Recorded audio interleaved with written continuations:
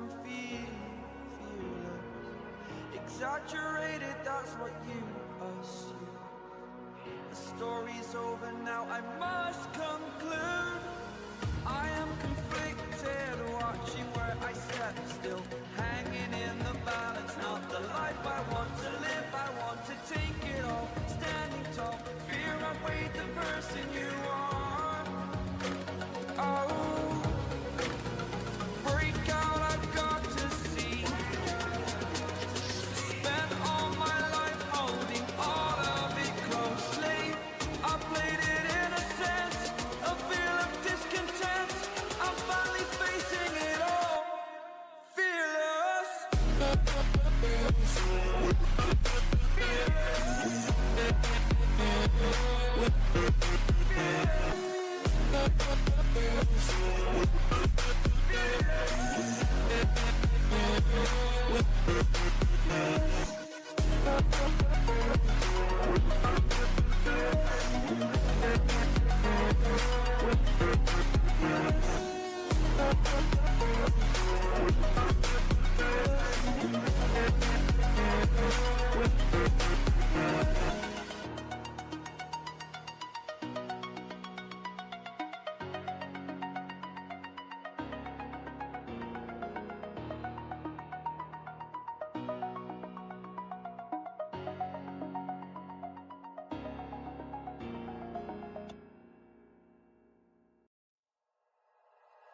Like you, be strong to hold the powers of the sun.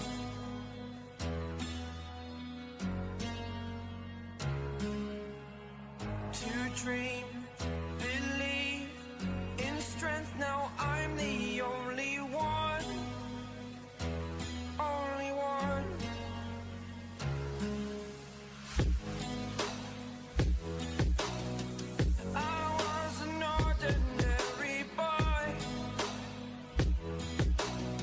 Until I broke the rules, my life destroyed.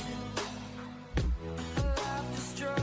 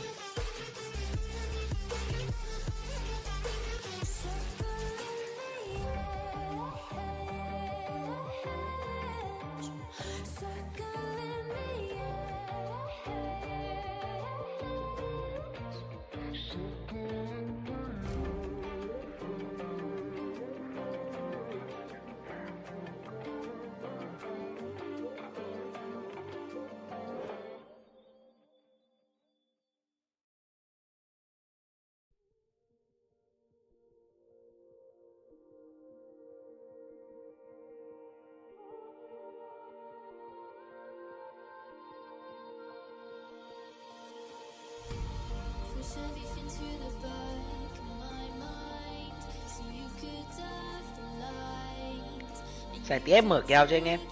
Xài tiếp bất kèo luôn à.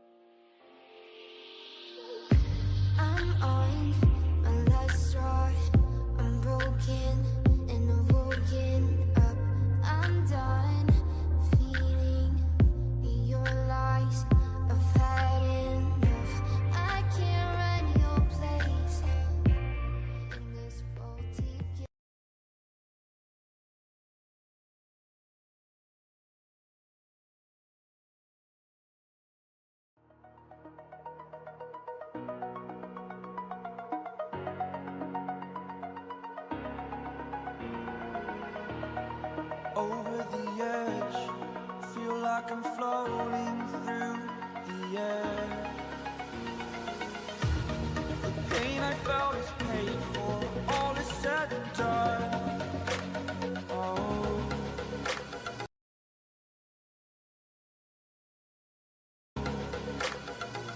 I am restricted, fixed upon the web. I need to kick the habit that my mind is breathing in. Break out, I've got to see.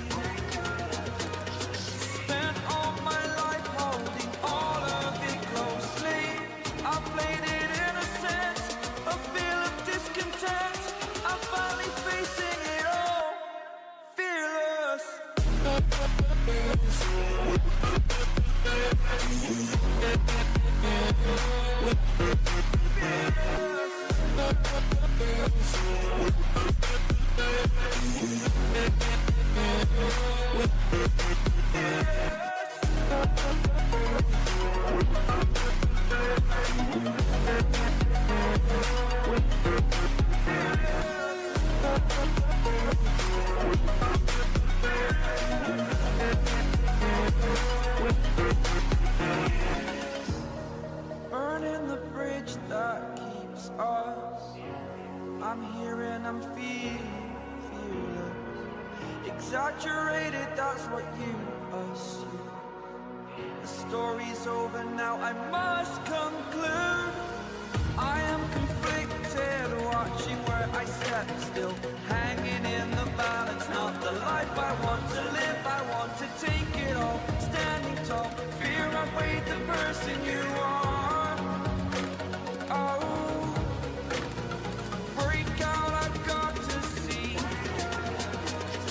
Spent all my life holding all of it closely. I played it in a sense, a feel of discontent.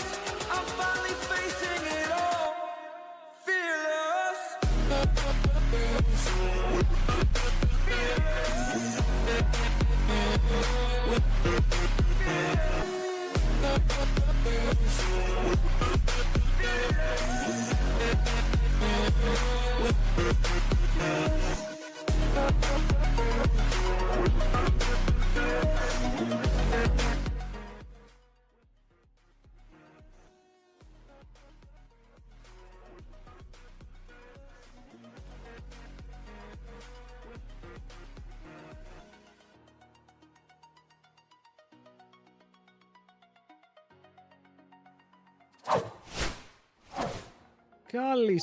Καλησπέρα στην πανέρου παρέα του HLL. Εδώ για άλλο ένα cast, το τελευταίο cast του EMEA Masters και τα finals. Μαζί με Owner, πως είσαι, έχουμε ένα πολύ ωραίο best of 5 σήμερα μπροστά μας. Καλησπέρα. Έχουμε και κρυφό και τον Ντρόγκο, δεν έχει μιλήσει ακόμα. Έχουμε διπλό παραθυράκι προς το παρόν. Ορίστε.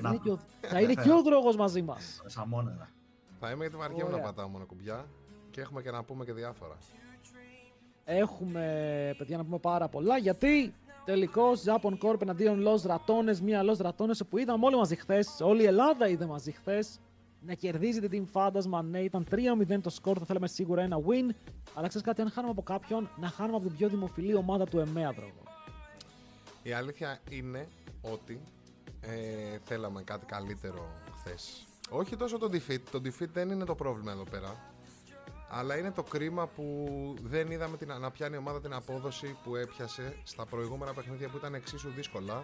Δεν θα κάτσω να σχολιάσω τώρα αν ήταν πιο δύσκολα ή λιγότερο. Αλλά σίγουρα μπορούσαμε να δείξουμε ένα καλύτερο πρόσωπο. Ήταν όλο λίγο το concept έτσι πιο αγχωμένο, θα το πω. Όχι και οι παίχτες αλλά και τα picks που παίρνανε, δηλαδή το πώς κυνηγάγανε εκεί μετά τον Baus που τους έκανε τα περίεργα και δεν παίρναν πράγματα, ας πούμε, σε άλλο σημείο. Οπότε δυστυχώς δεν είδαμε την απόδοση που θα ήταν τηλεοπτικό τουλάχιστον. Είχαμε ετοιμαστεί για 5 παιχνίδια να βγάζουμε φαντάσματα, να γίνεται χαμός, ρε παιδί μου. Το είχαμε πιστέψει κι εμείς. Αλλά δεν έγινε, δυστυχώς. Δυστυχώς για το θέαμα πιο πολύ, to be honest. Γιατί δεν νομίζω ότι έχουμε παράπονα από εκεί που φτάσαμε. Το HLL, το πρώτο του split, φέρνει τη Fantasma. Η Fantasma κάνει τα δύνατα δυνατά, πάει top 4, δεν έχει ξαναγίνει αυτό και ελπίζουμε τώρα στα επόμενα ημέρα κιόλας, γιατί τα επόμενα ημέρα θα έχουν και παραπάνω ομάδες, να το κάνουν και 2 ομάδες. Όχι μόνο η μία που στείλαμε τώρα, αλλά άλλα λόγια αυτά. Προηγούμενο game, σήμερα έχουμε τελικό 2 πολύ δυνατές ομάδες.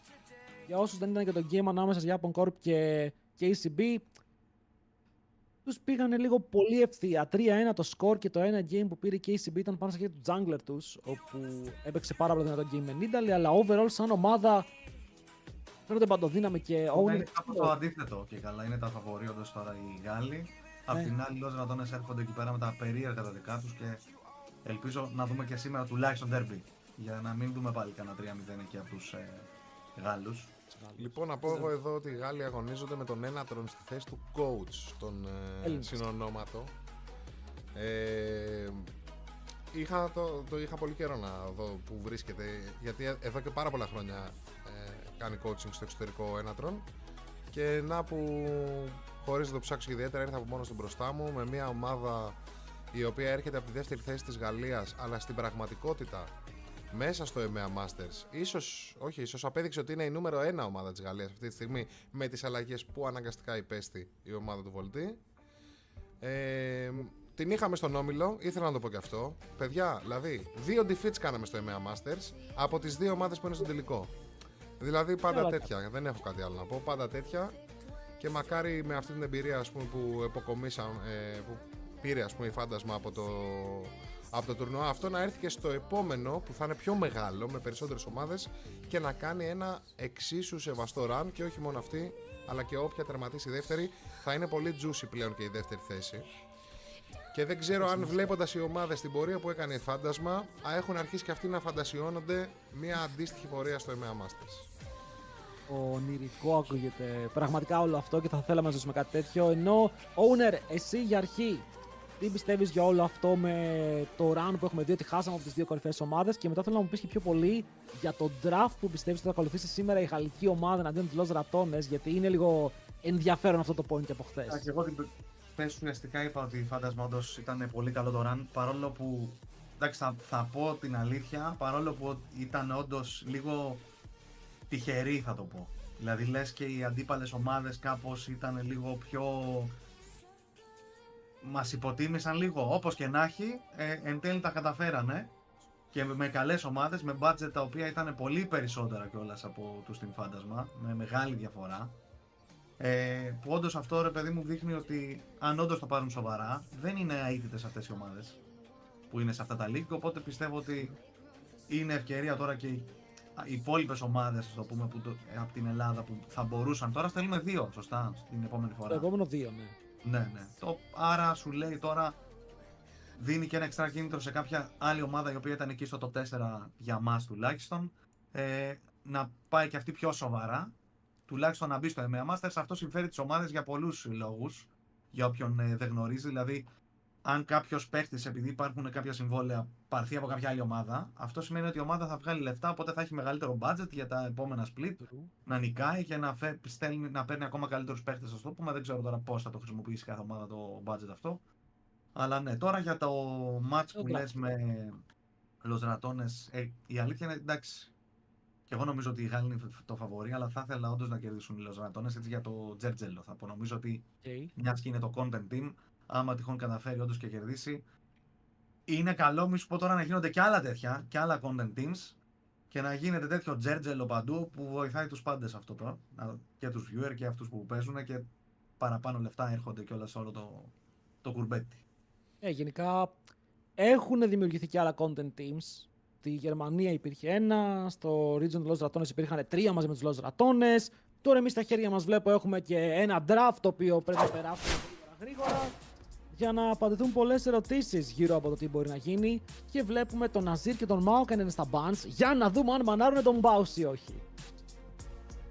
Μανάρουνε Άιβερν, οκ, ενδιαφέρον. Άρα δεν μπανάρουν τόσο πολύ τον boss. Μάλλον το πλήνερο ο Κορεάτης δεν πολύ φοβάται. Ναι, ο Howling νομίζω είναι από τα μεγαλύτερα θηρία αυτή τη στιγμή στο top lane. Γενικά οι Κορεάτες που έχουν οι Γάλλοι είναι και οι δύο παντοδύναμοι. Okay? Δεν ξέρω κατά πόσο φοβούνται τους αντιπάλους. Δηλαδή εδώ μπορεί να λες τον Howling Bows και να λέει ο Howling what? Just give me Jace man, I will carry the game. Γιατί όντως δεν μπανάρουνε ούτε Gragas, δεν μπανάρουνε ούτε Sion, αλλά για να δούμε ποιο είναι το δικό τους σχέδιο για να παίξουν αυτό το παιχνίδι εναντίον του, όπου από την άλλη Los Ratones πηγαίνουν με πολύ σταθερά drafts. Δηλαδή, εδώ αν πάρανε και ένα Rumble, ρε παιδί μου, που λέμε, ή έναν top lane, δεν μου φαίνονταν περίεργο. Το κάνουν από την αρχή του EMEA Masters. Ντρούκος, τι πιστεύεις για το ποιος, ας πούμε, τώρα εδώ είναι το φαβόρι, έτσι, από απορία? Λοιπόν, έφτιαχνα λίγο τον ήχο γιατί νόμιζα ότι σ' άκουγα λίγο χαμηλά. Να επιβεβαιώσω και το chat αν είναι καλύτερα τώρα owner. Κοίτα, θέλω να νικήσουν οι IJC για να αποδειχτεί ότι είναι η καλύτερη ομάδα που υπήρχε στο EMEA Masters, και αυτόματα το 2-1 που κάναμε μαζί τους να δείξει ότι όχι απλά δεν ήταν fluke η απόδοση των Φάντασμα με τα δύο STR teams, ας πούμε, που παίξανε με τα 3, αλλά ήταν consistent και απλά δυστυχώς για λόγους δεν απέδωσαν μόνο στους συμμετελικούς τους ή τέλος πάντων δεν τους βγήκε το παιχνίδι, έτσι. Με αυτή την έννοια. Πιστεύω όμως ότι η εμπειρία που έχουν μέσα οι παίκτες των Los Ratones, που ήταν και ο κύριος λόγος που κατά τη γνώμη μου χάσαμε, όχι ακριβώς τα δάχτυλα, αλλά η πολυετής εμπειρία που έχουν σε μεγάλες διοργανώσεις, σίγουρα μπορεί να τους κερδίσει παιχνίδι εδώ πέρα, και επειδή είναι ένας μεγάλος τελικός, δεν ξέρω τι θα γίνει αν πάμε να παίξουμε τώρα πρώτο game. Έχουν ετοιμάσει, δεν ξέρω, κάποιο πολύ ιδιαίτερο playstyle οι LR, κλέψουν ή κερδίσουν και στα ίσια το πρώτο game. Δεν ξέρω πώς θα αντιδράσουν μετά οι Γάλλοι, που βέβαια δεν έχουν δείξει να φοβούνται. Εγώ 3-1 το έδωσα στο chat υπέρ των Γάλλων, αλλά επειδή είναι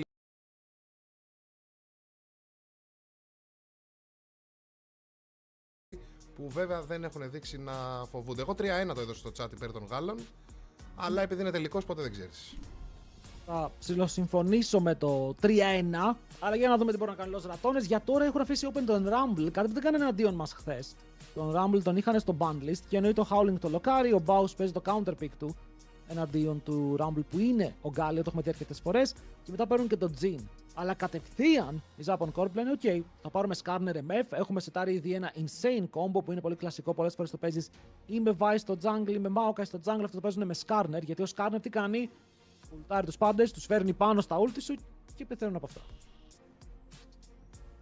Ισχύει αυτό. Τώρα να δούμε τώρα. Viego πήραν εδώ πέρα. Είπαμε το θέλουν ψιλοπράει όλοι για κάποιο λόγο από την προηγούμενη φορά. Δεν του άρεσε το Μύρο. Θα δείξει τώρα. Είναι ένα pick το οποίο έχει να πάρει πράγματα προς το παρόν. Ανάλογα τώρα τι θα επιλέξουν κιόλας οι IJC στο mid και στο support. Α δούμε τώρα τι bans θα κάνουν τώρα οι ομάδες. Προς το παρόν η αλήθεια είναι το combo των Γάλλων είναι τρομακτικό, θα πω. Πατάνε κύρο και εξαφανίζουν κόσμο. Να ρωτήσω εγώ, πόσο βασικό είναι σε ένα τέτοιο παιχνίδι να πάρουμε ένα combo που δουλεύει πατώντας ένα κουμπί? Είναι το πιο βασικό. Ο ίδιος ο Κάιντρελ που είναι coach στην Los Ratones έχει πει ότι αυτά τα combos τον πάρουν παντού. Απλά πατάνε νερό και κερδίζουν. Τα έχει δει αυτά, τα έχει καστάρει αυτά και τα έχει ντραφτάρει αυτά. Οπότε ξέρει ακριβώς τι κάνει το combo των Γάλλων αυτή τη στιγμή. Βέβαια, ντραφτάρει Viego πάνω σε αυτό. Καταλαβαίνω έχεις Viego μαζί με τον Γκάλιο, μπορεί να βοηθήσει λίγο, αλλά και το reset δεν είναι και το πιο εύκολο. Ναι, θα έχεις damage πάνω στο Skarner, αλλά ο Skarner δεν θέλει gold, απλά μπορεί να τρέχει πάνω σου, μπορεί να abusar λίγο παραπάνω και θες πολύ μεγάλη βοήθεια από τον Reckless τώρα. Να κάνει αυτά τα μεγάλα re-engage, να βοηθάει τον Velya να παίρνει το reset και έτσι να πάρουν το game. Αλλά για να δούμε, γιατί στο τέλος ό,τι και να λέμε, σημασία έχει το gameplay μέσα στο παιχνίδι. Θα πούμε ότι ο Skarner, παρόλο που συνήθως λέμε ότι είναι από τα δυνατά, συνήθως χάνει. Οπότε μπορεί και εκεί να γίνει το. Ξέρω ποιος παίρνει Skarner, λες και είναι καταραμένο τώρα. Ναι, αλλά τι μας είχε κάνει ο LeBron με αυτόν τον Skarner. Το κερδίσαμε. Δεν το χάσανε και το game που είχε κάνει το epic play που. Το χάσανε, εμείς που κερδίσαμε 2-0. Μπράβο. Από την άλλη, ούτε το Viego τα έχει πάει καλά στα στατιστικά του EMEA Masters. Έχουμε δύο jungler οι οποίοι ενώ θεωρητικά είναι καλοί, χάνουν. Οριάννα για τον Nemesis, ένα pick που είδαμε ότι όντως κάνει δουλειά. Έχει και damage εκεί πέρα για να δώσει και το reset έτσι, ας πούμε, στο Viego. Απ' την άλλη βλέπουμε μάλλον Victor. Το δούμε αν θα λοκαλιστεί. Βλέποντας το Orianna, να κάνω και την εξής απορία που είχα. Το Orianna knock που το βλέπαμε όλο το season, εμείς στο HLL τουλάχιστον το βλέπαμε συνέχεια. Εμείς γιατί δεν το παίξαμε? Είναι μεγάλο bait στο high-low. Γενικά δεν κερδίζει ποτέ. Κοίτα, αν δεν κάνω λάθος, το είδαμε ένα παιχνίδι εναντίον μας και μας κέρδισε. Αλλά γενικά οι ομάδες έχουν φύγει μακριά από αυτό τελευταία. Για κάποιο λόγο δεν μπορούσαν να πάρουν αυτό το combo και να κερδίσουν με αυτό το combo. Οπότε και εμείς μπορεί να μην ήμασταν τόσο σίγουροι. Το Orianna έχει πέσει και αυτό λίγο παραπάνω. Βλέπουμε ότι ο Crowny τώρα το φέρνει, αλλά δεν το βλέπουμε όσο το βλέπαμε πριν. Και πρέπει να περάσουν λίγο το games, να πάμε σε Game 3 για να εμφανιστούν αυτές οι επιλογές. Όπως και ο Nock. Δεν είναι πια top tier jungler. Ο Nock είναι πολύ πιο κάτω από τους υπόλοιπους AD. Ωραίο το MF γενικά. Ωραίο το MF με Rumble. Και ακόμα πιο ωραίο το MF με Rumble, Alistar, Skarner, Victor. Βάλε. Παναγία μου. Δεν ξέρω. Γιατί πήραμε το Μπαρντάκο τώρα εδώ? Όπως και να έχει. Γιατί ο Reckless λογικά θέλει να παίξει ranged. Γιατί εδώ πέρα ο Reckless δεν μπορεί να παίξει τα picks του. Δεν θέλει να παίξει Rakan πάνω στο combo. Είναι λες και είπανε χάσαμε σε αυτό. Ας πάρουμε τώρα picks Κοίτα, που... μας γκάπαρε χθες με Bard. Δεν νομίζω ότι λογικά δεν χάσαμε. Εγώ λέω τα picks που βλέπω αντίπαλα τώρα, δηλαδή σου λέει τώρα οι άλλοι τα έχουν πάρει όλα. Εκτός και αν το Bard Ulti μπορεί να μας κάνει reset ένα fight που έχουν ξεκινήσει πατώντας 2-3 ρο οι άλλοι. Και Θα ανταλλάξουμε 3 μπορούσε για 1. και μπορεί να δώσει και extra χώρο για να κάνουμε μετά Orianna ulti, Galio ulti, κάποιο τέτοιο combo. Παρ' όλα αυτά, εντάξει, ναι, βλέπουμε εδώ πέρα. Έχουν οι άλλοι το combo combo, αλλά για να δουλέψει πρέπει να βγουν καλά στα lane. Εντάξει, είναι έμπειροι παίχτες, λογικά θα βγουν καλά στα lane. Αλλά αν τυχόν αρχίσουν τώρα εδώ πάλι να κυνηγάνε και αυτοί για κάποιο λόγο κατά λάθος εκεί τον boss στο top και τους κερδίζει χρόνο, θα μπορούσαν ίσως να κάνουν εδώ πέρα οι Los Ratones το. Από τα picks εγώ θεωρώ ότι οι Γάλλοι είναι πιο δυνατοί. Εμένα τον Bard μου αρέσει πάρα πολύ. Γιατί πρέπει να σκεφτούμε ότι κιόλας αν ο Skarner μπει μέσα και κάνει 3-man ulti, απλά κάνει ulti αυτός που έκανε ulti και δεν μπορούν να του χτυπήσουν και ulti τελειώνει. Και μπορεί να φύγει. Αν θέλει να μπιουζάρει τα immobile carries μπορεί, δηλαδή μπορεί να σταματήσει το ulti του Skarner, μπορεί να σταματήσει το ulti σε Meth, μπορεί να σταματήσει πολλά πράγματα. Και ξαναλέμε ο Reckless, εφόσον δεν θέλει να παίξει τον Rakan του σε αυτό το matchup, δεν θα παίξει Leona, Nautilus, Rel και όλα αυτά που έχουμε πει. Οπότε θέλει ranged matchup, το Lulu μαζί με τον Jhin δεν κολλάει κιόλας, οπότε πηγαίνει με μια πολύ καλή range να κάνει και ένα το carry. Ενώ ταυτόχρονα είμαστε έτοιμοι να περάσουμε στο πρώτο παιχνίδι της ημέρας. Los Ratones Upon Corp, τελικός του EMEA Masters, Best of 5. Πάμε να δούμε ποιος θα πάρει τον τίτλο. Ένα prediction εδώ να δώσω, να πούμε εδώ για το chat που ζητάνε, άμα μπορεί να ανοίξει κάποιο. Και περνάμε μες στο game. Ναι. Αμέσως. Εγώ θα πω αυτό που λέτε, ναι, ισχύει ότι ο Bard βοηθάει στο να κόψει Ulti MF ή να κόψει αυτό που λες στο Ulti Skarner, αλλά το animation του Bard Ulti δεν είναι και instant. Δηλαδή, αν ο Skarner όντως πιάσει τώρα που λες 2-3 άτομα Ulti και φύγει Ulti MF, μπορεί και να μείνουν 10% πριν σκάσει το του Bard. Λέω. Ο Reckless χθες έπαιξε πολύ καλό Bard πάντως. Είχε και το highlight στο top lane που έσωσε τον Nemesis εναντίον μας. Να δούμε πώς θα το κάνει Executor. Και στο lane μπορεί να είναι πάρα πολύ oppressive. Ένα καλό Q και μετά ο Jhin απλά ακολουθεί. Βλέπουμε ότι ο Prime σε αυτό το matchup επιλέγει να πάει με το Phase Rush. Λέει: OK, παίζω Alistar. Καταλαβαίνουμε πως θα είναι πιο δύσκολο να κάνω connect το stun. Οι αντίπαλοι δεν θα παίξουν πάνω μου. Οπότε εγώ πρέπει να μείνω πάνω τους με κάποιο τρόπο ή να ξεφύγω μετά το combo. Phase Rush είναι η επιλογή. Press the attack για την MF. Αρκετά κλασικά runes παντού. Comment για τον Sertus. Όπως και για τον Nemesis για να παίξουν αυτό το matchup. Ενώ τα μάτια μας είναι και αυτά στο top. Ο Baus, όπως είπαμε, παίζει ένα counter pick στα χαρτιά εναντίον του Rumble. Αλλά ο Rumble, αν βγει λίγο μπροστά ή σκεϊλάρουν και οι δύο και είναι even, έχει το πλεονέκτημα με ένα invade. Να ξεκινάει ο Theo Cax, έχει πάρει ακριβώς χαμπάρι τι γίνεται. Και ο Βέλια εδώ πρέπει να κερδίσει το smite. Χάνει τον πόλεμο και μην χάσει και τη ζωή του. Ακόμα δεν ξεκίνησε το game. Ο Ser του σκέφτεται και φλασάρει επιτυχικά. Το damage είναι αρκετό. Μαζεύει το πρώτο kill, αλλά θυσιάζεται στην πορεία. Και ανταλλάζουν το 1 for 1. Τώρα είναι αυτό που λέμε, δεν χάσανε και πολλά. Παρ' όλα αυτά, εντάξει, ο Skarner βγαίνει μπροστά από αυτό.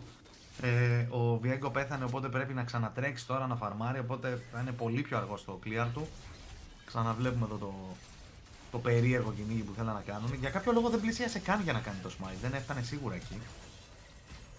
Δεν ξέρω αν άξιζε εδώ αυτό το flash του Viego. Του Victor. Του δώσε το kill, πήρε kill ο Jhin. Πλέον το first blood δεν παίρνει παραπάνω gold. Και τώρα είναι mid χωρίς flash. Μπορεί για τα stacks. Γιατί καταλαβαίνει πως με το να πάρει το kill βάζει τον εαυτό του σε μια πολύ καλή θέση για τα stacks στο passive για να πάρει το πρώτο evolution.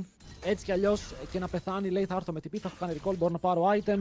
Είναι καλύτερα στο lane από την Nemesis, αλλά όπως είπες δεν έχει flash και αυτό είναι που μπορεί να κινδυνεύει. Βέβαια ο Βέλια μια χαρά διαβάζει την κατάσταση και μπορεί να πάει από τα Raptors του στο αντίπαλο jungle. Ναι, δεν βλέπουν τον Theo Cax, αλλά το camp θα το πάρουν σίγουρα και επειδή από ό,τι βλέπω έχασε αρκετά μικρά από τα Raptors, δεν θα πάρει level 3 από 3 camps και είναι ακόμα με 2 spells. Σε καλό του βγήκε του jungler των Los Ratones και γενικά νομίζω γιατί τα Summoners πήγανε 3 για 1 στην πρώτη φάση. Flash Alistar, Flash και από τον Sertus, ναι, και από την άλλη έκανε Flash μόνο Βέλια. Και ένα Ignite και το Ignite νομίζω Alistar. Ναι, και το Ignite. Και το TP αν το βάλουμε αυτό, όλα μαζί. Ναι, δηλαδή δεν ήταν άσχημο, ενώ φάνηκε λίγο περίεργο το invade εκεί πέρα και φάνηκε οι IJC να το καταλαβαίνουν γρήγορα και να αντιδρούν εν τέλει σαν να μπεϊταρίστηκαν. Μήπως αυτό είναι το playstyle των Los Ratones, να μπεϊτάρουν τους πάντες σε λάθος calls.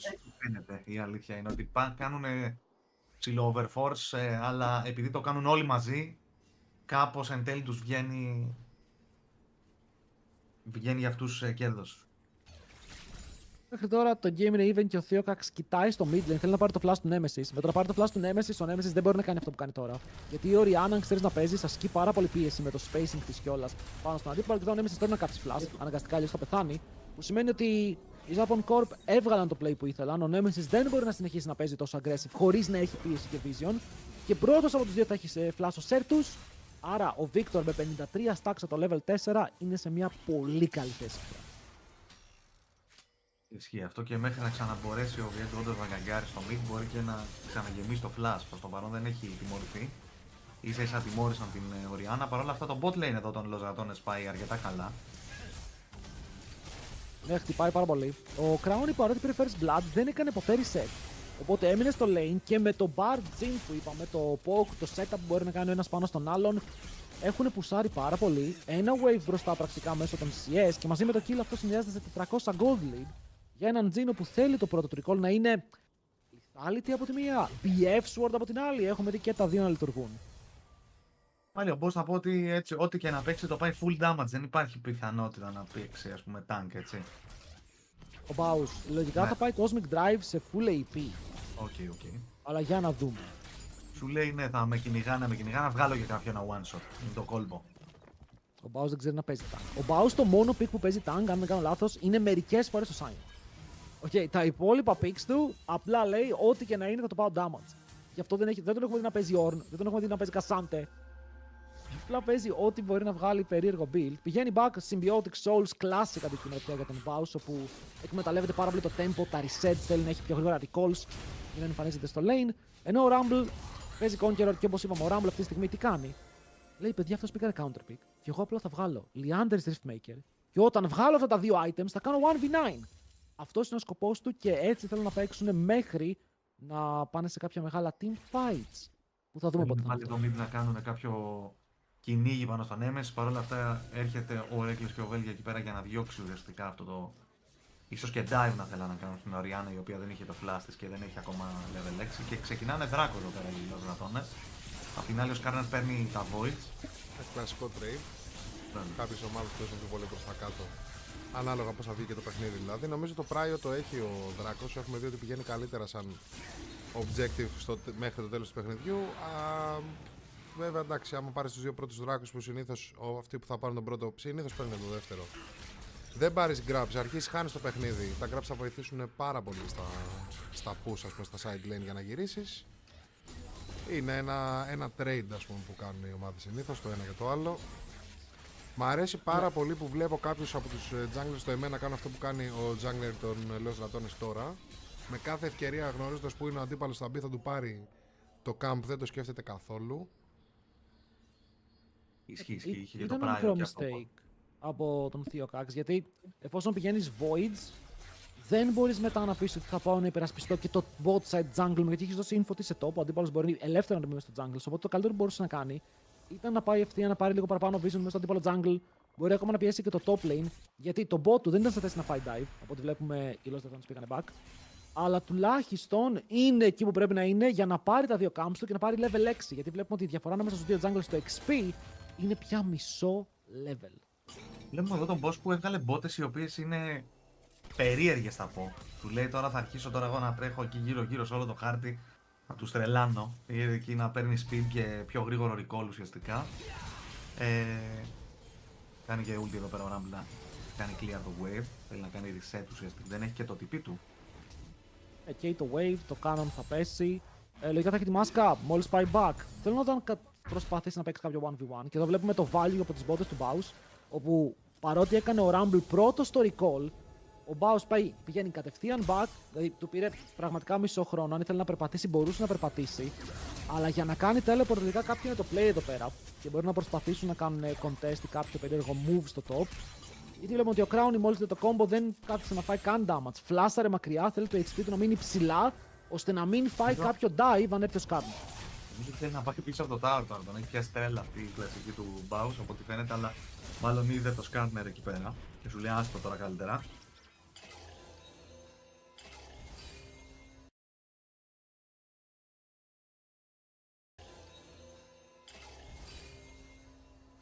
Τώρα θα πάρουν το bread buff Viego είναι ακόμα πάνω. Ο Skarner συνεχίζει να είναι πίσω στο XP και η διαφορά μεγαλώνει όσο περνάει η ώρα. Παρ' όλα αυτά τα αντικείμενά του δεν έχουν κάποιο πρόβλημα. 2 ζώνες έχει βγάλει. Okay, οπότε HP υπάρχει πάνω του. Δεν θα νιώθει πάρα πολύ damage.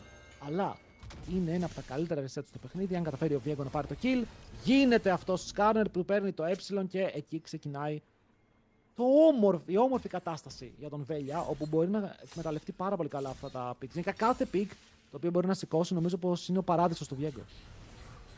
Πάλι ο Μπάους έκανε πρώτος κίνηση στο jungle μαζί με τον συμπαίχτη του, μήπως μπορέσουν να διεκδικήσουν κάτι. Από ό,τι φαίνεται δεν θέλανε να ρισκάρουν κάτι τόσο deep μέσα στη τζούγκλα του Skarner και με τον Howling και αυτός να έχει πάρει χαμπάρι τι γίνεται και να πηγαίνει προς τα εκεί. Ο Victor δεν ξέρω πόσο μπορεί να βοηθήσει ακόμα σε ένα τέτοιο skirmish, αλλά το ίδιο ισχύει για την Orianna, δηλαδή passive πράγματα στο mid, δεν περιμένω να δω κάτι τρελό και βλέποντας και τον Alistar να κάνει διάφορες κινήσεις και να ψάχνει πράγματα, αφήνει και την MF μόνη της, οπότε και τον bot δεν έχει βγει μπροστά βέβαια ξαφνικά στο farm, εκεί που ήταν όντως στο bot lane των Los Ratones μπροστά στα CS. Εντάξει, υπάρχουν αρκετά creeps ακόμα εδώ πέρα για τον Jhin.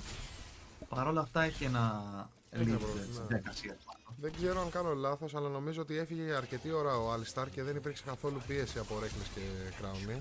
Ίσως εκεί να κατάφερε να κάνει το catch-up ο Hans. Είναι και μπροστά της στο speed. Τι γίνεται, έχει αλλάξει κάποιος τον Baus, παιδιά, μπορούμε να σιγουρέψουμε ότι παίζει αυτός. Έχει magic resist και HP μέσα στο build του. Θα πάει κανονικό build στον...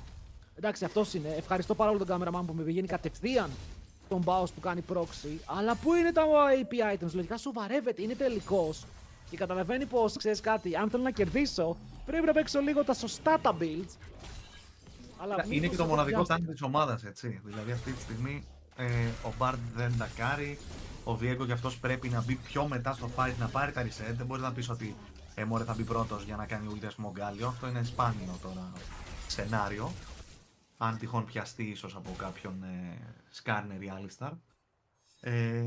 Οπότε ναι, τσίμπησε μαράκι να μπορεί να βγάλει το lane πιο εύκολα versus τον Rumble. Τον βοηθάει και για τον damage του Victor. Και νομίζω ότι ουσιαστικά δίνει και damage αυτό το item, έτσι. Δηλαδή βγάζεις αυτό το MR item το οποίο όταν σε βαράνε τρώνε και damage. Οπότε μπορεί να το σκέφτει κάπως να πάει αυτό και μετά full AP. Κοίτα, το κλασικό build είναι ότι βγάζεις το Magic Resist Sunfire και μετά πηγαίνεις και εσύ για λίγο AP, ανάλογα βέβαια το build. Θέλεις το Rift Maker και σύμφωνα με τον gold που έχεις, το πόσο μπροστά είσαι, μπορείς να τσεκάρεις τα επόμενα αντικείμενα. Το Rift Maker κιόλας λειτουργεί ότι όσο παραπάνω base HP έχεις, το κάνεις AP. Οπότε μπορείς να πάρεις και λίγο AP από εκεί. Τα base damage του Γκάλιο είναι πολύ καλά. Βλέπουμε ότι χωρίς να έχει χτίσει κάποιο damage item αυτή τη στιγμή, κερδίζει τα trades με τον Howling, αλλά είπαμε ότι ο Howling δεν θέλει να παίξει trades ακόμα. Καταλαβαίνει τη θέση του και θέλει να σκελάρει για τα fights όπως και ο Victor. Άρα, από τη μία, ναι, το game είναι even, okay, dead even. 1-1 το score, ίδια gold και δύο ομάδες. Από την άλλη, δεν συμφέρει αυτό λίγο παραπάνω το combo των Japan Corpo που έχει τα picks που λειτουργούν καλύτερα σε αυτό το σενάριο. Σίγουρα, είπαμε στα fights είναι πιο δυνατοί. Έχουν πάρα πολλά tools για να κάνουν zone ουσιαστικά τους αντιπάλους τους και πολύ CC, όλα ο Alistar μπορεί να κάνει engage. Δηλαδή, αυτή τη στιγμή αυτό που λείπει από την ομάδα των Los Ratones δεν έχουν καθαρό pick που μπορεί να κάνει engage. Πρέπει να κάνουν κάτι περίεργο, να πάρουν κάποιο kill κατά λάθος, ας το πούμε έτσι. Να κάνουν λάθος ουσιαστικά πρώτα οι Γάλλοι για να πάρουν το kill. Εν τέλει τους διώχνουν όμως. Έτσι είναι τα στατιστικά που έλεγα πριν. Όποιος πάρει τον πρώτο, παίρνει τον δεύτερο. Για τους υπόλοιπους δεν εγγυώμαι τίποτα. Έλα, πήρανε και τα ερχόταν και ο boss. Οπότε ο boss από το top που έπαιξε το ξύλο και έτρεξε εν τέλει με αυτές τις μπότες για να βοηθήσει την ομάδα του. Οπότε σου λέει ας φύγουμε, γιατί ο Rumble δεν είχε το teleport. Ο Rumble πίεσε στο top. Πάντως κάνει flash και ο Prime, δεν καταφέρει να σκοτώσει. Έχει πάρει ένα μόλις void από τα δεύτερα ο Θείο Κάξ και πηγαίνει να πάρει τα υπόλοιπα δύο. Να έχουν την εξάδα, που σημαίνει τώρα όμως με την εξάδα που έχουν, αν μπορέσουν να πάρουν ένα kill σε οποιοδήποτε lane, και επειδή φτάνουμε στο 14, αυτό το tower θα χαθεί. Και είναι και το πρώτο tower, είναι λίγο extra goal για την ομάδα, που μόλις ρίξει το tower μπορεί να πάει back, να πιάσει τα spikes και να παίξει τον επόμενο δράκο. Άρα αυτό θα ήθελα να δω, να αφήνει τον Rumble στην τύχη του και να πάει ο Skarner να απειλήσει λίγο στο bot. Παρ' όλα αυτά, ενώ το λέω Βέλια εμφανίζεται το top lane, οπότε αναγκαστικά ο Skarner να απαντάει, θέλει να καλύψει. Αλλά δες, το pathing είναι τέλειο. 3 counts στο top από Skarner, recall και παίζεις bot lane για το υπόλοιπο του παιχνιδιού. Αυτό βέβαια από ό,τι βλέπουμε τα 3 camps αυτά έχει να κάνει και ο Viego. Λίγο πιο αργά βγαίνουν βέβαια. Οπότε και αυτός θα είναι προς το bot lane. Η MF βλέπουμε βέβαια όντως να αρχίζει να ξεφεύγει για κάποιο λόγο. Στα 20 κυπάκια σχεδόν τώρα πάνω. Ulti. Λάσα από τον Sertus για απάντηση. Να και εδώ λίγο η δύναμη του Bardo που κάθε φορά που βλέπεις το immobile carry να περπατάει λίγο πιο μπροστά από το wave, πατάς ένα φρένο και του λες ότι αν δεν φλασάρει είναι τέλειο. Πολύ μεγάλη κίνηση από το support. Έχουν γκρουπάρει IJC στο ποτάμι. Μένουν μόνο τους AD carry. Και η MF δεν νομίζω ότι έχει κάποιο πρόβλημα απέναντι στο Jhin όταν μιλάμε για ένα καθαρό 1v1. Prime. Ο Βέλια έχει θέμα. Αλλά δεν πετυχαίνει το Q ο Prime. Ο Βέλια μπορεί να ουλτάρει μακριά αν χρειαστεί. Έχει τη φάπα. Φλασάρει για τώρα. Κρατάει το ulti, θέλει να παίξει το trade. Αλλά δύσκολα το κερδίζει. Ο Baus πρέπει και αυτός να φλασάρει μακριά. Οπότε παίρνουν 2 flash στην τιμή του 1 για τώρα. Γιατί μόνο ο Howling θα χρησιμοποιήσει το δικό του. Αλλά εδώ αν ο Prime πετύχει αυτό το knock-up μπορεί να ήταν τελείως διαφορετική κατάσταση. Ούτε το stun από το hit πέτυχε σωστά ο Alistar. Έκανε W και μετά απλά έτρεχε ευθεία. Οπότε δεν ξέρω αν βρήκε τον Baus με το stun. Παρ' όλα αυτά ο Βέλια έτρεξε μακριά. Αυτό είναι το πιο σημαντικό. Έχω την αίσθηση ότι δεν έκανε κανένα stun ο Alistar. Και επίσης έχω την αίσθηση ότι αυτά τα παθαίνουν μόνο όταν παίζουν ενάντια στους λοζρατώνες οι ομάδες. Αυτή είναι η αίσθηση. Εγώ θα πω ότι πάτησε, νομίζω, δεν είμαι σίγουρος αν ξαναδείξει το replay, ότι ο Viego πάτησε W και έγινε ουσιαστικά, έφαγε αυτό το mini stun πάνω στο W του Alistar και δεν πρόλαβε ουσιαστικά να κάνει το Q του. Είναι Raids. Θα έχουμε κάποιο 4v4 μήπως εδώ πέρα το οποίο πάει να ανοίξει. Στίο Καξ ακόμα δεν έχει ulti, παρότι ο Βέλια δεν έχει flash. Περιμένει στο Prime. Το combo είναι καλό και μετά ο Βέλια θέλει να φύγει μακριά με το ulti του πια πάνω από τον τοίχο.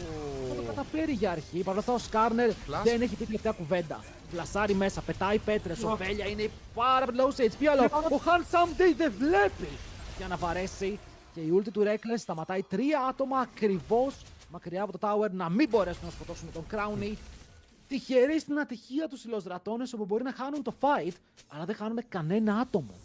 Πασιφιστής ο Reckless. Δεν θα σας σκοτώσω και δεν θα με σκοτώσετε. Ευχαριστώ. Τους σαλεύουν λίγο, θα πω εγώ, τους αντιπάλους. Αυτό είναι το κόλπο, δουλεύει από ό,τι φαίνεται. Φεύγουν όλα με κάτι 1 HP, μία δεν βγαίνει το stun για λίγο. Κυνήγια, πέφτουν ούλτες μπάρτ μετά, reset. Χαμένα τα ρο από την ομάδα από τους Γάλλους. Και το trade είναι για το ρο του Reckless που νομίζω θα εντάξει, καλά θα δουλέψει. Δεν είναι τόσο κακό το... Καλό είναι το Bart Pick. Έχει ενδιαφέρον. Εν τέλει. Και ο Sam διέκαψε και το flash. Η MF δεν έχει flash. Πήγε να κάνει flash shot και να σκοτώσει τον Βέλια. Δεν τον έβρεπε μέσα στο start. Και τώρα να δούμε λίγο τον bot. Βλέπουμε ότι έχει πάει εκεί ο Βέλια, βάζει πίεση στον Victor που αγκαλιάζεται tier 2. Αλλά επειδή βλέπει τον Jhin να βρίσκεται στο mid, καταλαβαίνει πως θα πάνε να παίξουν εκεί. Δες τα steps που κάνει. Σημαίνει ότι έχει backup για να το κάνει αυτό. Πώς διώχνουν εδώ πέρα το Herald, γιατί το Herald μαζί με 6 void σημαίνει ίσως και 2 tower ευθεία και θα τους βοηθούσε κιόλας στο να κάνουν κορδές στον τρίτο δράκο που θέλουν να παίξουν και οι δύο ομάδες. Σίγουρα δεν θέλουν να το αφήσουν αυτόν τον δράκο στους λοζρατώνες, μιας και είναι και mountain, είναι και soul μετά, point. Παρ' όλα αυτά, από ό,τι βλέπω, 30 δεύτερα και κάνουν με πιο αργά recall, οπότε θα πάνε λίγο αργοπορημένοι εκεί. Σε πόσο είπαμε είναι σε 20 δεύτερα. Ο Rumble TP έχει, ο Γκάλιο δεν έχει, οπότε ο Γκάλιο θέλει να πουσάρει το wave, να περπατήσει προς τα κάτω και να κάνει ulti μετά. Ο Victor, για να δούμε λίγο, 79 τα stacks, έχει πάρει κάποια evolution σίγουρα, ίδια αντικείμενα οι δύο mid laners, ίδιο gold. Βλέπετε ότι οι μόνες διαφορές στο gold είναι junglers και AD carries. Στο AD carry φαίνεται, γιατί ο Jhin έχει πάει για το crit cloak, αλλά μήπως το Nemesis θα πρέπει να φλασάρει. Τον πιάρουν με το knock-up, αλλά ο Reckless για άλλη μια φορά δημιουργεί χώρο και επιτρέπει στο mid του να κρατήσει το summoner για να παίξει το επόμενο fight. Για να δούμε όμως αν μπορεί να το χρησιμοποιήσει. Ο Rumble επισκέπτεται το bot lane. Τώρα και οι 10 παίκτες είναι μαζεμένοι για να παίξουν το fight. Όσο ο Prime κοιτάει με το κανονικό του flash για να βγάλει engage. Το portal έχει γίνει spawn από νωρίς. Το Shockwave είναι καλό. Δύο άτομα που πιάνουν τον Howling. Αυτό στρώνει το χαλί και μετά μπορεί να μπει σε overhit. Το Σοβέλια φεύγει από το τοίχο και ο Baus μπαίνει μέσα στο fight. Είναι μόνος του και ο Theo Cax μπορεί να ταγκάρει τις σφαίρες. Αλλά ο Δράκος είναι ακόμα alive. Έψαχνε την καλή τη σφαίρα τελευταία για να κάνει το slow. Να πούνε μαζί. Theo Cax πιάνεται. Δεν μπορεί να παίξει το fight. Αυτό μπορούσε να είναι reset για τον Βέλια. Αλλά το call είναι πάμε Δράκο. Όσο αυτό τον Baus. Ο Baus πιάνεται από τις σφαίρες και μετά θα πεθάνει. Ναι, αλλά έχουν πάρει το soul point και 3 δράκοι με την ομάδα των λοζρατώνες. Μάλιστα. Και χωρίς το ult του Bard. Θα πω πολύ ωραία το παίξαν εδώ πέρα. Δημιουργήσαν χώρο όντως και με το Orianna Ulti. Προσπάθησε ο Σκάρνερ να μείνει εκεί να το κλέψει. Παρ' όλα αυτά πήραν τον Δράγκο οι Lost Ratones. Χάσαν μόλις ένα άτομο. Να ξαναδούμε εδώ το fight. Και εδώ τον κολλάνε ουσιαστικά οριακά στον τοίχο. Δεν πρόλαβε να περάσει. Αλλά δεν είναι αρκετό το damage να το σκοτώσουν. Μιας και ήταν μόνο η Orianna που βάραγε. Κάνει πολύ οριακό ulti. Ο Σκάρνερ τραβάνε τον Baus και η MF τον αποδελειώνει. Όμως, όπως είπε και ο Νίρο, εδώ πέρα το ζητούμενο για τους Lost Ratones ήταν να τσιμπήσουν τον τρίτο δράκο και αυτό το κάνανε. Και σκέφτομαι και το σενάριο που έχουν την ulti bar για αντίστοιχες περιπτώσεις και σταματάνε ας πούμε το fight λίγο αφού παιχτούν τα βαριά cooldown των Γάλλων και σίγουρα κερδίζουν χρόνο για να τσιμπήσουν τα objective και να νικήσουν το παιχνίδι κάπως έτσι μέσα από το map pressure και control το οποίο στείλουν πάρα πολύ καλά οι Ratones. Θα πω στα πρώτα 20 λεπτά του πρώτου παιχνιδιού του τελικού, αφού δούμε εδώ πέρα το dive. Οριακά το αποφεύγει εκεί πέρα με το flash του βέβαια. Παρ' όλα αυτά εδώ πέρα βλέπουμε ότι οι IJC παίρνουν τον Herald, το οποίο σημαίνει σίγουρα τα οεράκια μιας και έχουν και 6 voids. Εκτός αν Reckless με το ulti εκεί πέρα έχει το κόλπο να το μπλοκάρει, η αλήθεια είναι. Θα δούμε τώρα. Όσο παίζουν με το ίδιο composer που δείξανε και στα προηγούμενα τους παιχνίδια η LR, πάρα πολύ καλό ομαδικό gameplay. Δεν έχουν να φοβούνται τίποτα από τους IJC. Και ενώ στην αρχή λέγαμε για, δεν ξέρω, για εύκολη νίκη των IJC, εγώ δεν το βλέπω. Τελικά. Εγώ το είπα ότι το δίνω στους LR. Παίζουν πολύ ωραία. Παίζουν πολύ ωραία το παιχνίδι. Θα δούμε. Έχουν κρατηθεί. Σέρτους θα κάψει το ulti για να πουσάρει το wave. Θα πρέπει να έχει item για να το κάνει αυτό. Αλλιώς θα το έκυγε 5 δεύτερα πιο νωρίς. Γιατί δεν βλέπω τι θέλει να κρατήσει. Γιατί χρειάζεται να κρατήσει το tempo τόσο ψηλά για να κάψει το ulti του και να πάει προς τα εκεί. Στο τέλος πηγαίνει back. Δεν αγοράζει τίποτα. Οπότε θέλει λίγο ακόμα gold. Απλά ήθελε να πάει προς το top lane. Ο Atakan έχει βγει. Θα έχουμε soul σε 2,5 λεπτά. Και η μεγάλη ερώτηση είναι πόσοι παίκτες θα έχουν 2 items στα επόμενα 2,5 λεπτά. Και νομίζω πως τα AD carries θα έχουν, οι mid laners θα έχουν και τα μάτια μου πάνε στο τόπο που αυτό το δεύτερο item, το spike του Howling, μπορεί να τους δώσει και το fight που ψάχνουν. Σχεδόν βλέπουμε να είναι πρώτοι κιόλας στο top. Κάποιο trap ίσως θέλουν να κάνουν. Έχουν κρυφτεί εκεί πέρα στο μπουσάκι. Έμπειρα. Λες να πιάσουν εδώ το σερ τους. Μόνο κόλπα. Τέλειο το ulti από τον Reckless. Θα βρει στόχο. Ετοιμάζουν το setup για τον damage. Στον αέρα ο σερ τους, αλλά θα μείνει ζωντανός. Φτάνει εκείνη τη στιγμή ο Σκάρνερ. Για να δούμε αν θα βρει κάποιο καλό angle να συνεχίσει αυτό το re-engage. Δεν θα γίνει. Ουσιαστικά απλά τους διώχνουν πίσω και οι Ratones χάνουν λίγο χρόνο εδώ. Και δεν ξέρω τι άλλο μπορούν να κερδίσουν οι IJC. Close, εδώ πέρα ο Σέρ τους λέει δεν θα φλασάρω το ulti, θα φλασάρω στο δεύτερο χρόνο. Θα με μαζέψουν πίσω με το shockwave. Αλλά πάλι επειδή είδαν τον Σκάρνερ να έρχεται και ο Nemesis δεν έχει flash, δεν μπορούσαν να πούνε ότι πάμε για αυτό το ένας για έναν. Γιατί δεν θα ήταν ένας για έναν. Αν ο Σκάρνερ είχε την MF πίσω ή οποιονδήποτε άλλον για να βγάλουν damage στο Seven στο tower, θα ήταν πρόβλημα. Κερδίζουν και στο mid push, γιατί η MF πήγε στο wave πάρα πολύ γρήγορη, πάρα πολύ damage. Βλέπουμε τα αντικείμενα είναι full AD και 6 voids. Οπότε αυτά τα towers πέφτουν. Θετικό το play για αυτούς, δεν παίρνουν κάτι τρελό, αλλά ο Σέρ τους τώρα δεν έχει flash για το επόμενο fight που θα είναι και το πιο κρίσιμο, όπως είπαμε, θα είναι ή Atakan ή Sol. Βλέπουμε ότι ο Βιέγκο θέλει να κάνει εδώ κάποιο κόλπο, παρόλα αυτά είναι μόνος του, ίσως περιμένει την υπόλοιπη ομάδα, ξέρει ότι ο Βίκτορ δεν έχει το flash του. Βγαίνει από το μπουσάκι. Πετυχαίνει το stun, αλλά ξεκινάει το teleport και ο Βέλια εδώ πρέπει να τρέξει μακριά. Το Summoner παρόλα αυτά το bait και βλέπουμε ότι οι Lost Ratones είναι ok με το να παίρνουν μικρά wins. Μικρά wins τα οποία στακάρουν. Γιατί τώρα πάω στο bot είναι μόνος του. Και δεν είναι μόνο ότι θα πάρει tower. Είναι ότι θα βάλει όλα αυτά τα waves μέσα στο tier 2 των Japan Court. Ενώ θέλουν να παίξουν για το δράκο σε λιγότερο από 1 λεπτό. Άρα όλο το bot lane τους ανήκει. Αν θέλουν να wardάρουν εκεί, μπορούν να wardάρουν εκεί. Όλα αυτά παίζουν ακόμα λίγο παραπάνω στο top. Δεν θα ξεκινήσουν να περπατάνε στο bot ή απλά θέλουν να πάρουν το wave. Και πραγματικά θέλω να δω πώς θα αντιμετωπίσουν οι Γάλλοι μια περίπτωση που μου φαίνεται να τη χάνουν ό,τι και να γίνει. Βλέπουμε τώρα τον Βίκτορ Ανεμπότ, έχει κλείσει προς το mid το Baus, είναι περισσότερα άτομα αυτή τη στιγμή. Βέβαια ο Nemesis δεν έχει φτάσει ακόμα, έχει το teleport του άμα θέλει να ακολουθήσει. Και τώρα ένα Sol το οποίο αναγκαστικά πρέπει εδώ να παίξουν. Γιατί δυσκολεύουν πολύ τα πράγματα αν τυχόν πάρουν αυτό το Sol εδώ πέρα οι Lost Ratones. Θα είναι πολύ πιο tanky ας πούμε και ο Γκάλιο και το shield που δίνει σε όλη την ομάδα θα βοηθήσει πάρα πολύ για το AOE κιόλας που έχουν εδώ πέρα οι IJC. Πάρα πολύ ψύχρεμοι, οι Lost Ratones παίζουν με απόσταση, παίζουν μακριά από picks όπως το Skarner και το Alistar ξέρουν ότι αν φάνε ένα hard engage πολλά άτομα μαζί δεν θα κρατήσει το fight για πολλά δευτερόλεπτα. Το αποφεύγουν μαεστρικά μέχρι στιγμή στο παιχνίδι και χορεύουν γύρω από το δράκο προσπαθώντας να εξασφαλίσουν αυτό το soul χρησιμοποιώντας το range τους και τα πολύ καλά tools που έχουν για να κρατάνε μακριά, να κάνουν disengage και ουσιαστικά να μην κάνουν ένα πολύ μεγάλο commit που μπορεί να αποβεί μοιραίο. Παρ' όλα αυτά η IJC έχοντας το hard engage το ψάχνουν εδώ με τον Baus να είναι ήδη μισό HP. Θα μπει μέσα να τους πιάσει το taunt, θα το κάνουν εδώ πέρα. Είναι πολύ χαμηλά και ο Drake, αλλά πρέπει να πατήσουν τη σκανδάλη με τον damage από τον Jin να έρχεται μέσα από τον Dragon Pit που ίσως δεν τον βλέπουν καλά. Θα μπουν τώρα μέσα. Ο Jungler θα πάρει, ο Velya θα πάρει τον Drake και τρέχουν προς τα πίσω οι LR προσπαθώντας να μειώσουν όσο περισσότερο γίνονται τα casualties από αυτό το trade. Πολύ καλό το fight. Γιατί οι στρατώνες δεν τρώνε bait να παίξουν μέσα στα κουμπιά και είναι περίεργο.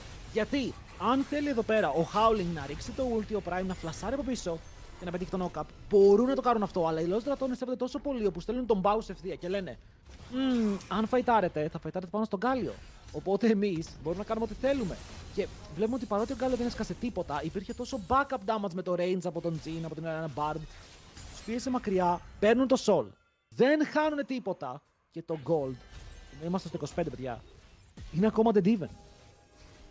Είναι dead even με πολύ gold πάνω του να έχει ο Viego περισσότερο από όλους εκτός από την MF και τον Jin, που δεν έχει τόσο μεγάλη σημασία γιατί η MF, να πούμε ότι τα item που βγάζει είναι πάρα πολύ ακριβά. Οπότε ο Jin στο build του θα είναι και εκείνο στα 3 item μαζί με την MF. Και ας είναι ένα χιλιάρικο πίσω. Τι αυτό, το βλέπουμε κιόλας. Ότι εντάξει, Infinity Bloodthirster είναι τρομερά πολύ το AD που έχεις. Από την άλλη, Rapid Fire Cannon, πιο πολύ για να κάνεις και enable τον εαυτό σου να πράξεις το τέταρτο. Δεν έχουμε δει ακόμα fight. Το score είναι 2-1, είναι το πιο ελεγχόμενο παιχνίδι που έχει παίξει οι Lost Ratones. Που δεν το κάνουν συχνά αυτό να κρατάνε το παιχνίδι το 2-1. Γιατί αυτοί οι παίκτες, ειδικά ο Baus, όταν βλέπουν λίγα kills στο scoreboard, τρελαίνονται, αρχίζουν και πιτσάρουν. Να κάνω μια ερώτηση. Πιστεύετε φταίνε οι Javan Corp που δεν έχουν βρει το engage? Λίγο ναι. Γιατί στο χέρι τους είναι έτσι. Rumble Alistar παίζουν και Skarner. Το ότι οι άλλοι μπορούν να τους τόσο καλά και respect για το spell, αλλά δεν βλέπουμε αυτές τις full επιθετικές κινήσεις από τους Javan Corp. Δεν ξέρω, τώρα νομίζω ότι αν το βλέπαμε slow motion το προηγούμενο fight στο Δράκο. Δεν ξέρω αν είχαν flash και τέτοια, αλλά θεωρώ ότι μπορούσε απλά να τρέξει ο Alistar Ευτέρη και να τους πιάσει άμα ήθελε. Ειδικά με το που πάτησε το ρο ο Jin, δεν γίνεται να μπορεί να το πιάσει μάλιστα. Ήταν στο μυαλό τους να πάρουν οπωσδήποτε το δράκο από το να παίξουν ουσιαστικά το fight και εν τέλει νομίζω ότι αυτό τους τύχησε και τα δύο. Ακριβώς.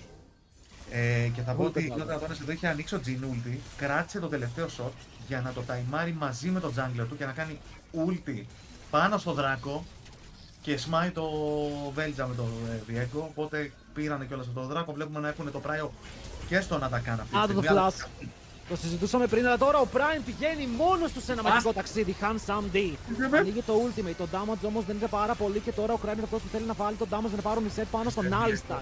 Τρέχει μακριά, ο Velya μπορεί να σηκώσει την αγελάδα και να παίξει μέσα το fight. Το ult είναι καλό από το Skarner. Το damage είναι πολύ για να πάρουν ένα kill και μετά ο Velya ξαναμπαίνει μέσα από το HP που δεν είναι αρκετό για να ζήσει και θα κάνει και αυτός 2 kills για τη Japan Corp.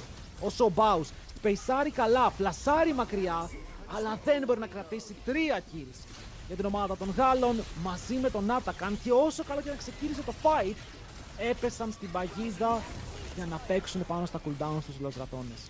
Κάποια στιγμή θα γινότανε και αν μην γινότανε κάποια στιγμή θα καταλαβαίνανε πιστεύω οι IJC ότι πρέπει να τρέξουν και να πατήσουν το flash τους επιθετικά. Νομίζω ότι βρήκανε το σημείο του map στο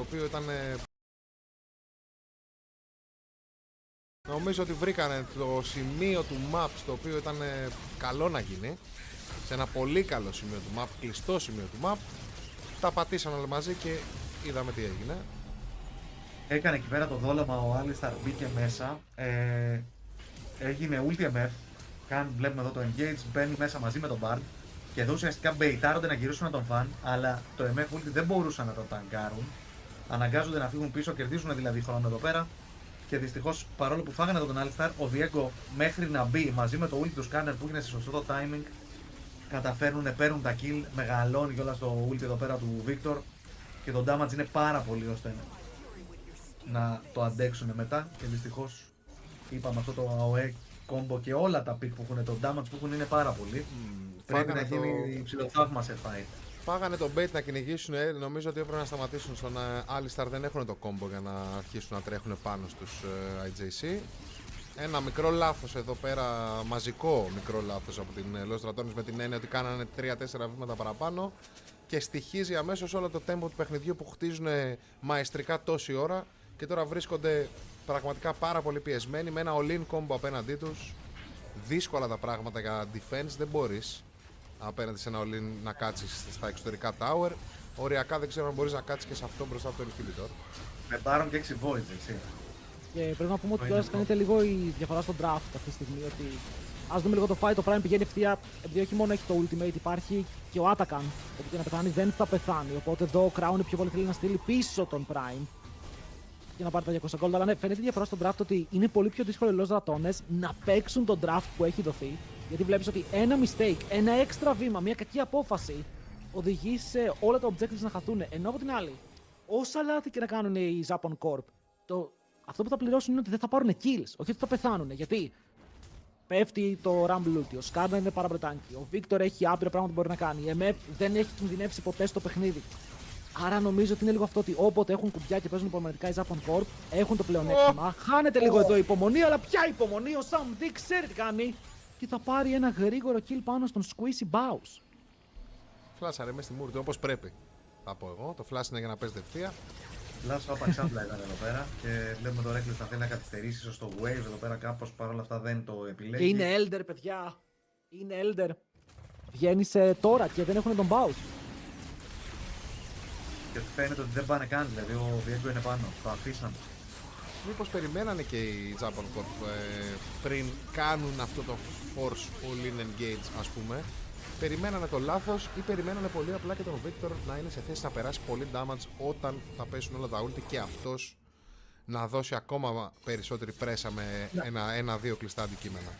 Η αλήθεια είναι ότι στο πάνω fight, άμα ο Diego δεν έπαιρνε τον Alistar, δεν θα έτρωγε το ulti του Skarner και θα ήταν άλλο fight, δηλαδή να περίμενε ελάχιστα γιατί είδε το ulti Skarner την ώρα που πάτησε κιόλας να πάρει ουσιαστικά το form του Alistar. Να το πάρει μετά, να φλασάρει, να κάνει ulti και να είναι full HP ώστε να συνεχίσει το fight και να πάρει δεύτερο reset, τρίτο reset. Αλλά ναι, δυστυχώς έκανε perfect timing εκεί ο Skarner το ulti του και με το που έγινε Alistar ο Viego τον ευούτυξε και τον αφήσανε 10% HP. Πολλά προβλήματα. Οι διαφορές έχουν μεγαλώσει 3.000 στο AD, 2.700 στο mid lane και κοίτα, η Japan Corp από την άλλη, τώρα όσο το σκέφτομαι, μπορεί απλά να είναι αυτό το playstyle που θα ακολουθήσουν σήμερα. Παιδιά λένε Lost Ratones, τι κάνουν κάθε game, παίζουν late game παιχνίδια και με Mask χθες θυμάστε ότι ενώ μας τόμπαραν πρακτικά στο game 2 πήγε στο 37. Οπότε το πλέον είναι θα σκεϊλάρουμε.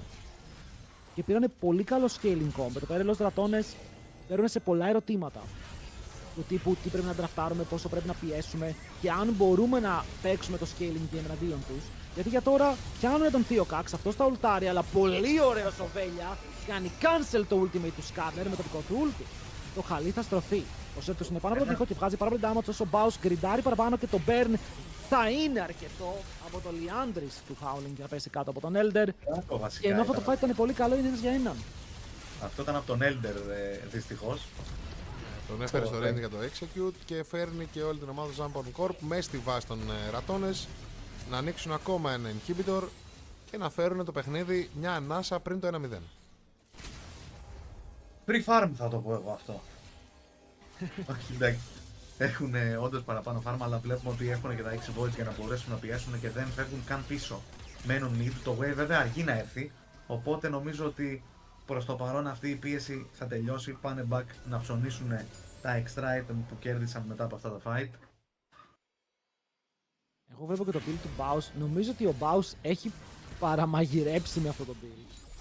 Γιατί ξεκίνησε με το Tanky Magic Resist αντικείμενο, πήγε μετά στο Cosmic Drive, βγάζει το Blood, όχι το Blood Letter Scares, το Penetration Item πάντως που όσο κάνεις damage βάζει πένες στον αντίπαλο.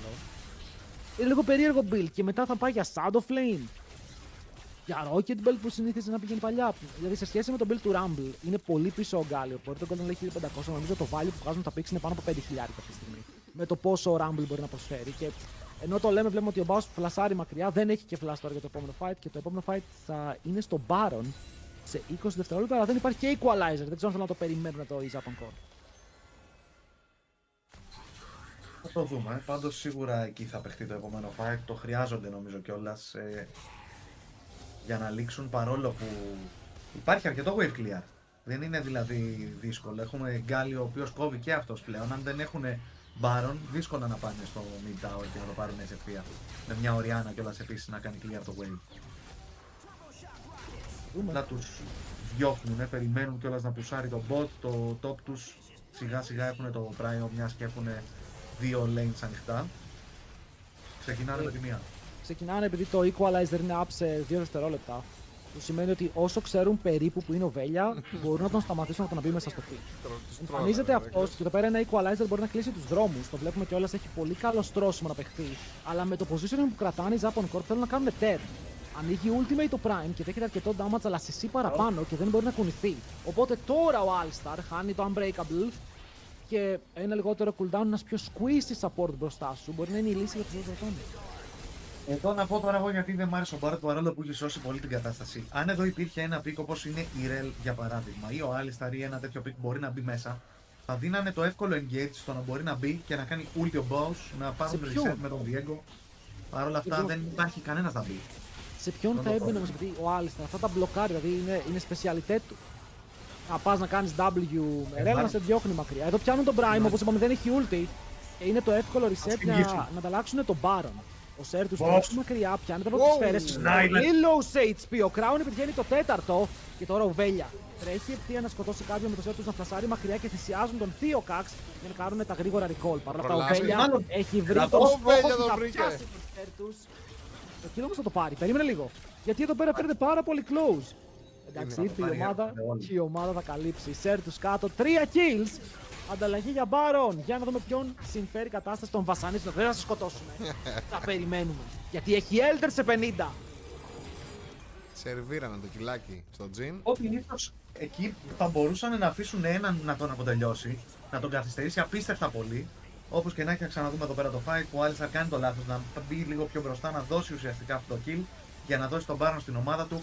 Αλλά είναι εκεί οι υπόλοιποι για να κυνηγήσουν. Γίνεται και το snipe το ωραίο που δεν τον μπλοκάρει βέβαια εδώ ο Skarner από το Jin.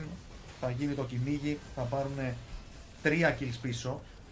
Θα στερήσουν και από 3 kill τον Baron. Οριακά εκεί πρόλαβε το μεταξύ και ο Rumble να κάνει το reset. Αν έφυγε ο Rumble θα ήταν επικίνδυνο, αλλά απλά τώρα θέλω να δω. Μόλις πάμε στο live, πρέπει λόγω στρατώνες να σετάρουν Elder. Όχι, παρόλο που ο Elder βγαίνει τώρα, έχει 10 σέκο ο Victor να βγει και νομίζω ότι θα προλάβει οριακά. Το ξεκινάνε με τη μία. Το objective είναι ήδη στα 10k. Ο Victor δεν έχει κάνει ακόμα spawn και ο Theocax πρέπει να βγάλει λαγό από το καπέλο με ένα insane smite. Ο Crown κρατάει τέταρτο. Θα παίξουν combo μαζί με το smite, μπαίνουν πάνω στον Βέλια για να πάρουν αυτό το kill. Ενώ ο Βέλια φεύγει από το και μετά το smite. Δεν έχουν smite μέσα, μπαίνει. Μπαίνει μέσα στο Βέλια. Κερδίζει το smite με το δικό του flash και τώρα υπάρχει Elder στα χέρια των ρατώνες. Το fight φαίνεται καλό. Όσο Sam είναι low σε HP μετά ένα όλοι οι Γάλλοι πέφτουν κάτω και μόνο Howling όρθιος. Κατάφεραν να φλιπάρουν τον Elder, να πάρουν τον Elder και να πάρουν και το παιχνίδι από τη φαίνεται για να δούμε αν έχουν αυτό που χρειάζεται. Οι Lost Ρατώνες με τον Βέλια προστάτη κερδίζουν αυτό εδώ πέρα το objective. Insane. Είναι 30 δεύτερα ο πρώτο και ο Alistar 20. Σκάρνερ μετά στα 26 αυτή τη στιγμή δεύτερα. Πες να λήγουν το game. Μετά στα 26 αυτή τη στιγμή δεύτερα. Πες να λήγουν το game. Jungle Deep. Εδώ ο Βέλια έκανε το play του αιώνα. Κατάφερε να ζήσει από το lock που τον κάνανε αντιπαλοί του και να ξαναμπεί για να κλέψει το δράκο. Και οι Ρατώνες όντως με 38 λεπτά παιχνιδιού που χάνανε 37 λεπτά από αυτά χρειάστηκαν ένα fight γύρω από τον Elder. Ένα κακό πλέον από τον Core και τιμωρούν, παίζουν τέλεια το combo. Και αυτό το smite του Βέλια νομίζω ότι θα είναι αυτό το smite που θα θυμούνται όλοι για το πρώτο παιχνίδι. Δεν είναι μόνο το smite, δυστυχώς μπήκε ο Σκάνερ πάνω του για να μην του κάνει ούλτι ο Σκάνερ, τον τραβήξει, φλασάρει από τον τοίχο πίσω. Ξαναμπαίνει μετά μέσα με ουλτάρι, βασικά φλασάρει μέσα με smite, δηλαδή ήταν τώρα... Ήταν τηλεοπτικός. Και βλέπουμε εδώ, είδαμε λίγο Bounce, είδαμε λίγο Nemesis. Μετά από αυτό το win, σίγουρα πρέπει να ανεβαίνει λίγο η διάθεση της ομάδας. Γιατί φημίζονται ότι μερικές φορές μπορεί να πέφτουν λίγο ψυχολογικά όταν το game πάει τόσο άσχημα. Αλλά με αυτό το comeback, με αυτό το move, με ακριβώς κάθε δευτερόλεπτο να δουλεύει. Γιατί ο σκιοσέρ τους οριακά δεν μπορούσε να είναι στο fight για 4 δεύτερα. Πάνε όλα για αυτούς. Λύνουν το πρώτο game και τώρα η Japan Corp είναι ήδη πίσω και δεν έχουν βρεθεί ποτέ πίσω. Εντάξει, έχουν βρεθεί μια φορά με εμάς, στο 1-0. Και να δούμε αν θυμώσουν το ίδιο τώρα. Τι άμα. Άμα θυμώσουν όπως θυμώσαν με εμάς όταν τους κερδίσαμε ένα game, μετά μπήκανε μέσα και απλά μας πάτησαν. Για να δούμε αν κάνουν το ίδιο, γιατί πάλι είναι πίσω. Και αυτό που λέγατε στην αρχή, που έλεγε ο Ντρόγκος εκεί πέρα την ιστορία με τους. Και οι δυο μας κερδίσαν αυτές οι ομάδες. Η μία μας κέρδισε 3-0, στην άλλη καταφέραμε και πήραμε ένα kill. Οπότε.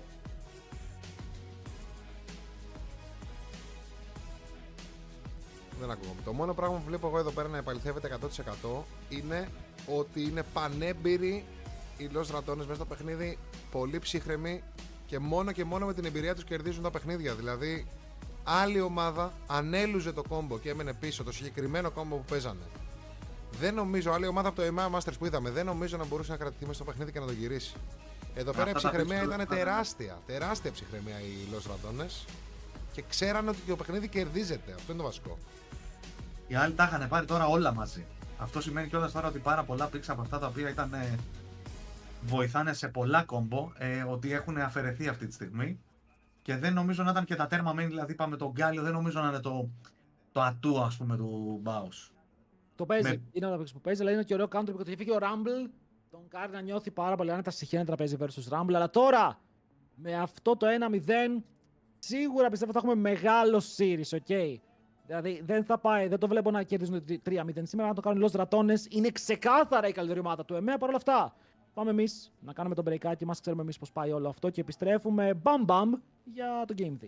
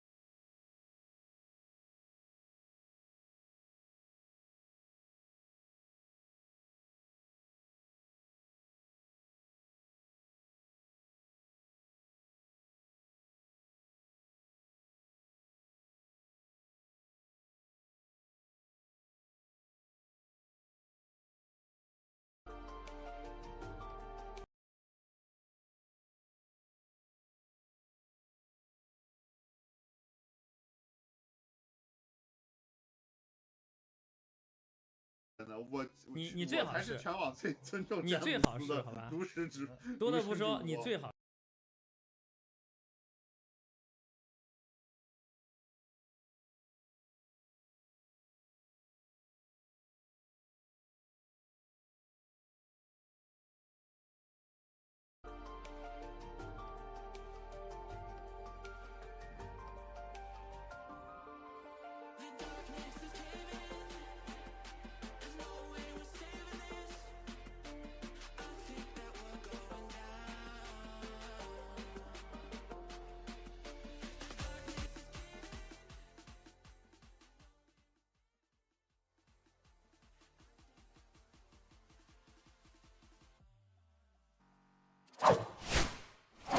Γεια σας και πάλι, επιστρέψαμε για να δείξουμε κι άλλα games για το τελικό του EMEA Masters. Το πρώτο παιχνίδι, για όσους το χάσανε, οι Los Dratones κλέψανε το win και μέσα από τα χέρια των Japan Corp σε ένα πώς λέγεται, όχι φαντασμαγορικό, ας πούμε φαντασμαγορικό εμείς παιχνίδι, όπου χάνανε full, πήρανε ένα fight, χάσαν τον Baron, κλέψαν τον Elder, κέρδισαν το fight με τον Elder, τελείωσαν το παιχνίδι. Ήταν πάρα πολύ ωραίο και τώρα καλύτερα να το κάνουν αυτό άλλες 2 φορές αν θέλουν να στεφτούν πρωταθλητές του EMEA. Για να νικήσανε με αυτό το pick, που για μένα ήταν πολύ κακό. Δηλαδή, ο Γκάλιο τι χρειάζεται, κάποιον να μπει, να κάνει ούλτι ο Γκάλιο, να του δώσει το tankiness, να βγάλει το CC μετά. Και ας πούμε ο Viego είναι ένα pick που ήθελε reset. Δεν είχαν κανένα να μπαίνει. Ωραία. Για να μπορεί ο Γκάλιο να κάνει σε κάποιον το ulti που να είναι όντως χρήσιμο. Για να νικήσαν αυτό το pick, άμα πάρουν καλύτερο pick που τους βλέπουμε κιόλας, γενικά παίρνουν καλά picks, όπως είδαμε τουλάχιστον χθες versus στην Φάντασμα, και έχουν και αυτό το late game combo. Φύγανε και πολλά από αυτά τα picks για τους IJC, οι οποίοι βέβαια δεν ξέρω τώρα αν πάρουν πιο early picks εκείνοι πώς παίζουν. Δεν είμαι σίγουρος άμα μπορέσουν να κάνουν, ας πούμε, έτσι ένα πιο γρήγορο game. Τους είδα να παίζουν και εκείνοι αργά, θα πω, ότι αν παιχτεί έτσι όπως παίχτηκε τώρα στο πρώτο game, θα το πάνε μη σου πω και 3-0. Βαρύ statement. Πολύ βαρύ statement. Θέλω να δω και τι θα γίνει με το side selection, αλλά τα pocket picks υπάρχουν εδώ πέρα ακόμα τρόγκο και δεν έχουμε δει τα special του Baus, όπου επέλεξε να πάει με Γκάλιο και έφυγε και το μεγαλύτερο του πρόβλημα που λέγεται Rumble. Μόνο το Jace έχει μείνει τώρα open. Θέλω να δω αν θα συνεχίσει να τους τρέχει και θέλω να δω πώς θα απαντήσουν οι IJC που θεωρητικά θα έπρεπε να έχουν ένα πολύ συγκεκριμένο πλάνο για το πώς θα αντιμετωπίσουν αυτό το ιδιαίτερο playstyle του Baus. Πάντως πέσανε στην παγίδα των Los Dratones, σίγουρα παίξανε το παιχνίδι τους. Δεν τους είδαμε τους Γάλλους να παίρνουν τις πρωτοβουλίες που θα έπρεπε να παίρνει ένα composition με Skarner και Alistar μέσα. Λέω εγώ, επιμένω. Highlights εδώ πέρα με τον Crowny να πετάει αυτή.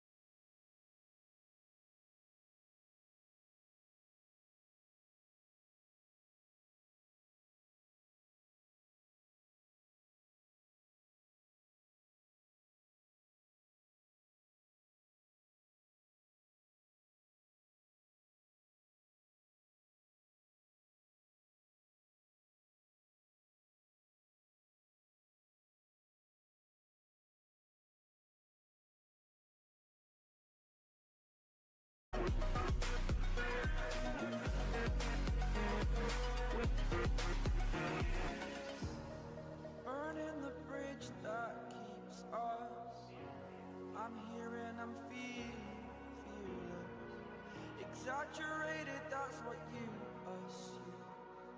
The story's over now, I must conclude. I am conflicted, watching where I step still, hanging in the balance, not the life I want to live. I want to take it all, standing tall, fear outweighed the person you are.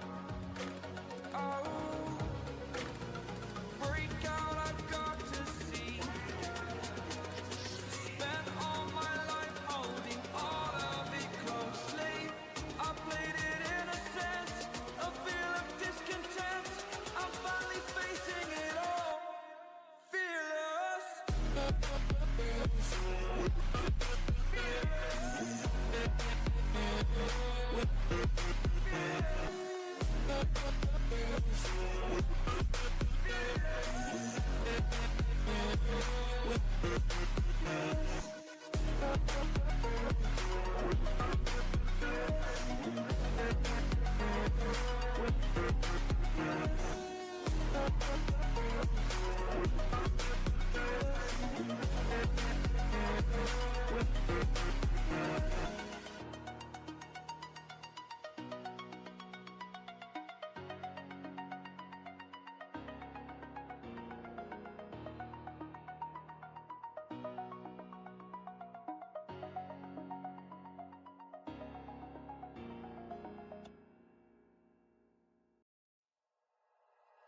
Like you, be strong to hold the powers of the sun.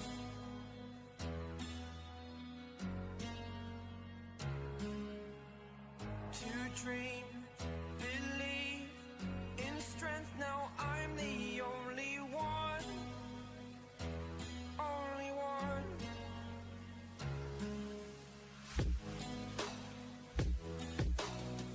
I was an ordinary boy until I broke the rules, my life destroyed. Life destroyed.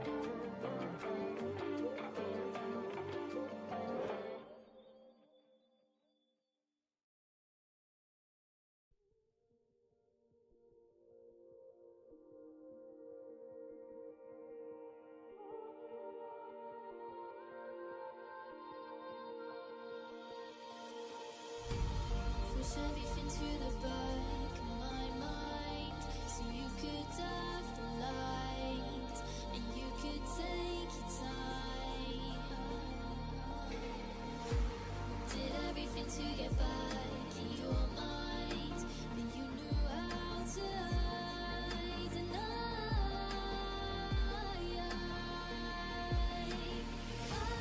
can't let it go.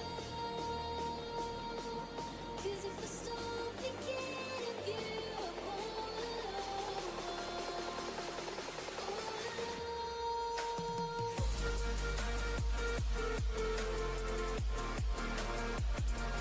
'Cause if I stop thinking of you, I'm all alone, all alone.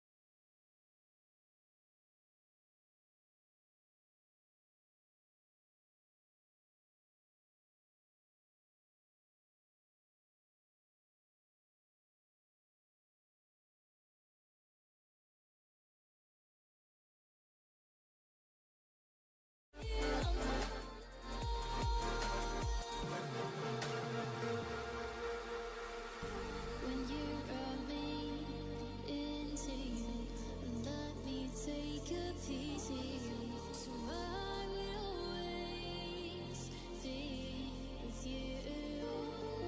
I felt the way you clung to me, and I knew that it was done for me, and suddenly it was just me,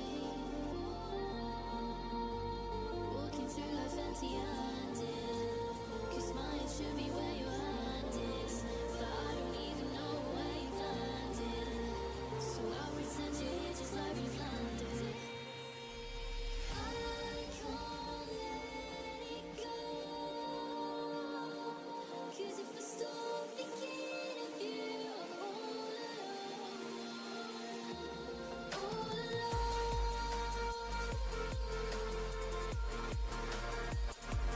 'Cause if I stop thinking of you, I'm all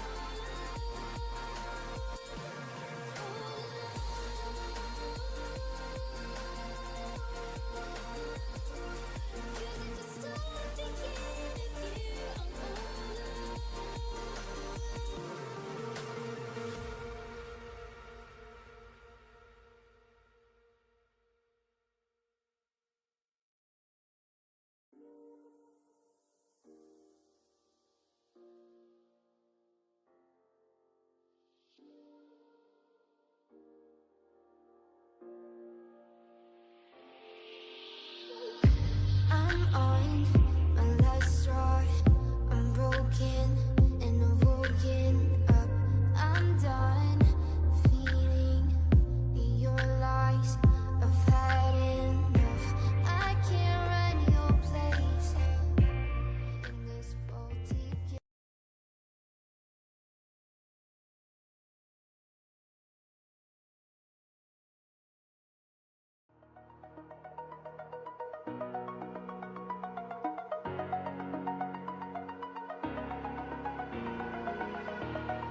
Over the edge, feel like I'm floating through the air.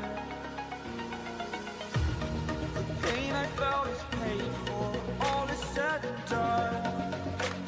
Oh, I am restricted, fixed upon the web. I need to kick the habit that my mind is breathing in. Break out, I've got to see. Spent all my life holding all of it closely. I played it innocent,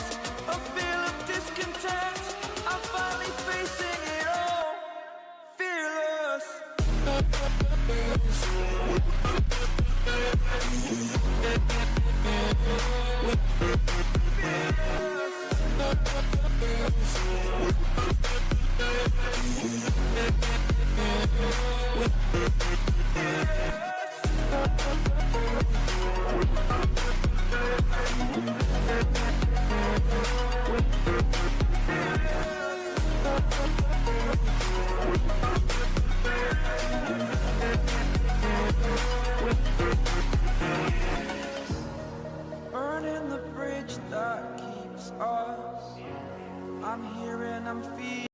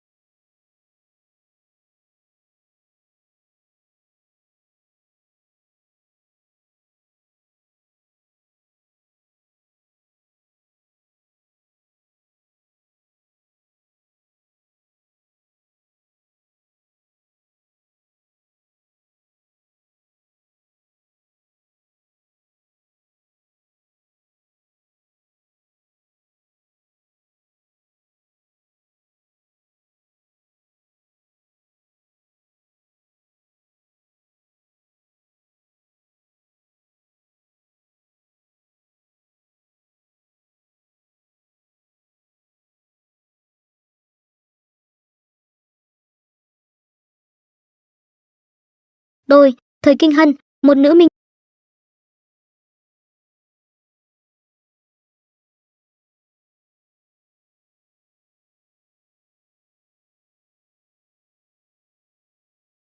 Đôi, thời kinh hân, một nữ minh tinh chuyên trị vai phản diện, bị anti-fan bủa vây khắp mạng xã hội.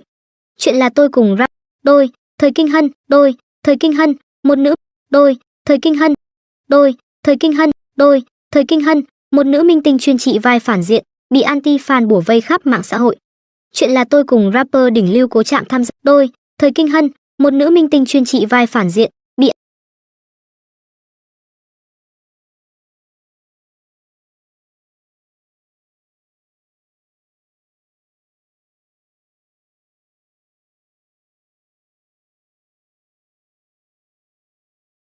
Anti-fan bủa vây khắp mạng xã hội.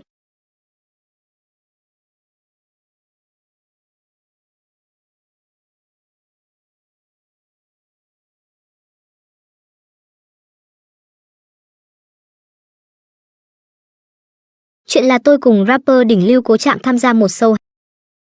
Chuyện là tôi cùng rapper đỉnh lưu Cố Trạng tham gia một show.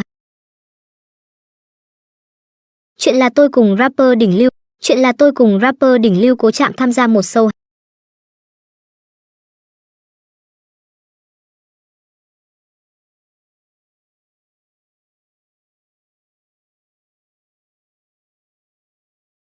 Chuyện là tôi cùng rapper đỉnh lưu Cố Trạng tham gia một show.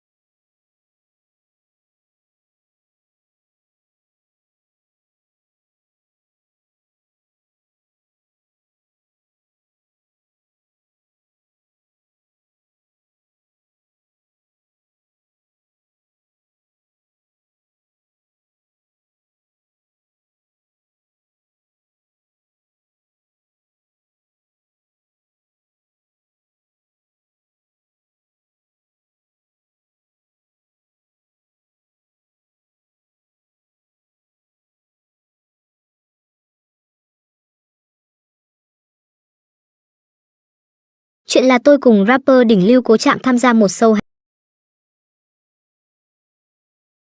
Chuyện là tôi cùng rapper đỉnh lưu Cố Trạng tham gia một show hẹn hò. Ban đầu tôi cứ tưởng anh ấy sẽ thích kiểu nữ idol Bạch Liên Hoa cơ, ai ngờ đâu khả năng soi trà xanh của anh ấy còn cao siêu hơn cả tôi nữa. Sau một loạt màn phối hợp vạch mặt trà xanh đỉnh cao, hai chúng tôi leo thẳng lên top hot search. Cư dân mạng bắt đầu tích cực chèo thuyền cho chúng tôi. Anh chàng nóng tính và cô nàng nóng tính, minh tinh xinh đẹp và rapper hoang dại, căng thẳng tột độ luôn.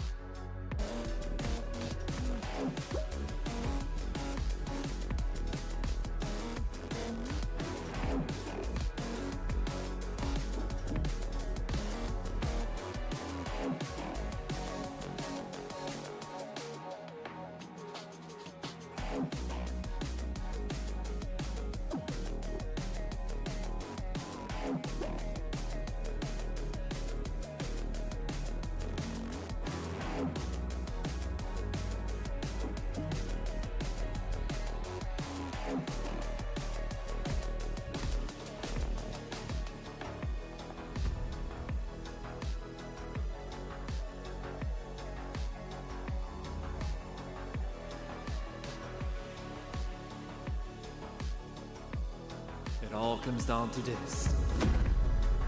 Hello, top of the mountain. One final step. Reckless is holding fast, and he finally goes down. What is the ultimate anti-angle? The blizzard approaches.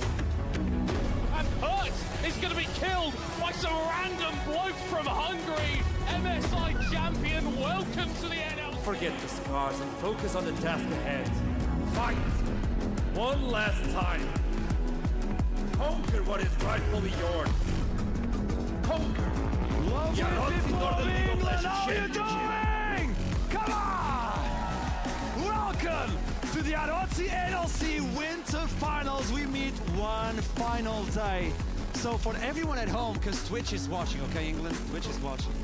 Let me hear you roar! Beautiful! One final time, we have another battle on stage. It's gonna be Los Ratones versus North. But I have a special surprise for everyone here. We're gonna play a game right off the bat. I'm not even going to delay it anymore. Middlecott, join me on stage. Middlecott! No time to waste, okay? Are you ready?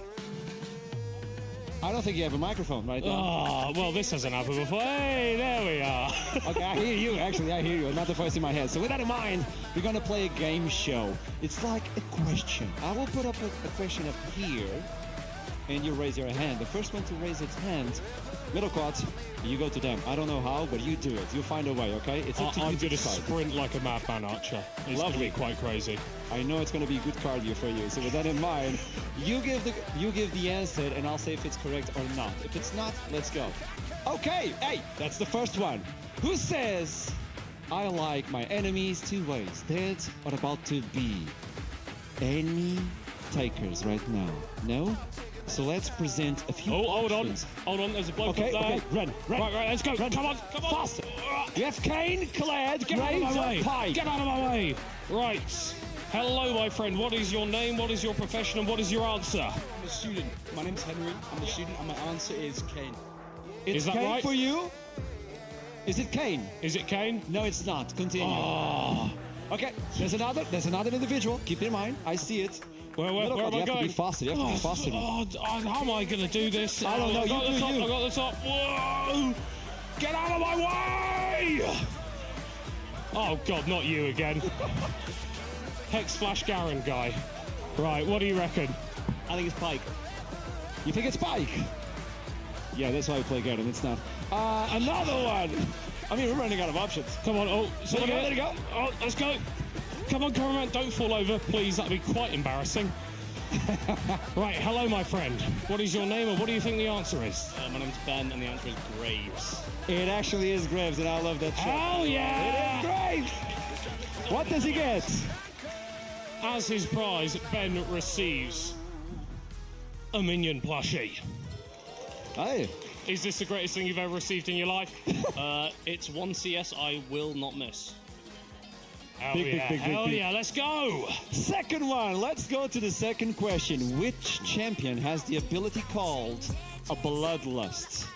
The options are... Oh, we've got one. I think this person knows. Come on, Roman! I see a lot of LR. Oh, my... What? You are so inconveniently seated, my friend. Right. Sorry. I apologize. Sorry. How are you doing? What's your name, and what do you reckon the answer is? Well, my original answer would be Warren, but it's not on there, so is it related? Oh, my God! Can I say if it's correct or not? Well, I know the answer, so I know it's not Renekton. It's not Renekton. Okay, another. Oh, there you go. Ari's there. All right, let's go. All right. Hello there. What's your name? What do you reckon the answer is? I'm Ari, and I'm pretty sure it's Tryndamere? It is. Hell yes!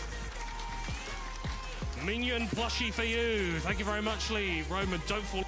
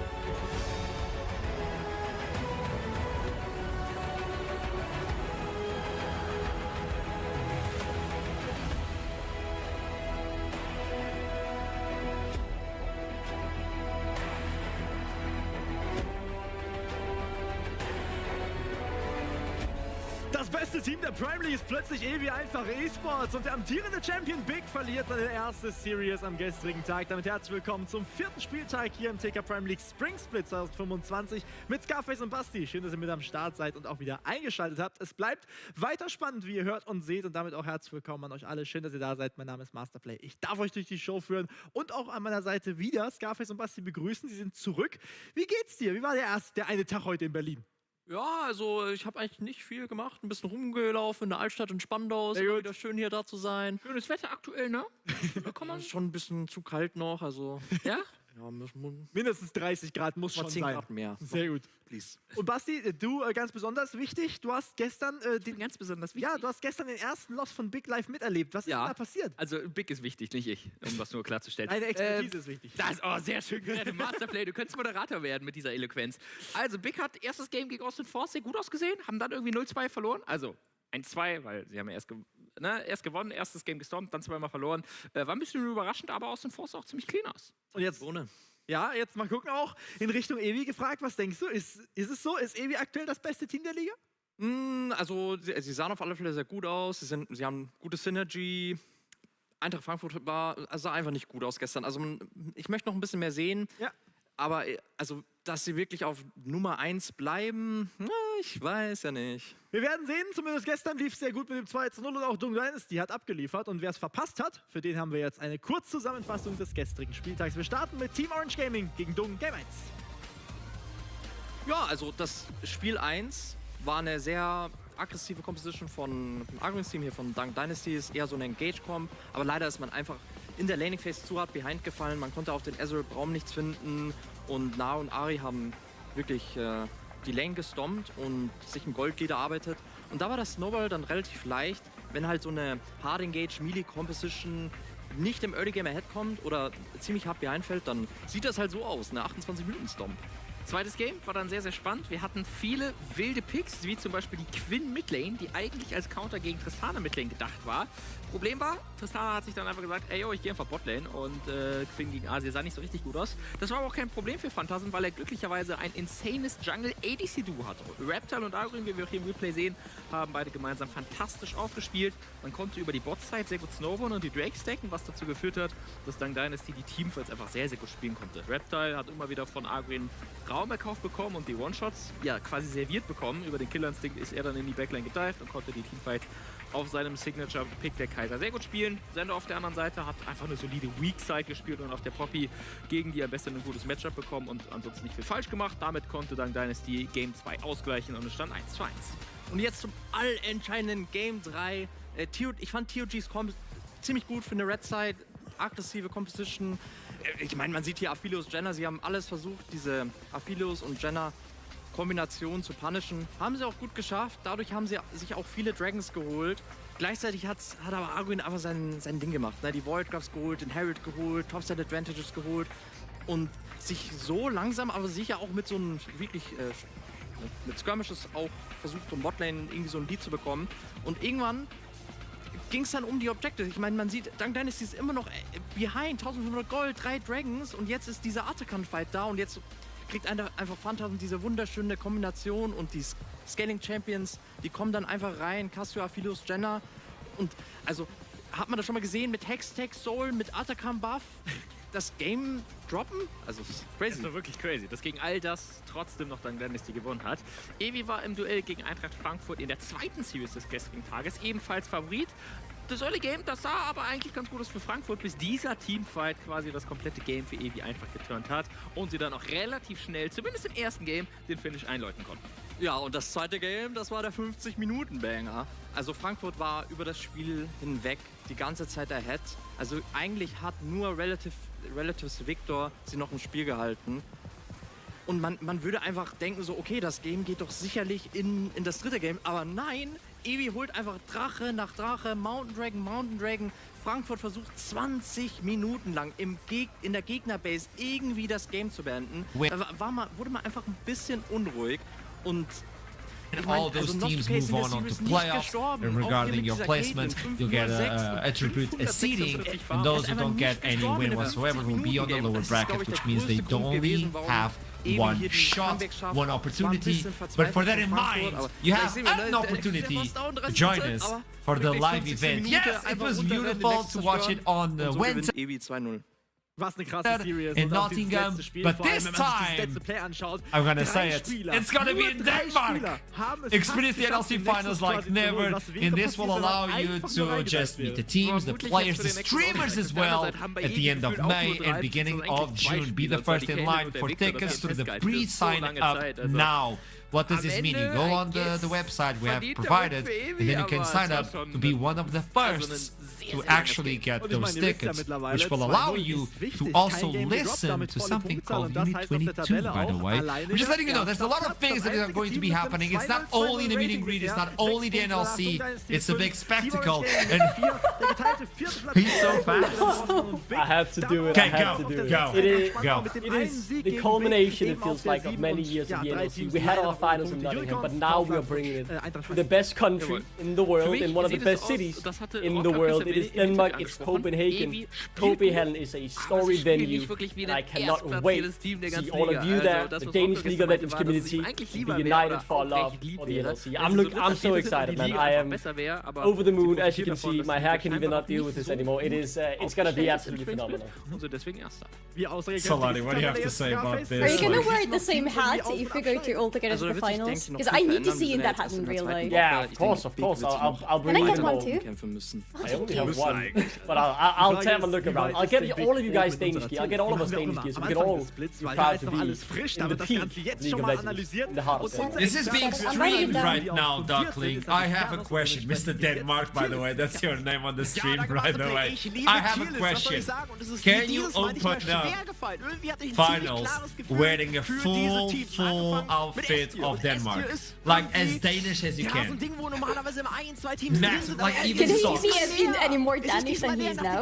Yes, I think we can pull it. Yeah, we can raise the level. Is it there possible? might be ways to figure something out. I know you can get full Danish suits, so we can look at it. We can dwell on the idea, and I'm sure we'll be opening up with a lot of Danish pride at the Flip it, finals. send it. It's now a promise. Thank you, Duckling. Mr. Denmark, we're gonna have finals on Denmark, so we hope to see you there because you get to meet all the teams, you get to enjoy the show, and there's gonna be a lot of streamers and actually performances as well. My dream is to open up the stage with the flamethrower. Yes, record it, send it to production, so I'm allowed. I would love to, man. I don't care. Now, I would love to start this show because the first game of today, this is gonna be the first day, so we don't have a lot of information. It's Los Ratones versus Rich Gang. Yeah, let's start with Los Ratones. Everybody's here. They want to see Los Ratones because these individuals just demolished EMEA Masters. I'm not gonna say it was close. It was theirs for the taking since the beginning. Yes, a few oopsies here and there. It doesn't matter. Los Ratones demolished EMEA Masters. They are the team to look out for. You know it. What can we say about these? Let's start talking. Solani, Duckling. We can say so much about them, honestly, but the first thing we have to say is a huge congratulations to them because they have done things that haven't been done before in the history of NLC, and they continue to do so. The most amazing thing about this team at this moment is that they have set up the records, and they have more records to beat, and they're on the right path to do so. They finished the NLC first in the previous split. As you said, they went through EMEA Masters story insanely well. We finally didn't have any LFL versus LFL finals as much as we love LFL. We love NLC more, okay? And we finally had the NLC finals. We had them win them. Now, what is the most interesting thing is that so far in the modern history of NLC, we haven't had a single team that took the crown 2 splits in a row. We've had teams trying to do so, but nobody has done it before. And Los Ratones can make yet another history if they do it this time. Yeah, there are more records to be broken. You're completely right, Solari. It has been a monstrous achievement for them, right? They've come in, they've swept everything up. The pride they have brought on themselves, trophies they have added, and the pride they have brought on the NLC region, and definitely not be underestimated. But there is more yet to come, right? As you said, records still left to be broken, and just look at the star-studded roster. 31 years of T1 competitive experience between these guys. It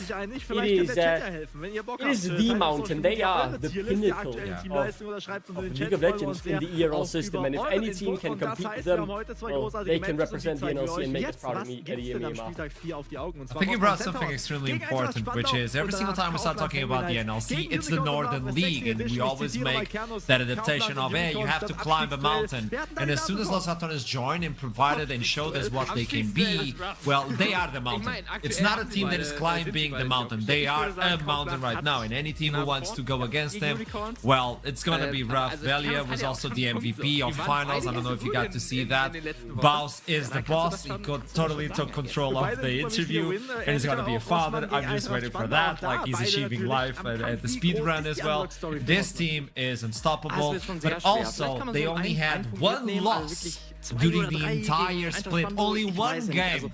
We call it the Quinn incident, and we don't talk about it. It didn't happen, okay? All VODs have been deleted. We asked production that Quinn.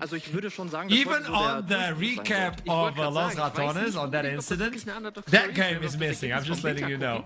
It's actually missing from YouTube. So I just want to put it out there. Only one loss. And the thing is, of all the rosters, Los Ratones didn't change a single member because they're adamant of what they want to do, which is win it again, go to EMEA, conquer it again, and do a triple. They want to get they want to get all 3 EMEAs in 1 year. Yeah. Ridiculous. And they want to do it with the same roster, because I think this is pretty much the only team that hasn't changed a single thing in their roster. No, one of like 2 teams, I think. I would need to check my stats, but in Group A, for example, we have so many teams that have completely reshaped what they are, who is playing for them. Los Ratones have an idea that they want to keep the same roster for the whole year, and so far they've been sticking to it, and it's been working for them amazingly. So, you bring that up, tell me, Tuckling, because before I move on. Yeah, I just shortly wanted to add to that. There is, as you said, sorry, one more roster. Bulldog Gaming, we saw them at the LAN finals. They haven't changed anything either, but Los Ratones and Bulldog are the only 2 remaining. And for Los Ratones as well, right? Started working since November together, so that means they've now worked almost half a year. And they are just, head and shoulders above anyone else. I know Bulldogs is going to show up to the party. We're not talking about them now, and I think Bulldogs is going to be a contender. But we'll talk about that later on in the future. For you folks at home, you know everything about Los Ratones. Let's be honest. You're watching this, and you know the Wikipedia, you know their address, you know everything about Los Ratones. Which means we need to talk about the other teams. You need to know who they're fighting against. I'm not going to be gentle. Rich Gang stepped in Winter Split. Completely dominated Group B and then fell short. But this is an entire new team. And if you look into these faces, you're gonna be like, who are you? And that's the question. We know a little bit, but we don't have sufficient information to talk about Rich Gang. So we need to see their first game. I don't think this is gonna be easy. I don't think this is gonna be close at all. We need to be honest, so that's why we're keeping expectations low, so when they show up, we are surprised by this team, Rich Gang. Now, it's really important to say they want to invest in this talent, in their young talent, but Solari, you brought something up when we were talking about this team, which is a top player, is really, really young, and sometimes that may be a concern, but Exopane is 17. And he completely destroys stages. So, just saying. Exopane is 17, but Conan, the top laner for Rich Gang, is only 16 years old. 16? And he got the Challenger last year, he was only 15, and his LP was absolutely insane. His rank was so high, and he's so young. And I feel like this is the pinnacle of what this team is going to be about, how we're going to be talking about them going into this split and hopefully into the next split as well. This is a developmental team. This is a team that has brought in very fresh talent, some like Conan having no professional experience, the others having a little bit, but mostly around Division 2. this is going to be the beginning of a road for them. This is a roster that wants to grow up together. And yes, they are unfortunately starting with a trial by fire by playing Los Ratones as their first ever game of the split and as this roster. But hey, if you want to start with the biggest challenge, and then hopefully everything else is going to be a bit easier for you. Yeah, it is. I completely agree, Star. It is such a change of pace of what we saw from Nick and last split, right? As you can see from the results, 5-6, that's not really anything out of this world. But as Asha, you said as well, they were dominant in the group stage, absolutely unbeatable in Group B. When they came into playoffs, they didn't practice as much as the other teams. They had the star players, but they didn't have the dedication to really focus enough on the game, and that led to the other teams catching up. Now this time around, you have the talent, you have the dedication, but you start from a lower point. Solari said they need the time and they need the patience, because I believe they can bloom into something special, but the first game of the split against Los Ratones, I'm not expecting them to perform miracles. That's the thing, they don't have that experience, they don't have that much in-game play, like scrims. It's gotta be hard pulling a new talent team and say, hey, let's get scrims. Who are you scrimming against? Scrim bubble is extremely important. Solari, you want to say anything? I just wanted to say that even though, yes, this is a new roster and this is really hard to start the split with Los Ratones for them, you gotta remember that Los Ratones just ended EMEA Masters. And since they won EMEA Masters, they had to play for such a long time that they had very limited time to do any scrims and any preparation for the split. So maybe that's something that Breach can have in their sleeves, hopefully just having a little bit more time to prep. You know what scares me the most about Los Ratones? On the interview with Baus, before we move on, production, these musics are just, I'm just enjoying this. I'm like, this is banger after that banger. I'm just enjoying this. Thank you so much. No, Los Ratones, we finished. I asked Baus for a sentence he heard at the end of the game that he could bring into the conversation.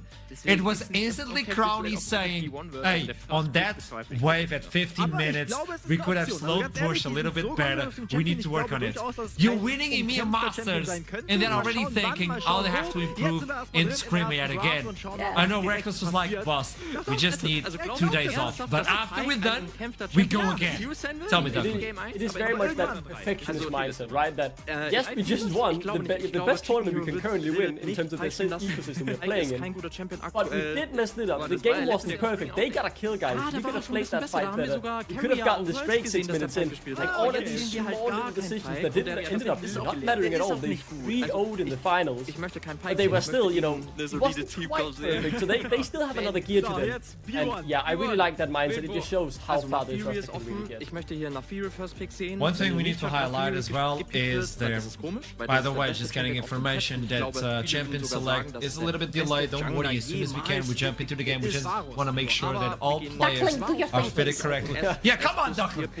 I'm sorry, I'm working on it. I'll start the game, I'll start the game. One of the things is, it's the best of one. And curiously enough, I think Los Ratones roster or champion pool or ocean is so hard to beat because they can adapt to anything. Yes, it's true. You see a Shogath and you're like, yeah, it's his top, maybe it's mid, we don't know. Maybe that Volivar is jungle, maybe it's top because you have Baus, you have Nemesis that can adapt really well. But Rich Gang is a question mark. So this might give them the lead, at least on the best of one, to pull something crazy, where Los Ratones are not expecting, go a little bit wild on any sort of tactic they can implement and try to steal the game. Because if you get a win from Los Ratones on seeding stage, that means your team will skyrocket in terms of placements there. Yeah, I think it's a really good point, right? It is a best of one. This is not a best of 3 or best of 5. If you've been sprint and trying some weird tactics that's really been working and will throw teams off, this is the game to try it in. No one are expecting to come in here as rookies and play a clean game of League of Legends against the EMEA Masters Champions. You know, maybe just try your best, try something different and see if you can choose your ways. Maybe an early game lead, maybe even you get a Baron, or in a dreamland scenario, you win the game. There is one thing that we've been all waiting for during the previous split, and that is, when is somebody going to realize that playing around Baus and killing Baus non-stop is never going to win you game against Los Ratones? And we haven't really seen anybody like having this click moment and completely leaving Baus to do his Bausy things in the top lane. maybe Reach Gang. I'm just having my fingers crossed that Reach Gang is maybe going to be one of those teams that is going to let this crazy top laner do whatever he wants and focus on other things. Because there are things to focus on if you're playing against lost opponents. Like their early in the game, for example. Their determination to take as many directs as possible because that is their main focus in the game. There are ways to play around them. It's just, is Reach Gang going to be the team to figure how to do it? I mean, I think if you focus on Baus, it's a lose-lose because eventually he will scale and he will take down the sideline or join the team. He now rotates towards the team, so his little flow is gone. I think he's getting really scary as a pro player. But one of the things I'm excited about this game is Conan, 17 years or 16 years right now, 16 years, really high in solo queue. This means he likes to challenge the enemy. And if he brings something like really high in challenges, bounces by himself, maybe that's the cue, maybe that's the dream. Leaving the young kid who's challenger to just take down Baus as a solo queue game. I mean, Duckling is like, what, 15 years for like 10 years in a row, I don't know. And he never got challenger. Is that a beard? Looks like eyeshadow to me. Looks like I thought it was like low resolution or something that was low giving resolution that. beard, yeah. I'm still a few years behind on that. Compared to you, 144 but no. webcam that got you that. I don't know, tell me. I will say this though. If you're a 16-year-old wonder kid, right, coming in from the solo queue, very high LP, we're excited to see what you can do. What are you hoping for to play against your first game? Some veteran who you know how will play, you know, that's been around forever, or the weirdest guy in all of competitive League of Legends, one of the biggest things currently in League of Legends esports who is just so weird in his gameplay. It's Baus. I mean, what a debut you will have here, right? Backs against the wall, you're 16 and now, the first opponent you get to play against is Baus, and I mean, how are you going to deal with that? Probably played against him in solo queue a few times, but this is very different, and a full team is playing Baus. Well, that's something you get to tell your kids about. My first ever competitive game was against Baus. Can you top that? Yeah, and if he wins, he know, you know, everybody's gonna be like at home like, hey, take notes. This is how you play versus Baus. This is that because nobody was able to get the reality or at least the secret ingredient to play versus Baus. Even in EMEA, even when they lost versus KC Blue, it was like, okay, we now know what happened to Baus or what happened to the team. We adapt. Then we got to Supermassive, which was one of the most beautiful series, by the way. No, we're not buying time, by the way, people at home. We're not doing that. This is part of the pre-show, obviously. I'm just getting information that the game will start really soon, as soon as Duckling allows us. Yeah, don't worry, you know, my PC's lagging a bit. I forgot to update the client, so that's why we're a bit delayed here. I'm just getting in there, getting ready to press the buttons, right? That's what us casters do. Duckling start game. Don't call me out, man. No, yeah. Hopefully we get underway soon. I'm excited to see how the meta has developed, how the guys fit into the championship. I think for the jungle in particular, right? In a theory, I'm excited to see if that will go through. Win is absolutely disgusting at this point in time. Both in top and jungle, so as a high priority flex pick that we could probably see someone like us maybe whip out. So a lot of options, some changes have happened, and I'm excited to see what that brings into the draft. And, you know, it's the best of one. Healers don't really matter, so all the strong champions are on the card. I really hope Rich can bring out Nafiri, because Lula Sutherland have screamed against her a couple of times. She always catches them by surprise with what she can do after this mini rework that Riot have pulled out just in the recent patch. She's insanely fun to watch, and I hope that Rich Gang are going to have their eyes on her. Or maybe on Ahri, for example, because there is apparently a new tanky air build, Bruiser Each build for Ahri flowing around, which is doing some crazy numbers. So there are a lot of fun things to look forward to in terms of the chance select. So fun to watch 8B range champions bring grasp of the Undying. Lovely. Also, I think Nafiri is a Baus champion. I'm just saying, Baus, come on. You know you're gonna pop off if you bring that champion. No, I'm just saying Nafiri top. I think he could pull it off. It's Baus. He plays the supremacy. Like, he plays top, okay? Gwen no jungle. Velia has been playing the Gwen, and he's extremely good with the Gwen, so keep that in mind. No! I don't know if they are aware of what is about to happen, but I'm doing this in case they are not. Casters are already waiting. Oh, Costas, I'll see you soon because we're jumping into Champions Select. Apparently, let's go! First, I started the game, guys. I remember to press play. Finally, thank you, Duckling. I did it. It's all me. Production smurfing. Okay, Okay, let me go. Red is removed as stated. Cyan as well. They don't want to play versus that on the top lane, which is actually a concern because if you focus on Baus, he's not going to run out. No, but it's actually those Hatonis taking out the Gwen. Now, do they take out the Nafidi as well? We expect something different from Rich Gang. Possibly they could take those out because they're on the right side right now. Yep, see, they're taking her away because these are two really strong champions. And again, Lost Clones have had some issues playing against, especially in the Fury. So it makes sense that you want to remove those things, at least from your first game. Very standard bench in terms of what I expected. The Tristana's been a high priority for Lost Clones during EMEA Masters, so it doesn't really surprise me. I think the biggest problem that Rich Gang have here is there are many strong Baus picks open, right? I think his Gragas is incredible. He gets so much utility out of it, regardless of how hard he gets focused. But we'll see, Rich Gang, they have the blue side. What do they want to prioritize highest here? Surely that's not the first pick, right? I mean, that's not what you're going to lock in and slam down. Maybe just out of respect for you, Ashram. Let it happen.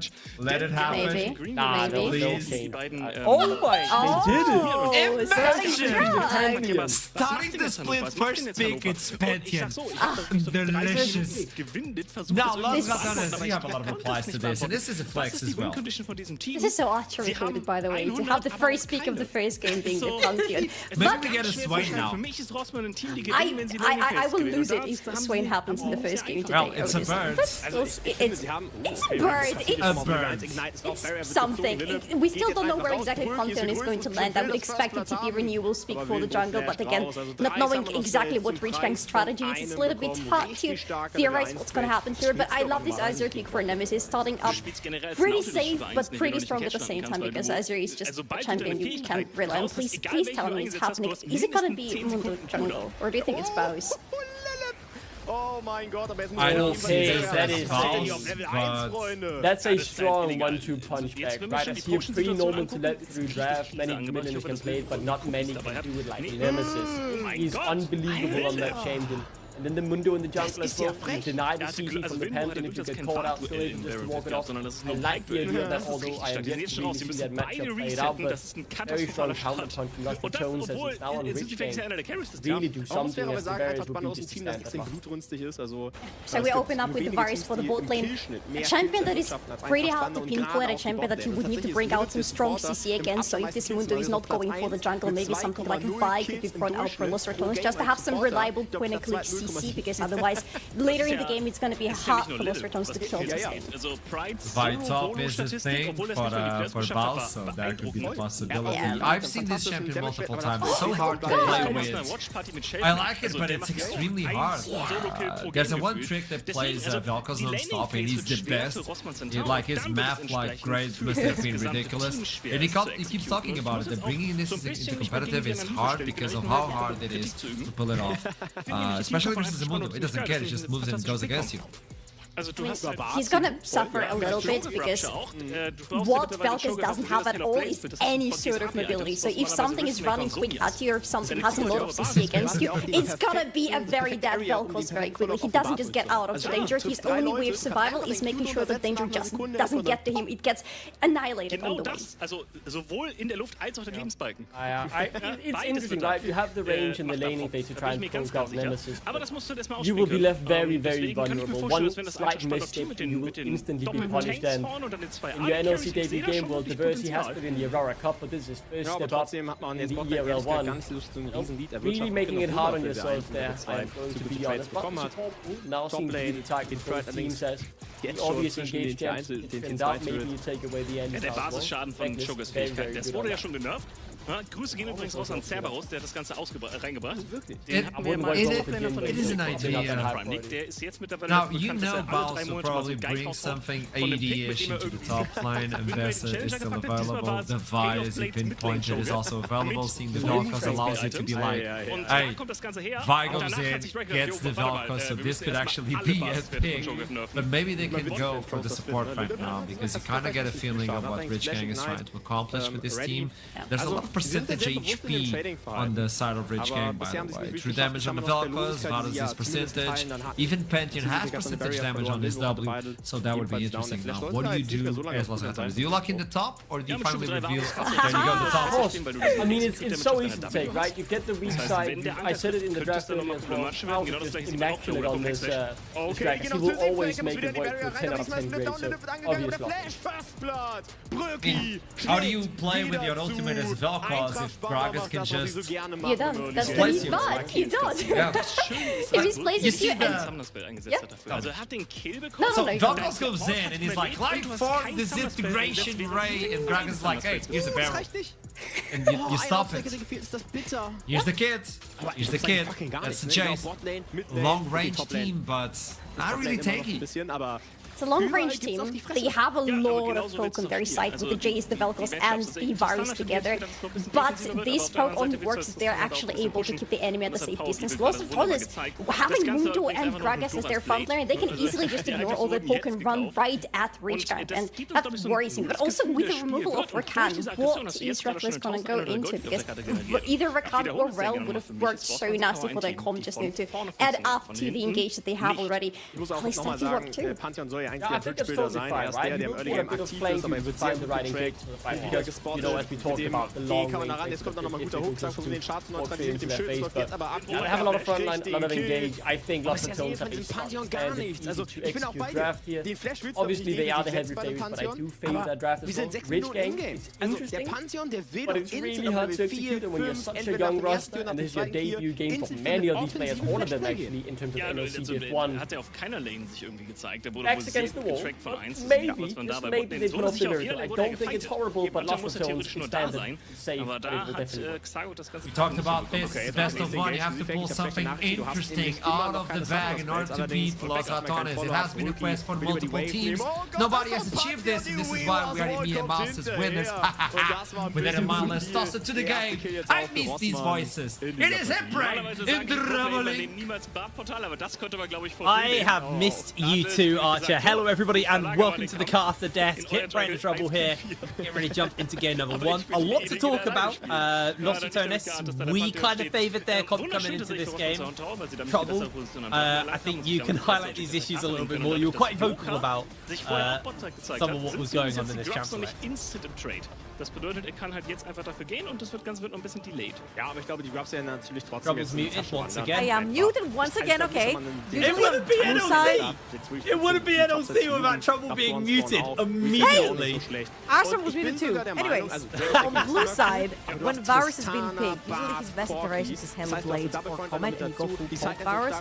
However, when you pick it on blue side, usually the right side will tend to go super tanky to force the Varus to go on deep build, which doesn't leave him as dominant in lane, and you can usually just wing lane versus Varus to keep him down. However, right here, seeing how they're gonna go Vel'Koz, Anders has here, great pick right there, and Jace for top lane, which it's a very safe range picking to Faust. I feel like this Varus, if he doesn't go poke, he's sort of gonna struggle to find his place in a full poke composition.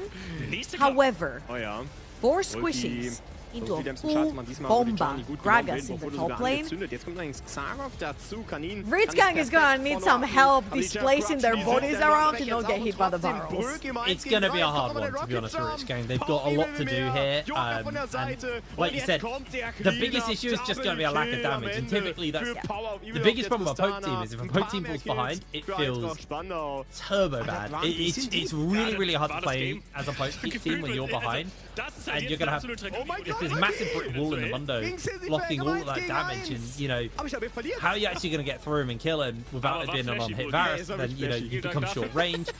Yeah, it's going to be a tough one here for Rich Gang. You know they're coming in off. You know winter wasn't particularly great for them. They struggled, didn't really make it far into the playoffs of the season, and you know they're starting off hard. There's no denying playing versus Los Atones is your first game back. It's always going to be a bit of a rough one. I don't feel like they particularly set themselves up for success off the back of the draft, but like you said, when you do look at the mid lane, you look at the Vel'Koz and the Azir matchup, that is potentially a window to kind of crack and punch a hole through Los Ratones, which then you can look to punish through. The question is are you going to be able to do that? I mean, it's Nemesis. Nemesis is just been this brick wall. He's been so solid, and you know, there's a lot of players we've been highlighting and getting excited about. Obviously, Balth being probably one of the main ones on the side of Los Ratones. You know, all through winter, all through EMEA, been very hyped by this player. But Nemesis has always been that stable kind of player, stable laner for the team. Been able to control his lanes and not give up too much, which has then afforded Balth to be able to play how he plays. So it is going to be an incredibly tall ask for them. Honestly, gap mid so hard on this matchup, but suddenly everything else kind of just falls out of place for Los Ratones. Okay, I feel like even if you gap mid with the Velcos, which again, it's a great pick. It's got more range than the Azir, and traditionally it is picked to counter the Azir in terms of like the Azir cannot make plays, and you can push out of lane, you've got a lot of push, a lot of wave clear, so that's great. However, my biggest question is, Rich Gang started fantastically. 4-0 in Group B, ended up being the placebo group because apparently the whole group just fell apart once playoffs started, and it was only Group A moving forward. But now they're sporting a whole new roster, full of rookies. And their first task is to bring down Los Ratones, which is one of like the most difficult tasks you can ask for. These guys lost one game. One game the entire first split, and that was due to Kato's drafting. Okay, I'm not even gonna blame the players right there. Yeah, no, you're totally right off the back of that. I don't know. I guess like if you are Rich Gang, regardless of the outcome of this game, you've kind of got one of your hard games out of the way now, and you can focus on everyone else. But again, you know, new team, new roster, kind of getting to grips with each other. You've definitely given yourself a hard draft to play out versus a very hard team to beat. So, if anything, for me, this game's going to be a real tale of mental fortitude for Rich Gang, because if you can fall back and bring this back, incredible mental fortitude. If you lose this game and then come back and, you know, win your next 3 games, also incredible mental fortitude. If someone they pull the win out here, you know, if this team does get ahead, obviously that Mundo is always going to be an issue. But you can still look to blow up and kind of poke out everybody else. It's just getting around that brick wall of the Mundo. You can find windows and avenues into this game, but there's so much engage on the side of Los Ratones. There's so much frontline. The Alistair is going to be a menace. And we saw Reckless perform on this champion consistently throughout last split. In fact, we saw a lot of our supports perform on the Alistair. It's been a very stable pick here in the NLC, just in League of Legends for this year anyway so far. So you've got a big front line to get through. You've got a very consistent back line as well. Azir, you know, sure gets outranged by the Velcos, but in the chaos of a team fight, those Sand Soldiers, just more than anything by space. You don't want to be standing on top of them, especially when Azir hits kind of 2-3 items. So this game one, I don't think anybody is in denial that this is going to be a tall ask here for Rich Gang, especially off the back of the draft. But I don't want to completely count them out because I feel like that would just be almost too biased. But they have definitely given themselves a rough hill to climb. And as exciting as the first game of our spring split is, we're going to have many reasons to get excited because Los Ratones are back. They just won EMEA Masters. This is the first game back into the competitive season.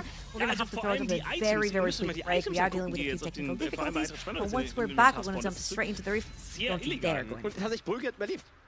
Ja, der ist einfach weg. Jetzt kommt Teleport. Das heißt, die verlieren ja nicht mal was. Das ist schon stark. Also, ich bin mir nicht ganz sicher, ich kann nicht wirklich beschreiben, welches Team hier gerade diese Schlammschlacht startet, weil sind beide Teams wirklich... Man hat sich darauf geeinigt, man geht einfach rein. Das ist ein Schlammbad. So, deswegen, aber es gibt einen klaren Gewinner. Und zum aktuellen Zeitpunkt ist das eigentlich spannend. Das Einzige, wo sich Rossmann so ein bisschen dran klammern kann, sind die 2 Drachen. Aber mit Deckpunkt, die du hast und den AD-Carries, den du hast, du wirst am nächsten Drachen vermutlich 2 Drachen haben. Absolut. Wir hatten ja auch über die Warcrafts unterhalten. Der Snowball-Faktor, gerade jetzt mit diesem 3000er Gold-Lead über die gefeedete Tristane und auch Brülke ist gut dabei. Lilith ist überall. Er hat sogar Liandry's First gebaut. Also er geht hier wirklich auch auf AP, will ich einfach mal so sagen. Das habe ich auch noch nie gesehen. Aber ich liebe alles daran tatsächlich. So, und jetzt hat man hier einen fetten Siege Snowball über 6 Void Grubs. Top Lane fällt der First Hit, das heißt noch die Feats of Strength werden jetzt in der Tasche stecken von Eintracht Spandau.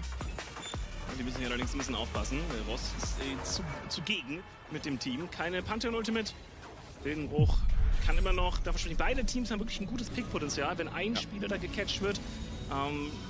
bist du sehr schnell in der Unterzahl. Spannend wird es halt, wenn 5 gegen 5 Teamkämpfer aufeinandertreffen, weil du dann den einen Pick nicht mehr so gut machen kannst. Dann denkt Nautilus, er hat einen Pick, aber durch den Hook zieht er sich selbst ran und ist dadurch selbst der Pick. Weißt du, das ist ganz verrückt, was hier noch passieren kann.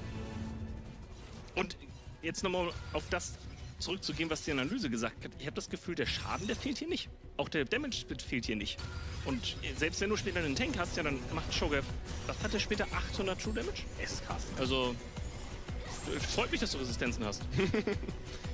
Also ich finde es wirklich spannend, aber ich glaube, das ist genau auch die Idee dahinter, weil du hast natürlich mit diesem AP-Joker, von dem du vorhin gesprochen hast, einen gewissen AP-Damage ja so oder so schon, aber schwierig, wir haben jetzt gerade schon auf das Trading-Volumen auf der Toplane gesehen so, und dadurch, dass jetzt auch schon das Leandrys-Wert ist bei Lilith, der ja die ganze Zeit auch schon reinpokt, immer wieder auch in den wichtigen Situationen mit dabei ist, wird das Damage-wise, glaube ich, vom Split überhaupt gar kein Thema sein. Selbst Joker mit Sejuani hat ja ein leichtes AP-Burst-Potential, wenn er die Ult hittet, davor vielleicht mit der die passive stackt und dann ist ja quasi ein kleiner Assessment.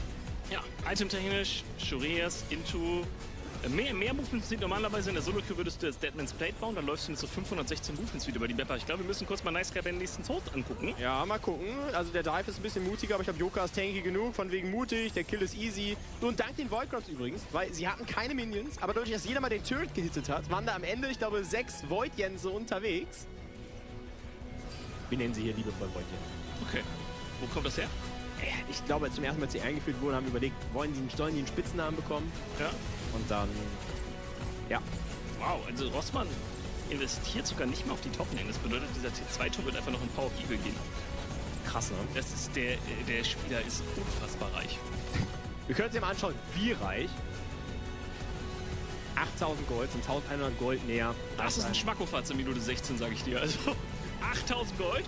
Da kannst du einiges von kaufen. Witzig ist nur, dass Kanin halt auch nicht arm ist. Kanin ist der zweitreichste Spieler in der Partie. Ja. Er hat trotzdem 1100 Gold weniger als Power of Evil. Ja.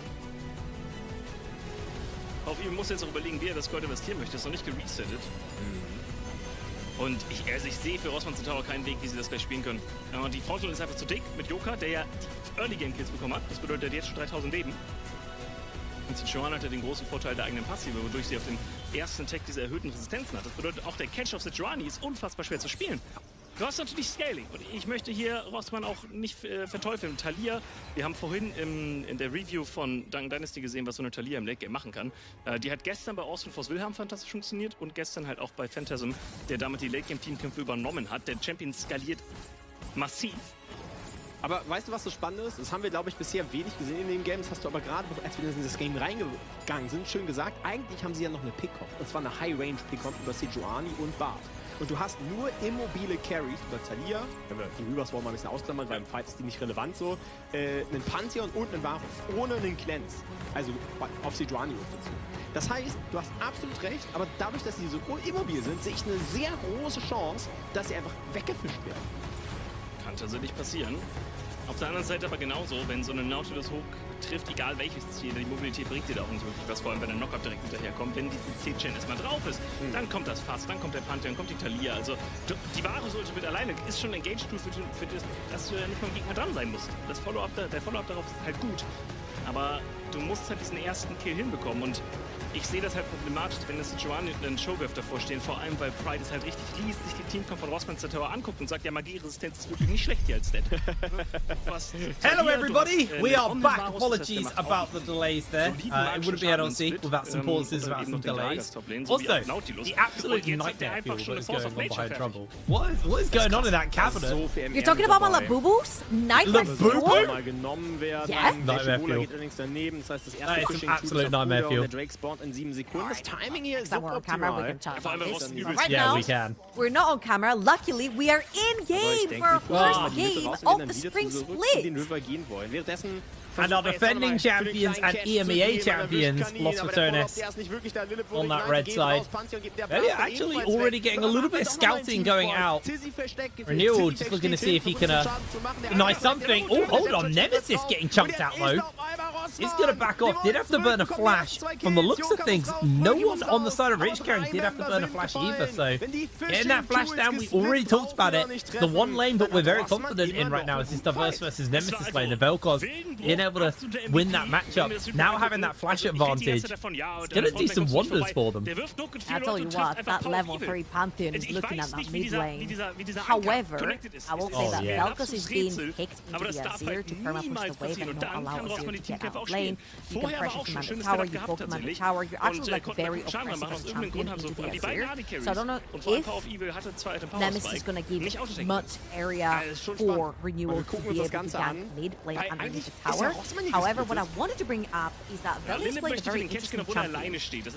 Natinak right now, who is the new Ruddy jungler, is third overall in junglers and fourth overall in the US in the ladder, playing Mundo jungle, having about a 72% win rate in about 170 games, which is absolutely freaking nuts. The champion is pretty broken, the clear is fine, and you can also pretty much set up ganks by slowing and throwing your briefcase in this particular skin for the Mundo, but primarily you're just creating yet another wall in front of your back.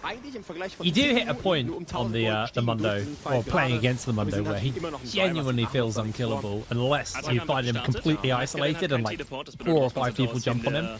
That kind of CC immunity from the passive, health regen he'll get from the ultimate. It can be a miserable experience playing versus him. And like we said, Rich Gang have a lot of poke. It's not that consistent damage to kind of whittle and chip away at that Mundo. So it's going to make life harder. And looking at Riven's summoner spell choices here, not summoner spell, root choices here.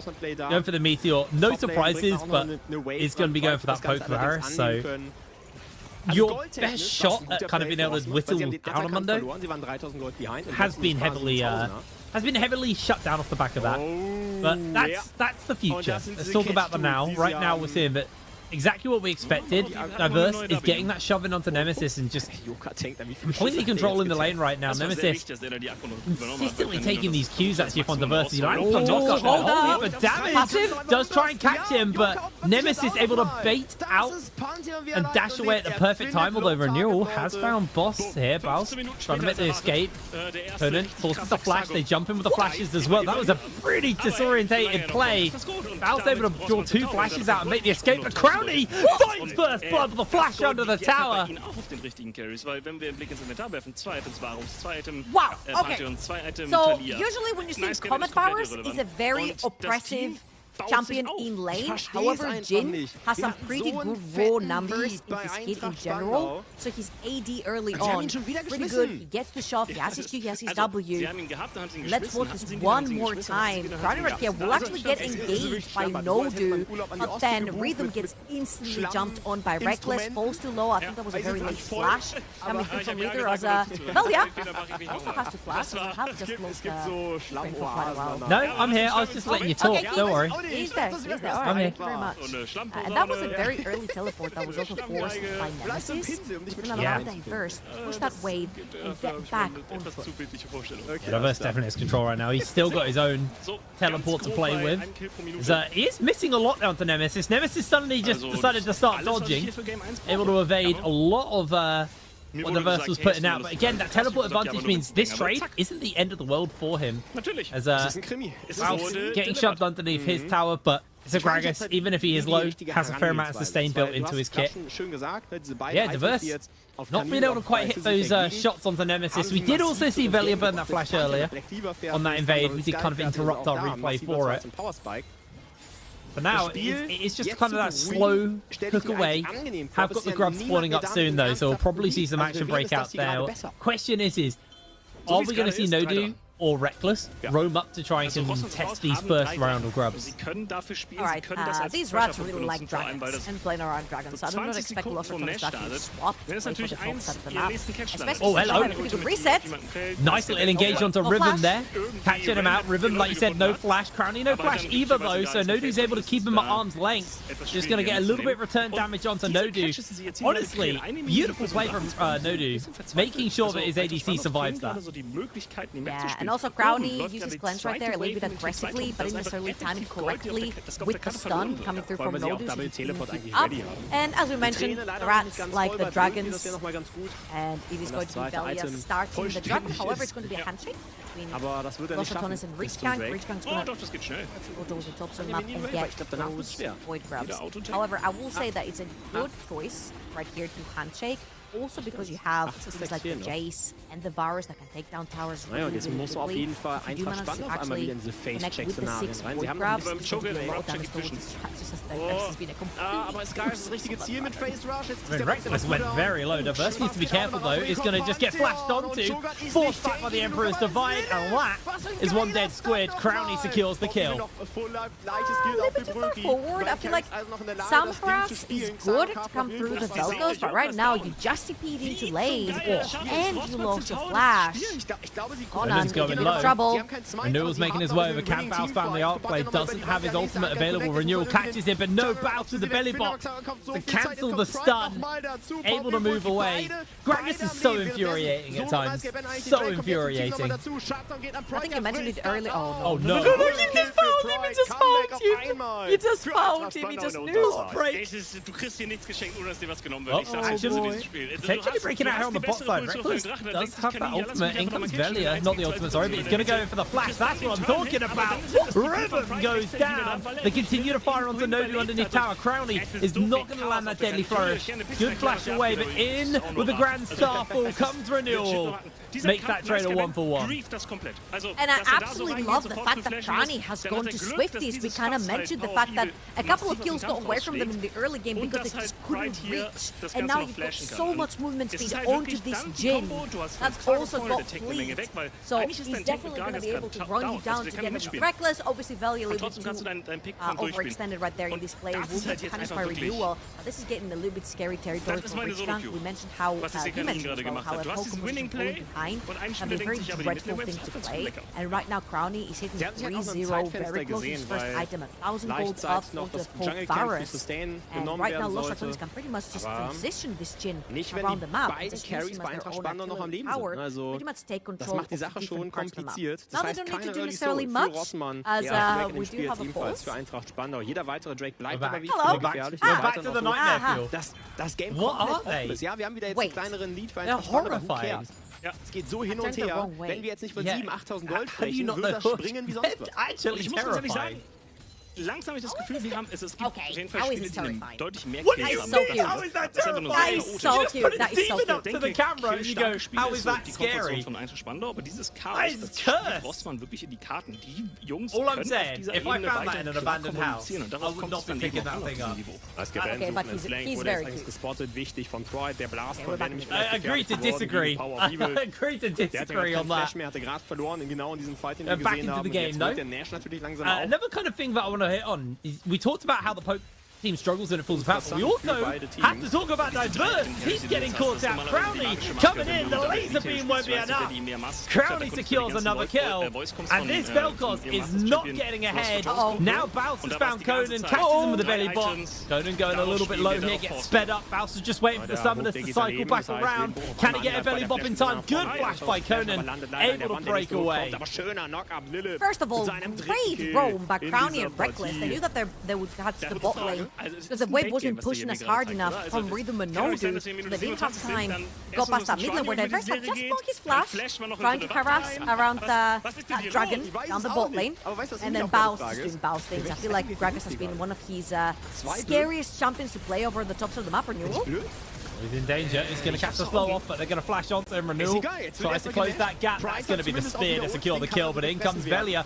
Full HP. Ultimate ready to fire. They got the flash as well. Conan going low. There's the flash wall from Velia. They're able to secure the kill. Ultimate ticking away. And that Mondo is going to be so hard to kill.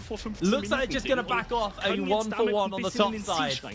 Und ich glaube, da wird es dann spannend, weil mit diesem Rapture und der Bart Ultimate Renewal has been picking up all the kills pretty much from the side of Reachgang. However, I'm getting a little bit worried right here because the Pantheon is like that one component on the side of Reachgang that is going to pull off the later we go into the game. Yeah. Looking over to the other side, Velia has played some nutty Pantheon before.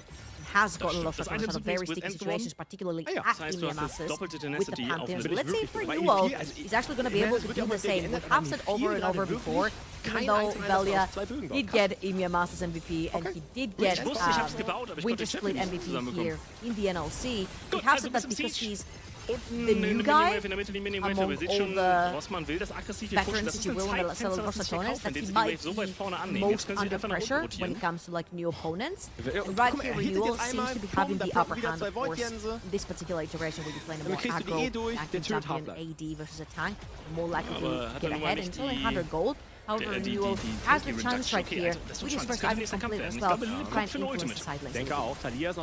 The biggest problem I have with this Pantheon is he's doing a fantastic job now, but eventually this champion just nosedives in power, and that's the point where Velia is going to be a complete menace on this Mundo, so they have to gain something off these kills that they're getting, and so far that is a plate topside, a plate mid lane. They haven't really been able to get too much off the back of it, and you're already worried about falling behind with a jungler who kind of just stops being a champion almost later down the line. It's going to be a major problem. And Diverse was our window into this game. We talked about how this matchup could be the matchup which you would look to punch through the Los Ratones defense, but unfortunately, he is 0-2. He is struggling right now. Grand Starfall coming in onto Baus. Baus just trying to go for the old escape, and they just give it up. He might even get a proxy off, although Rhythm's in the area. If I was Rhythm, I'd be very scary. You can't walk into him. There's no way. There's no way you walk into him. Don't check the Gragas, man. Don't check the Gragas. Like, Baus just buys so much time. Like, they're going to lose a tower. They're going to lose a dragon. Renewal is able to get 6 grubs. Good. 4 oder 2 gegen 5 spielen. Das hätte ich vorher beim 3 gegen 5 such a waste of time, but Baus leaves. Baus leaves, and I feel like for Rhythm, he's allowed to waste the time right there because he cannot walk bot. He can't walk mid because his mid lane is there. He can't walk bot because he knows he's under a lot of pressure to get dived right now, and he can't walk top. His top lane was just resetting. However, Baus... There's a bit on the Baus, he gets the interrupt, in comes Nemesis, so he might be able to turn this one around. Flash comes out from Diverse. No Flash. No Flash comes out, and he's able to break away. But ultimately, this is what we talked about a lot last split with Baus. He's so hard to deal with, as Crownium instantly cleanses the chains. The amount of time that Baus just bought so many plates, so much pressure over the Los Ratones, and the gold lead, almost 2k now for the bot side. Rhythm maybe finding himself getting dove under. Teleports are coming in, and Los Ratones is just going to walk away. Velia, no flash, but ultimate available. I don't think that Rich Gang are going to be able to kill him here. They are bringing Renewal in. Velia doesn't have that passive. He's going to have to pop the ultimate here, but now he comes to fight. Knockup comes in from Reckless, and that's going to be a shutdown given over to Crowley. He is 5-0. Rhythm will be taking shot after shot coming in. And that was absolutely flawless from Los Ratones. Don't lose a member. Reckless finds the next one, and Rhythm goes down. A double kill for Nemesis. A 4-0 fight to Los Ratones. Aber sie fischen viel, sie forcen Rich Gang are dispatched off with clinical precision, and Baus is trying to do his own Baus thing, just going on the top side. No flash for either. No, he does have ultimate, but he's going to use it. No way. Conan can't close the gap. That Gragas is no way. Insane. Baus is out. Los Ratones on a 4,000 gold lead at this point in the game. That Jin is invincible. Nash also completed onto Nemesis Azir. He's gonna take that bot lane tower as well. That kinda hurts. And they can die there as well. Baus is still around. Just did the whole circle, I guess. One camp is gonna be taken away. However, Los Ratones being so far ahead in the game, they can call the shot. They're jumping onto Crowny.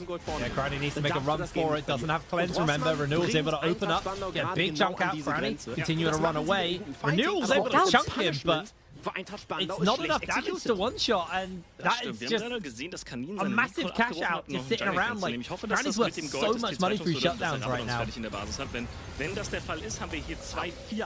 Couldn't actually get a summoner or anything out of Crowny right now. Reckless gonna be found in that bush on the side. Right here, Los Ratones should be playing for the next Dragon to come. It's going to be a Cloud Soul on the ring. Los Ratones, they already have 2 secured as Lost die Connor. Stärke von dieser Taliyah. Gonna take Ja, da that macht top man ja auch lane so tower. gerne Connor eigentlich right now nochmal is so the only Double one who can Support go oder through. sowas, ne? Ob es His jetzt ein pocket, he Eiwand does ist, have aber that zumindest eclipse irgendwas, onto the was Jace as nochmal well. auch This is Raum again a generiert für full diese beiden poke Carries. position coming out Und from das ist Rich Gang gerade as nicht der Rhythm. Fall. Have him on his Weil sides, he's Lilith on the auch sehr ramp, offensiv not the agieren muss. ramp. Selber He has to irgendwie flash Carry away geworden though. ist. Velia continues to put the pressure in, and this will be a kill onto Nodu. Are they going to find the shot onto the Jin? No, apparently not. Velia is going to secure the kill. They tried to get the kill over, but unfortunately not going to be enough. Baus is opening up onto Diverse. Diverse throws the laser beam down. No ultimate available to Baus, but he goes down. Diverse is able to kill him. Now there's a fight continuing in the mid side. Velia popping the ultimate renewal on that runaway as Crowley's coming in with the collector, with the rapid fire, giving the kill over to Velia. Teleport as well as in jumps Conan, trying to deal with Crowley. Crowley has to play the flash. Reckless, can he find that knock up in time? Cash out, cash out. Crowley is going to get the kill over. Goes straight over to the Conan. Able to secure his kills. Chain's coming off the Nemesis. Nemesis has get the ult back. The Emperor's Divide able to get that one. Velia continues to fire on the Conan. They did get the shutdown, but they lost so much more for it. At this point, Lost Adonis is just slapping them with their dollar. They're literally playing catch-up right here from Ritzgang, and that was a pretty imaginative, I want to say, TB coming through from Connor, but once you're deep with that Jace, you don't necessarily get out. They do, however, get the bounty onto Crowley, and let's watch this one more time. That was the continuation of a play where you walk onto the ramp, when you're behind, you're gonna get caught. Renewal dead, Rhythm was dead as well, then first gets caught by Velia down the bottom of the map, and it's a little bit disastrous. By that time, Connor had TP in, trying to get that shot onto Crowley, which did net him 900 gold. But once Nemesis arrives with his own TP, so we're back in action. Nemesis outside of that laser beam. They already get one. There's the knock up into the Deadly Flourish though. Nodu under fire from Crowley, but Crowley's going low. That's not going to matter though because the damage is coming in. Renewal doesn't find the hit onto Crowley. Nemesis bags the double. And 4 members of Rich Gang go down once again. This is Dragon number 3. Rich Gang struggling now. Yeah, and I feel like this is not necessarily how a poker position is supposed to be played. With a poker position, you want to take control of lanes, push out your waves, take control of the neutral objective, and then when your opponents are trying to funnel through choke points to check out these reverse slots, you're literally there just poking them down to death. And right here, Rich Gang just went head deep into the jungle of Velia right there. They do manage to kill him, right? They had Renewal and Nodu around, and everyone piled on top, throwing every ult in there. But once Lost Adonis came about, Avengers assembled, and unfortunately, eigentlich würde man denken, dass die alte Spandau-Composition besseres Front-to-Back spielen kann. They're just too far ahead at this point. It's feeling very, very hard. 7,000 gold over to the side of Lost Adonis. Feet of strength in their pocket. They're one off soul as well. Crowd soul, you know, not always the most impactful, but Mundo with crowd soul, genuinely terrifying. Really, really scary to deal with. Byron honestly looks like a very doable thing for them, although Bounce is finding himself in a bit of danger. It's going to send Conan packing, able to dodge away on a whole heap of the CC, somehow making a break for it. Bounce should be able to get underneath the tower. Renewal even ults in. That's, oh, it's not Baron, it's Herald. We're 18 minutes into the game. But Herald over the side of Lost Adonis. You're going to wait about 4 more minutes for Baron to make his appearance in the game, but this is going to be Reef Herald, and I feel like Lost Adonis, if you look on the minimap, the second Baus spotted a second member down that bot lane. Lost Adonis were already moving up to go for that Reef Herald. They're going to take that outer tier 2 top lane tower, and they will catch themselves a squid in the process as well. Take him down. That makes it instantly a 4 versus 5, and Baus has spotted that 2 more members are down there for Rich Gang. This could be yet another bop on the tower. Velas gets to take that one mid. Really smart actually there from Velia. Is he going to be able to drive it somewhere else? He might be going bot lane. He's going bot lane. Can they get the damage off? Ja, also wir He's trying to make the escape. Ne, bei Eintracht Spandau. Und man begibt sich einfach so weit aggressiv in Richtung Ross und respektiert It doesn't matter. Passes what the wave in, and they could just collapse their whole team down if they want. Yeah, if you use it as a taxi instead, now the whole quadrant is taken away by Lost Adonis, and this is going to be just as critical as ever. They do have the items decked up completely as well for Nemesis, double items onto Jin, onto Crowley's Jin as well. Baus gonna take the back right here. 1 Rift Herald, 1 gank down bot lane for Baus. Posted 1 Rift Herald to Rich Gang, and their entire outer tower defense. That is brutal. That is absolutely brutal. Lost Adonis as efficient as ever with their gameplay. And I feel like these bases may be the final bases of the game here.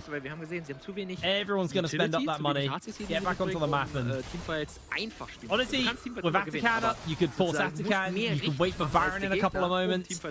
You could even potentially siege, because again, you're against the Poke teams. Poke team's behind. They're 10,000 gold behind. The Poke is not there. Jace idealistically needs to have 3 items. Varus sitting on just a single item where the Jin is closing on a third. Like, you are so behind right now. Your Poke is just not gonna land. Velia is 2.5 items on this Mundo. He's got so much HP to cut through. I don't know if they're gonna be able to do it. I feel though it's just a little bit difficult because there's a lot of wave clear due to the nature of like the Varus and the Vel'Koz. They've got like inherently a lot of good spells to clear out waves. So I feel like Lost Runners here specifically because it's for Ash's Atakan. I think it's for Ash's Atakan at least. That's what I saw on the map. It might have been a flowers map. Okay, so it's Rune's Atakan then. Hey, it looked red on the minimap, so I was like, hey, that's perfect, because you can just take that and just throw yourself under the tower, take the tower up in the base, and then you can transition that to a Baron. However, still, that Atakan is really strong, puts you up ahead. You see in XP as well, 2 level difference between the mid lane, 2 between the AD carries, 2 and Baus under attack. But once again. And they're going to immediately catch him with the belly box, then him packing Renewals, trying to find the damage in. Baus is getting the Protobelt out, but here comes Reckless, knock up onto 3. Baus is in danger, but in comes Nemesis to try and save the day. They're going to slide in, secure the kill. Shuffle comes back in onto 2, but Crowley's making his way over. The Lifebolt disintegration rate does nothing. The Zhonya's from Nemesis buys some time. He flashes over the wall, into Diverse's pocket, but Nemesis finally falls. Diverse catches in on the shutdown. Velia dealing with the tower, getting a kill onto Ribbon. Lost Returners look to turn it back around. Can they get a little bit more? Teleports coming through. There's the interrupt. There's the kill. Crowley, 8 and 1. Velia finds Diverse, caught up with a knockup, but he is going to just continue that chase forward. I don't think Diverse is going to be able to survive this one, although he is dodging the briefcases very efficiently, and Velia is actually starting to go a little bit low. In comes Crowley. Diverse with a fancy feet, flashing away. Crowley secures his 9th. 10th, actually. That's going to be sold. That was really fun to watch, actually. The Mundo versus the Vel'Koz. It's like, who has the fancier feet? Who can dodge more skills to get away? Because once you dodge the kill from Mundo, there's not really much else that he has to stick on you. However, this whole iteration of back and forth and skirmishes, he's going to net Bridge Gang, a few more grey screens, and Lost Returners are going to secure themselves these souls. It's going to be Cloud Soul. Not that they were fast enough to begin with, but now they're going to be faster on the map as well. And the Baron is going to be spawning in about 2 minutes and something time as well. Lost Returners, I feel like they're definitely going to be playing for around that Baron. It does help their siege for quite a bit as well, especially if you don't necessarily have like really great tools on your AD carry side of things to push down towers. You do have Nemesis with the Azir, who's a great tower taker. However, I feel like, again, due to the nature of the Vel'Koz and the Varus being able to push out waves, you definitely need that extra help from that Baron buff to take down the inhibitor towers. Yeah, absolutely. Having a look at the items, Infinity Edge now finished up onto Crowley. 2 items onto Nemesis. He's closing in on that Sonya's though, which was very impactful in the previous fight. Baron coming up soon though. I think that's where our attention is going to get turned as soon as that one spawns up. Because like you said, the wave clear is there. Bridge Gang are able to deal with it on the Crowley's damage onto Diverse. Absolutely abysmal. So much health was lost. No dude going to tank those shots, and he should be able to heal back up before the next wave crashes, though, so honestly, not much gain there for Lost Returners, although they are just going to collapse multiple members onto that top side. Baus just dealing with the bottom side, and the base will now finally be cracked open there from Lost Returners. 1 million to Baron, but so much HP. If they keep catching auto attacks like this from Crowley, I don't think there's much they can do. 2 towers are going to go down. 3rd tower from an inhibitor defense is gonna go down, and only the inhibitor standing Baus, pressuring bot, Nemesis pressuring top. I think Bridge Gang are a bit dizzy, they don't know where to defend. Well, they were looking for Crowley, but he's able to put the distance out there with those Swifties. Now they're looking for the lockdown onto Renewal. Renewal losing half its HP, jumps into Crowley, immediate cleanse comes out, and Velia secures the kill. Reckless in the meanwhile, just being a menace on the backline. 4 members caught in his CC. Lifebolt disintegration rate, interrupted by Baus, and this should just be the ace. Bridge Gang go down. A triple kill over to Crowny. An absolutely flawless fight. Nobody falls. All of the inhibitors fall. Tower will be next up on the menu. Baus holds his life because he needs to jump onto the fountain, take a slurp, and that is it. 24 minutes on the clock. Lost Ratonis, close it out cleanly. Wow. EMEA Masters champions, NLC Winter champions are not here to play. That was a very quick game. I feel like, again, when it comes to Lost Ratonis, every time we talk about them, we're like, they're just so good at playing around their own macro, using Baus, and that's exactly what they did here as well. However, I will say it over and over again, it's not just their ability to play around Baus when he chooses to int on the side lane, it's their ability to straight up strangle their opponents in lane. Like, Reckless and Crowny in this particular game were just invincible down bot lane. They were so clean down in that bot lane. Really just a superb performance from them. It's the only words I can really throw for that. Anyway, we're going to pass it over to the desk to break that game number 1 down to Archer. Das ist ihr ganz eigener Spielstil. Ist das wirklich so, Scarface? In Teams, wo man sich gut persönlich versteht, ist man immer automatisch besser? Nee, nicht unbedingt. Okay. Das kann auch es kommt auf den Coaching-Stuff an. Yeah. Do we need outcome at this point? I'm gonna buy a new thing. This is not, it's the microphone. I'm gonna hit it. I'm gonna hit it. I think I should. You can summarize that game very easily. Lost Ratonis did not come to play, they came to dominate, and they did exactly that, right? I think Rich Gang, despite showing signs of life, and I like that they were a bit proactive, not just falling flat, it's Lost Ratonis, guys. I mean, die halt stark aussehen. Yeah, you just kind of gekommen. I was, before the game started, I said that so many of us wanted to see teams that will start not playing around Baus. Unfortunately for us, it was exactly the opposite from Reach Gang in this game. So much attention towards Baus throughout the whole game, especially more towards late part of the games when it felt like a little bit of desperation moves, just trying to get at least something happening on the map. But just leave Baus alone, please. For any other team that is going to play Lost Ratonis next, just let him do his things, ignore him, please. Maybe something will work out. It's the Baus's law. The Baus's law. He's gonna take it regardless. And even on the late game, when we're trying to do all those things like to take him down, it was okay. Let's start with the first replay. Oh, guess what? This epitomizes what not to do when you're behind against Lost Ratonis. Because the move always from any team we've seen is go for Baus. No. While these guys are dancing around Baus, you managed to survive here. I want to take your attention to the minimap. They're taking a Rift Herald, and after that, he's able to survive, and they take a tower with the Rift Herald. I mean, please just stop going after Baus, guys. It will not work, please. But before we continue, I have to say, Rich Gang were looking good at the beginning of the game. They had countless moments where they almost got the first blood. But that's the Vin Diesel quote of if it's a 1 meter or a 100 meter, doesn't matter. As long as you win, you win. And they got the first blood regardless. But there's some signs of life, at least in my opinion, for Rich Gang, which I think is going to be different versus a different team. I think this, for a different team, they would surely get the first blood. They would surely get some leads. They got the grubs as well. There's some sign of life. I want to celebrate that. For the other side though, they're still clean. I think Crowny and Reckless' performance on the bot lane was just disgustingly beautiful. Yeah, I won't actually disagree with you a little bit. It's not just that they're still clean, they have improved a lot. In previously already, we have celebrated a lot the synergy between Crowny and Reckless on the bot lane, both during the laning phase and later on in the team fight.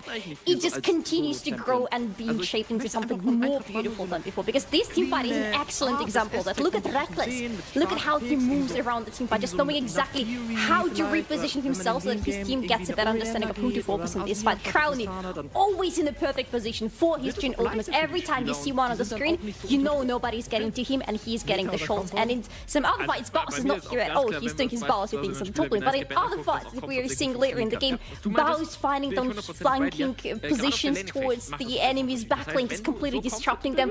This team has already been good, but they have improved so much.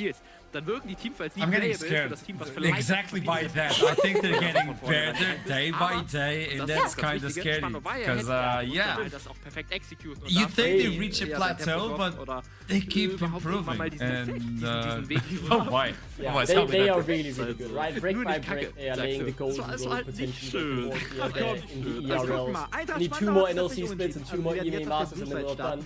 What no other team have managed to do in League of Legends esports and win everything they could in that Metagaming wird. They, Wir werden darauf achten jetzt they are great. I mean, they are all just so well aligned. They know exactly what to do. They're not really pushing it too far anymore, which at the beginning was a bit of a problem, right? They got a bit too caught in the hype. Alf was a bit too overeager in how many ways he could take. You don't see these mistakes anymore. What I thought, the highlight we just saw as well. The target selection was on point. They made sure not to go too far, but they were there to back each other up when someone went in. It was phenomenal. You couldn't lay a finger on it and criticize them.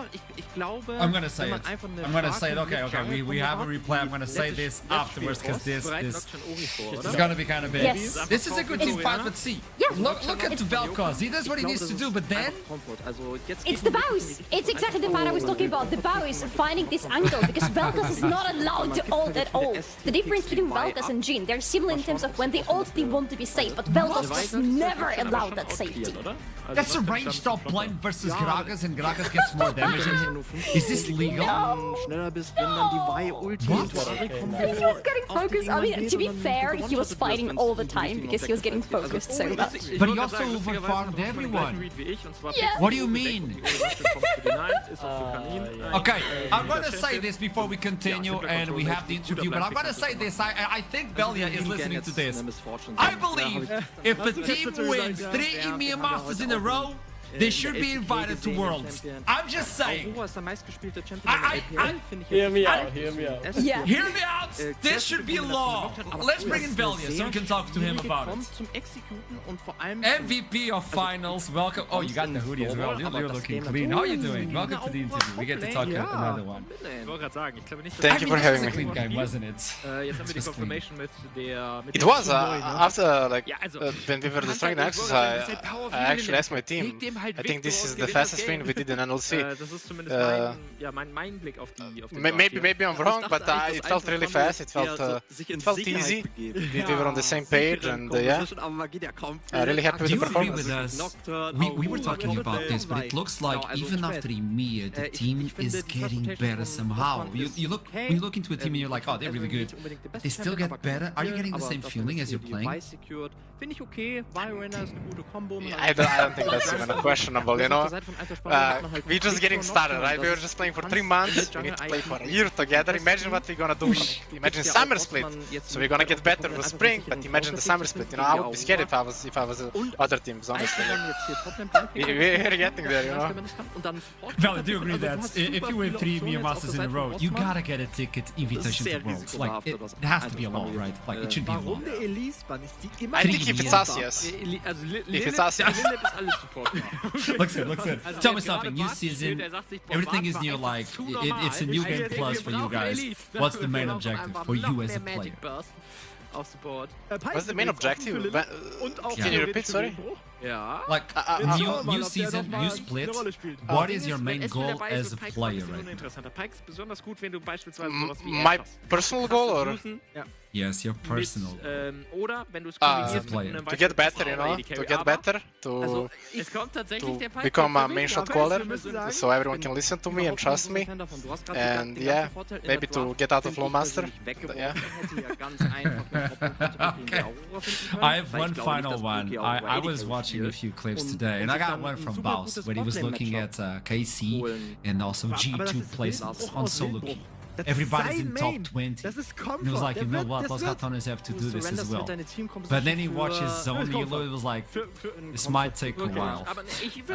Do you think it should be an objective for the team to also be like really high in solo queue? Because that's really hard, isn't it? Well, I think it would be really nice, because, well, I was personally just high elo for the past 4 years, and I was like either teamless or in not the best teams. And now when I'm just 500 LP on 3 accounts, I think I'm just performing the best, and I'm just peaking when it comes to like game knowledge and my skills.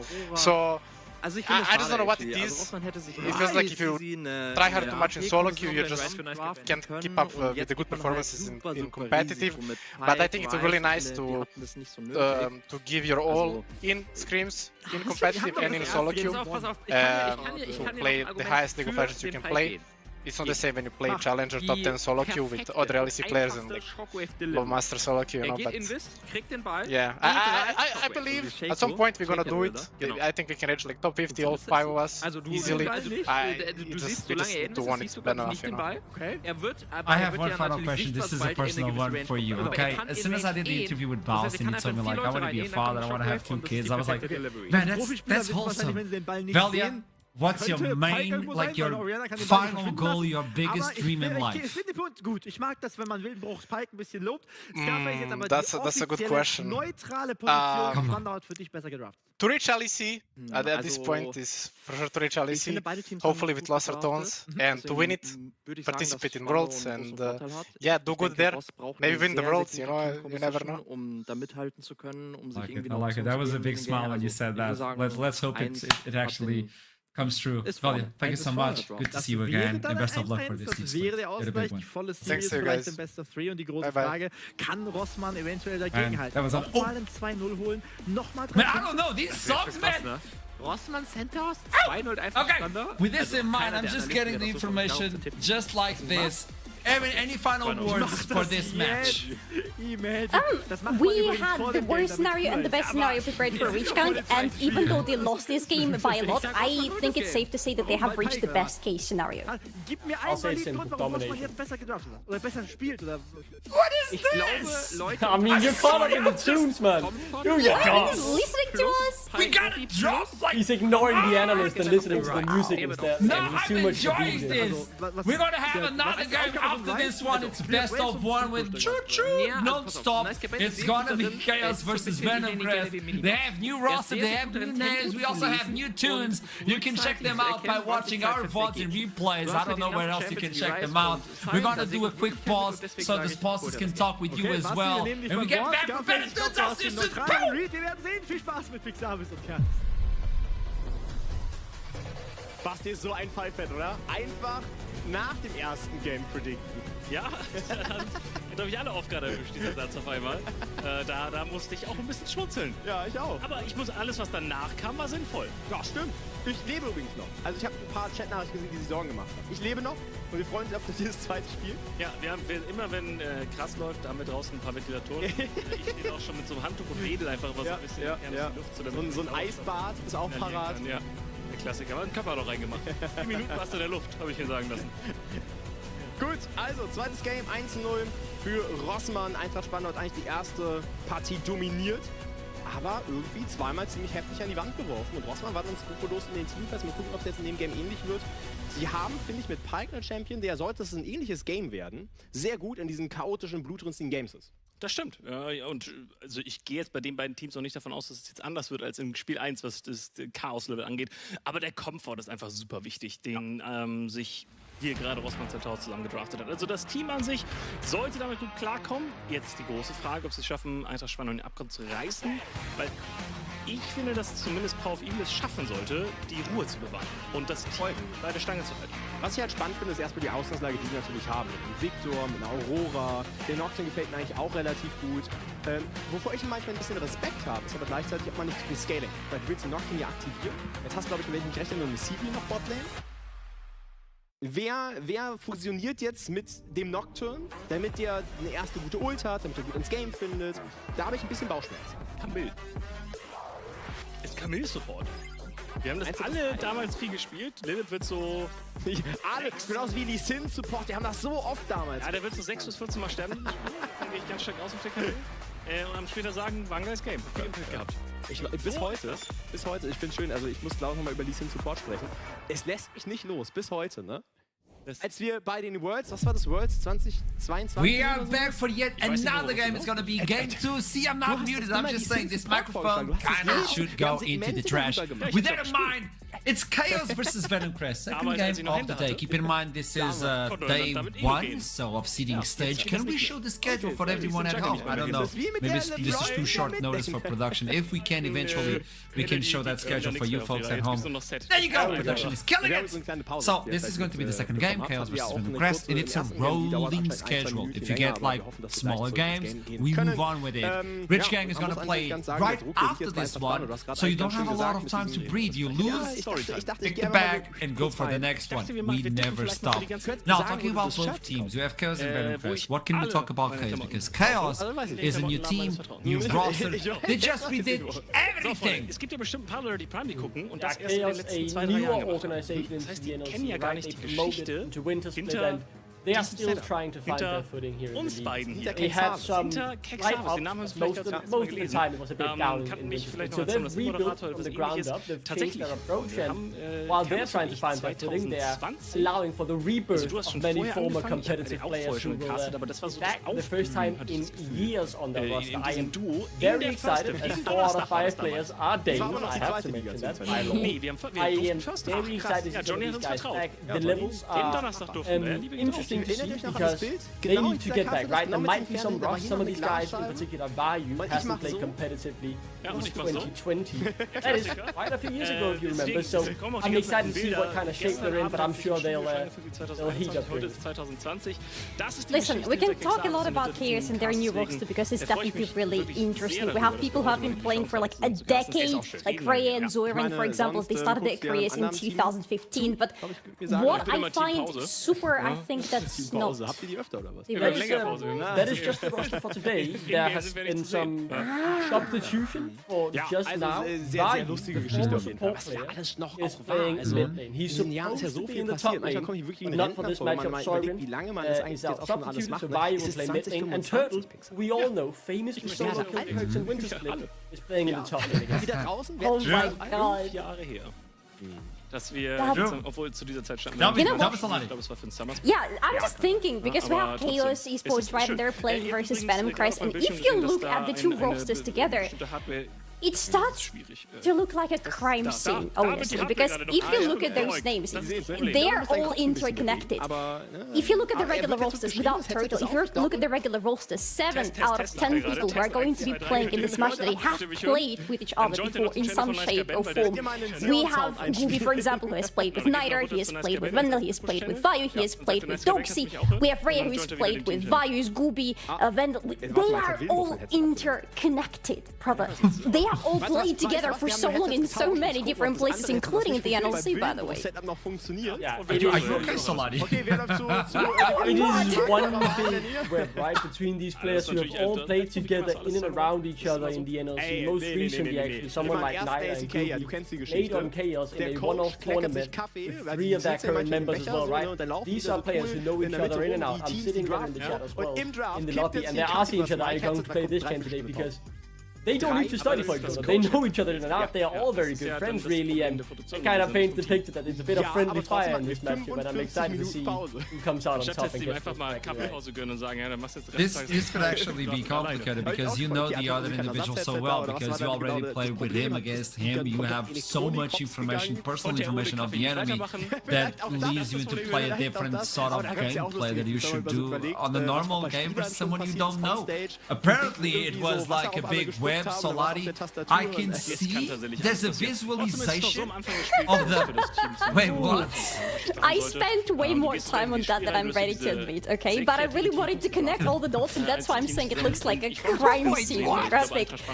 Look at that! 7 out of 10 people have played with each other, and that goes on and on. Yeah, it's Detective Solarian's job, right? All of these things have interacted with each other at different times. Some of them have played together on versions, some have played together on different teams, on different things, and one of the things that really interests me with this Venom Crest roster is not the fact that it's 5 games, it's the fact that ADC rolls up to the jungle. Very different role that I'm excited to see what he does. Of all graphics we had today, this was the best, by the way. I'm just letting you know. Tell me something. Gooby is such an interesting case here, because we already have a little bit of changes in Chaos, but most of them are coming from the substitutes for today. Gooby has role swapped for good. He has been playing AD carry for so long, and his champion pool for AD carry is a very, very big one. But now he's going to be playing a completely different role, and that's why my attention personally, I think yours should be on Gooby as well, because how well is he going to feel into this role? The champion roster, the champion pool is not going to be a problem for him, most likely. He plays a lot of different things. How is he going to feel with these rotations? How is he going to feel on the map? That's going to be a big question mark for Venomcrest and Gooby personally. And then Nafiri keeps getting kicked out. As well, okay, GP. So these are being targeted right now. Gwen is really strong. We talked about it previously. That's gonna hit the ban as well. The final one before we start seeing those picks from Chaos. Talking about that, we were talking about this team. High expectations, they had that idea on the previous split of, hey, let's just go in, try to kill as many as we can. They couldn't get it. And now with this team, we should do something different. But Venomcrest is one to look out as well. Yeah, I think in my opinion, they should even test as a top 4, maybe even qualifying to land. These are 5 very strong players with 5 very high scores. I know their level is all good. It is simply the fact can Gooby adapt to that position as the AD carry. Aber ja, also beide Jungler müssen vielleicht nochmal auf die Jungle zu sprechen kommen, trafen gerade in andere Richtungen. I'm surprised the Teemo ban isn't against Venomcrest, aber Xargos geht jetzt erst in die Midlane. But the choke at safe first pick with a lot of versatility in terms of where you want to Flash und Power of Evil sein. This timeline is weird, I know, Salari, it's a different timeline. Yeah, I'm processing the Teemo information. I'm just so happy that it's banned, okay? But what will Venomcrest go for? Because have we talked about the fact that we have Kobe, the ex-LEC player, on Venomcrest playing in this very game? The timeline is absolutely insane, but he's going to be the one playing Ashe in this one, starting off with her. Braum is still available if you want to go for those, those good combos that you just know that work on the bot lane. I am so excited to see Covenant in this game. I'm actually losing my mind right now. Wir reden jetzt von 30 plus. Nochmal diesen extra Schaden mehr dazu hast.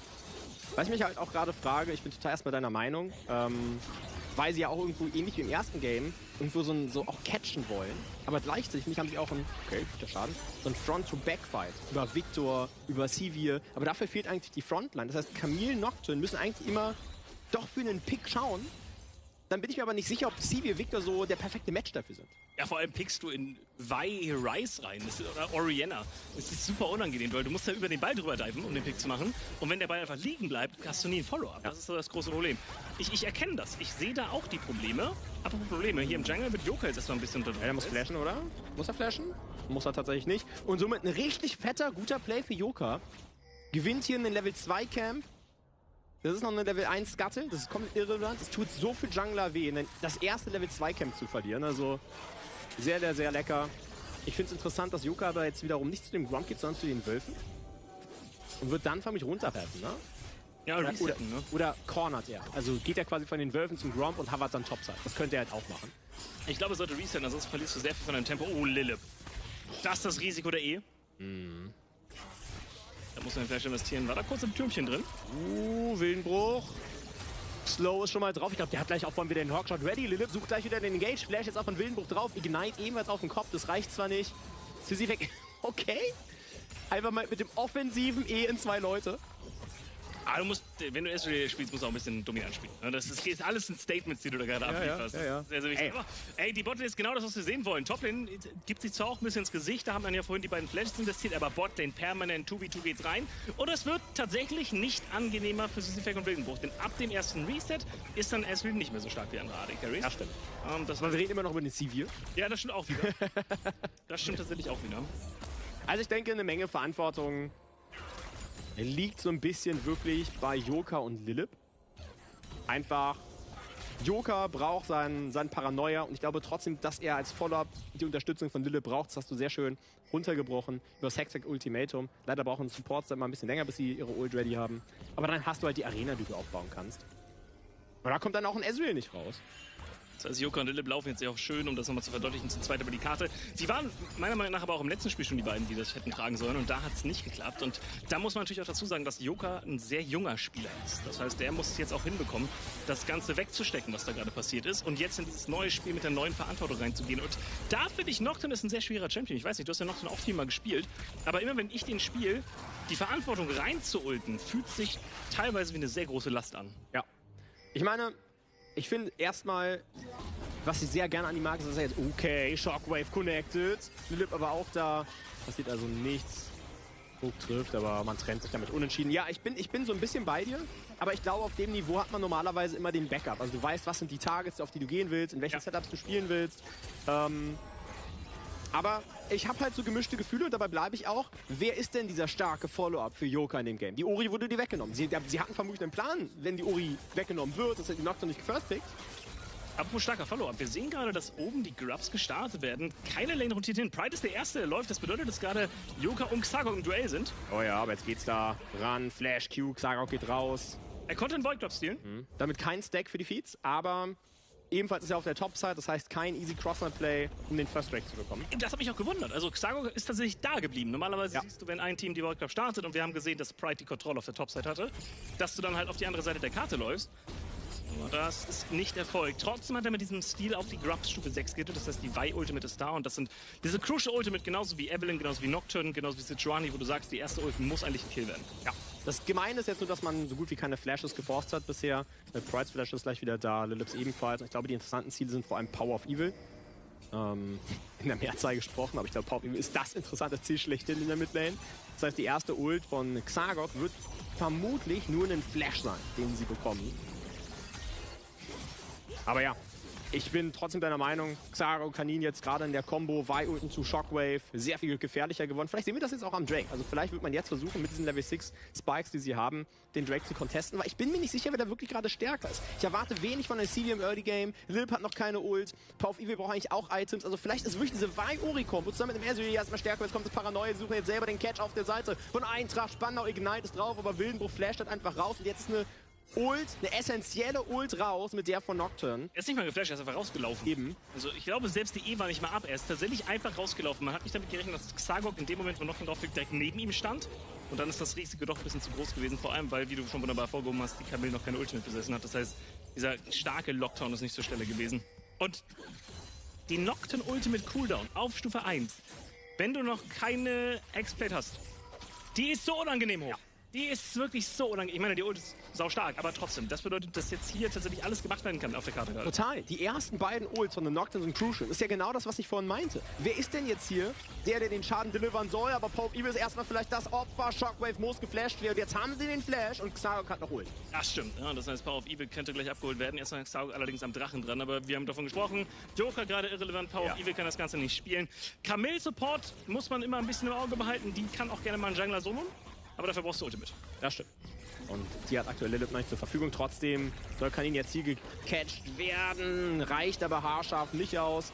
Kann man den Drake noch contesten? Xagok muss raus. Der Drake noch auf 2000 Leben. Joker wird jetzt vielleicht versuchen, den zu übernehmen. Hat allerdings keinen Smite. Es ist schon wieder ein Stampf nach Kernos. Ja, aber es ist diesmal ohne Kills. Also es ist spannend. Wir sehen Fights, aber es ist noch keiner umgefallen. Niemand, man gönnt sich gar nichts. Das ist wie bei meinem Krass. Ich fall auch nicht um. Noch nicht. Aber jedes Mal habe ich ein bisschen Angst. Ja. Also es ist wirklich, man gönnt sich nichts. Du willst keinen Drachen for free geben, du willst keine Grubs abgeben. Alles wird contested. Überall gehst du hin und sagst, ja, eigentlich kann ich das doch fighten, oder nicht? Ja.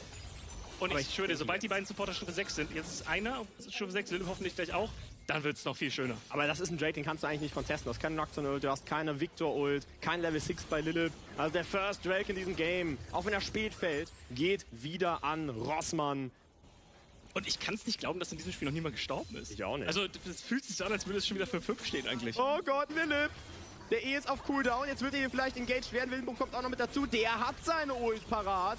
Der Speer, der sitzt. Paranoia wird nochmal gekartet. Jetzt will man noch mal irgendwie helfen. Aber der Flash kommt! Kein Goldshare! Trotzdem das First Blood für Xagok, der jetzt allerdings auf verlorenem Post steht. Pride, Move dazu, kriegt den Kill, verliert aber Topside ein paar Minions.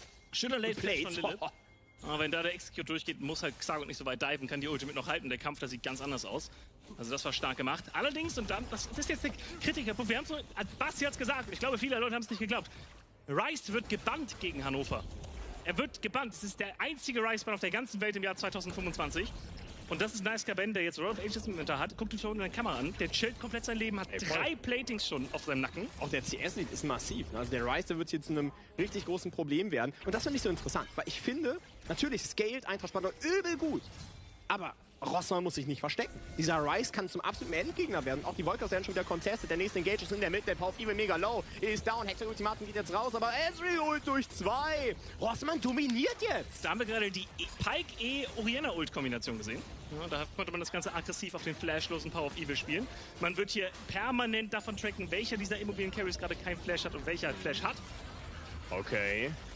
Rice Rotation. Wird allerdings nicht genommen. Pride wird verjagt. Also mir gefällt das richtig gut. Es ist aber, fairerweise für mich, immer noch das erwartbare Bild gewesen. Es gibt für mich keine Antwort, wer im Early Game mit Joker auf Nocturne zusammen ist schon wieder. Das ist die Void Cops, die gehen nicht einfach weg. Ja. Das sind schon wieder 3 Spieler von Eintracht Spannend, die da hingehen wollen. Ja, also wird es zumindest kein Stack werden. Ne? Sie contesten viel. Dennoch 1000 Gold liegt mehr für Rossmann. Nach dem Smite müssen sie eigentlich ins... Joker hat kein Smite!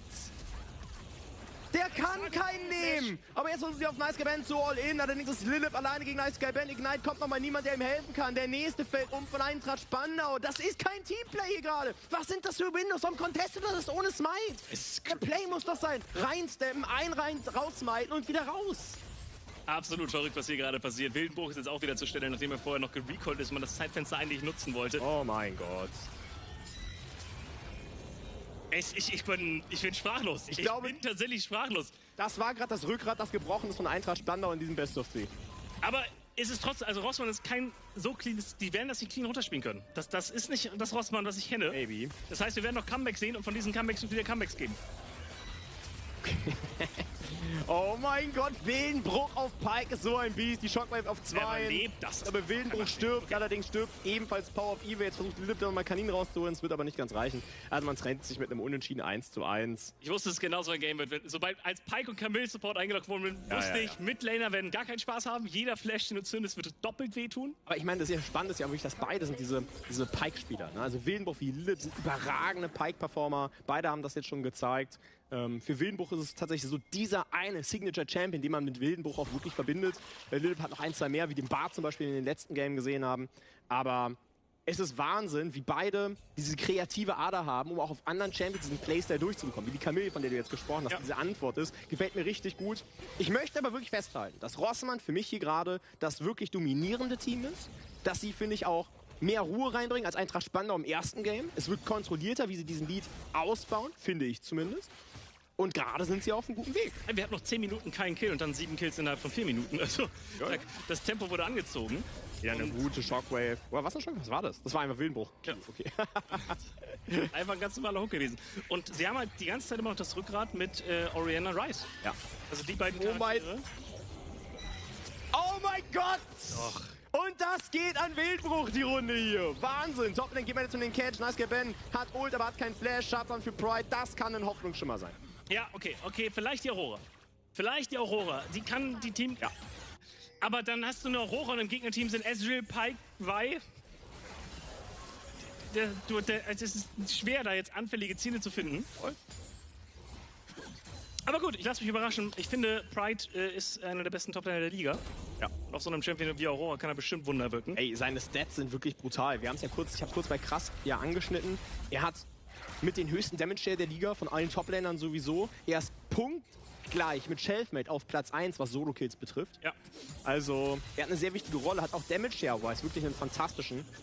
Und jetzt muss Brücke schauen, dass er rauskommt. Schönes Space Shield, Ezreal Ult, die wird gesidesteppt. Man merkt schon, viel kann er auf der CV noch nicht machen. Das wird sich vielleicht irgendwann ändern. Aber das ist vielleicht ein Transfer, über das wir mal sprechen können, Xavis. Ja, sehr gerne. Wie sieht es denn im Late Game aus? Also wir haben darüber gesprochen, okay, Nocturne hat wenig Support im Early Game. Das sehen wir bisher auch in diesen ersten 15,5 Minuten. Aber wird das Game irgendwann besser für Joker? Also beide Teams geben sich gar nichts im Late Game, finde ich. Okay. Ich finde, mit Ezreal, Orianna, Rice und Vi hast du eine solide Lockdown-Kombination, die wahnsinnig gutes Scaling dabei hat und auch Tinky das mitbringt, allein durch den Orianna-Ball. Auf der anderen Seite hast du Victor Sivir. Ja. In Kombination mit einem Nocturne. Also wenn man jetzt rein auf die Stats guckt, glaube ich, dass Victor Sivir die Charaktere sind, die am härtesten in diesem Spiel skalieren sollten. Aber ich finde nicht, dass sie das Team haben, was das besonders fördert. Das heißt, wenn wir hier in die 40., 50. Minute gehen sollten, gewinnt das Team, was besser spielt. Voll. Guter Trade jetzt hier von Pride. Auf einem Item sieht das Ganze schon angenehmer für ihn auf der Aurora aus. Ja, und was spielt man jetzt? Also die 2 ersten Drakes, die gegen Rossmann. Rossmann hat damit auch übrigens die Feeds in diesem Spiel bekommen. Und jetzt müssen wir mal ein Auge drauf haben, was mit diesem Herald passiert. Der dritte Drake, der ist noch 4 Minuten weg. Wäre natürlich auch wieder was, für was Rossmann hier spielen will. Davon können wir, denke ich, ausgehen. Und das Ganze möchtest du weiterhin stacken. In dem Fall ist es eine Ocean Soul, die hier auf der Karte ist. Bedeutet etwas mehr Regeneration, gerade für Siege-Situationen sehr wichtig, wenn du da reingehen möchtest. Allerdings spielt 1 eine All-In-Kombo, das heißt, die Seele ist nicht so effektiv. Boah, Paranoia wird aktiviert, sie wollen jetzt den Catch haben. Sie gehen jetzt auch rauf, geht der 4 durch. Nein, Flash kommt, Wildenbruch läuft davon. Und ich frage mich manchmal, ob nicht jede Ult auf Wildenbruch fast eine Verschwendung ist. Also es klingt jetzt hart, aber die Utility von einem Pyke und auch den Flash zu forcen von einem Pyke ist nicht so viel wert wie von einer Ori, von einer Vi, von einem Ryze, selbst von einem Ezreal. Die Frage ist, wie man das anders verwenden möchte. Ja, bin ich bei dir, aber der Cooldown ist immer noch hoch. Ne, und jetzt ist man nicht ready, Toplane kommt das Cross-Play, First Turret wird es auch fallen in der Toplane. Sehr stark von Pyke da, von Pride da reacted, muss man ganz ehrlich sagen. Yoka Stufe 9. Ja, also es wird komplett...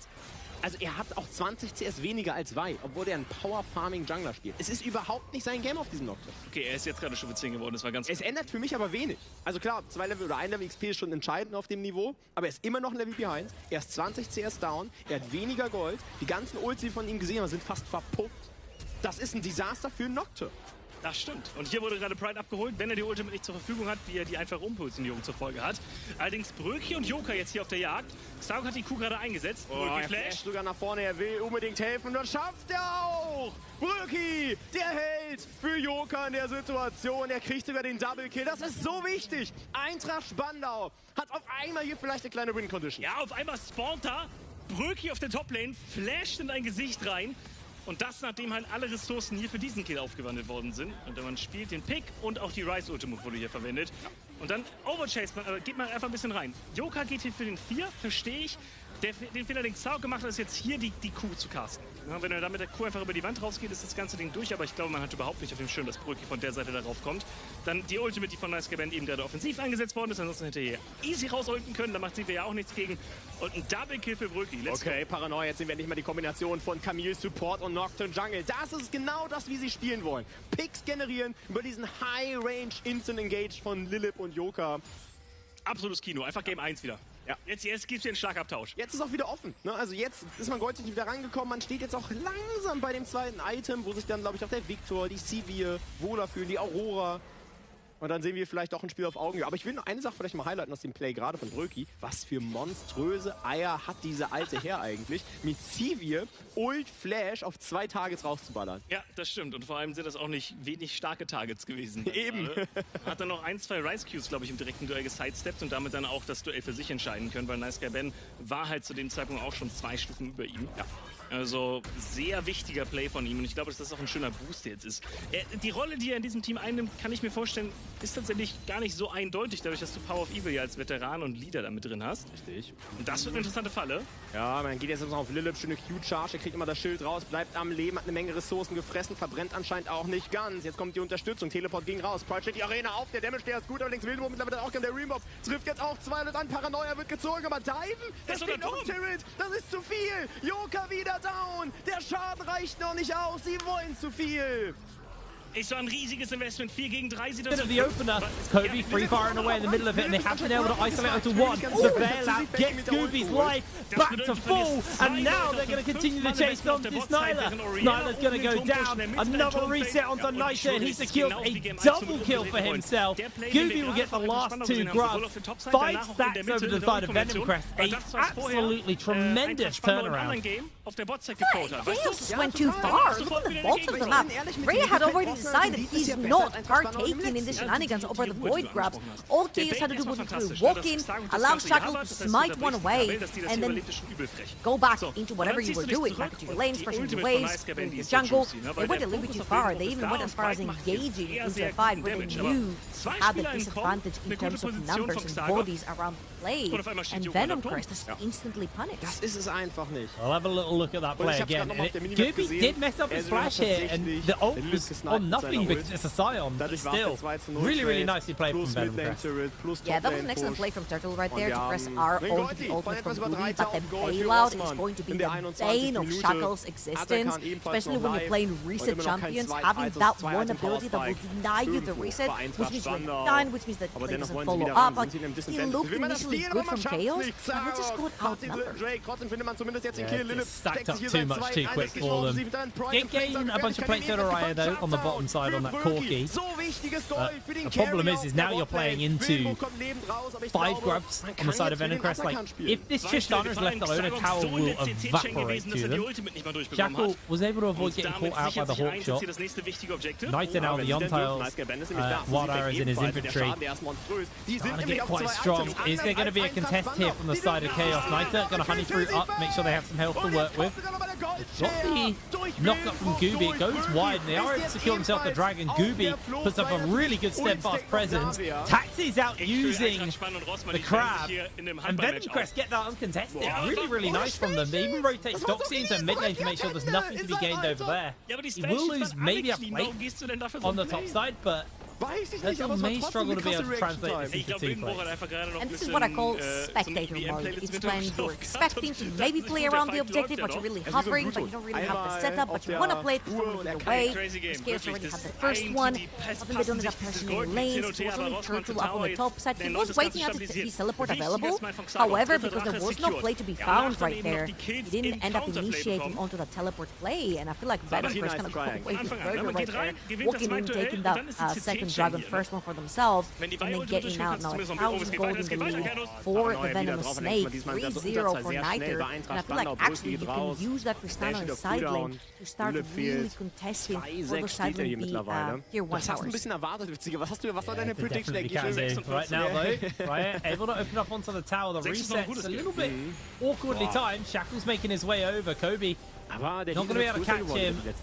They do actually get a bit of damage onto Raya just to force him away with that Valkyrie. And this is the power of this Cho'Gath. So fast on the map with those boots. Moves over, clears bot side, roams into mid lane to make sure play is as safe as possible for his bot side. And then Venomcrest kind of, they're starting to scratch their heads a little bit. Niter can't keep up with the wave clear coming in. I guess they're only real players to, again, try and throw one of those Ash Arrows out and see if they can catch on to Vayu. Here it comes, here it comes! Getting chased down to. Good flash comes out. The play is thwarted.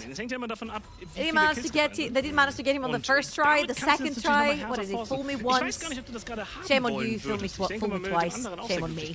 Vayu flashes the second one right there, doesn't get called by Venomcrest. And good catch right there as well. I feel like Kobe has been very active with his ultimates as well. He's been actually pressuring with the ultimates on cooldown on that Ashe. And I feel like this is the essence of this champion. Every single time the ultimate comes up, it's not necessarily a very long cooldown. If you look over to the right on the portrait, you see that pretty much half of it is already backed up. So pressuring whenever specifically there isn't a big neutral objective to take, that's pretty good because you can get a pick and actually get to pressure more towers, grab a little more division into enemy territory, etc. However, right now, 25 seconds allowed for that refill to spawn on the top side of the map, and we have some really big item breakpoints, particularly everyone on Venomcrest, but plus the Solari being completed by Wendell right here, will display a lot of the damage coming through from his Yeah, it's a really nice little pick up there for Wendell. 2 players with the Wild Arrows as well on them. Kobe and Niter on the stack up that. I mean, Niter's had it for a while to be double kill. The biggest problem for him is because of how fast Vayu is, I don't think he's been able to really get that many resets off. He's got a massive gold lead, but hasn't really been able to spend that money because every time he's presented with a window, he can't really find the reset because Vayu's going to get back onto the map so fast. Yeah, this is where it becomes like super annoying. Alright here, Groovy. Found Vayu again. Ashar doesn't quite make the connection. They do get the slow this time, and that should be enough for Niter to secure the kill. In the back, there it is. And actually, maybe first tower over to the side of Venomcrest, but will come at the cost of that Rift Herald. Yeah, they are actually pinging on the bottom of the map. And again, Venomcrest, they're allowing those neutral objectives to go way over to Chaos. However, they're taking a little bit more control of the map. If you look towards the bottom of the map, there are 2 wards that went into the bot lane, the bot side vision. Inside the jungle, the power is very crucial as well. Because if you look at the top side, top right of your screen, sorry, you see the Dragon spawning up really soon. That tower down the bot lane is very precious, because it creates fog of war in favor of Venom Crest. You already have 2 wards inside Chaos' jungle as well, and now Venom Crest can play from ahead, being able to have that vision, walk into the river first, pressure the waves, so that Tiger?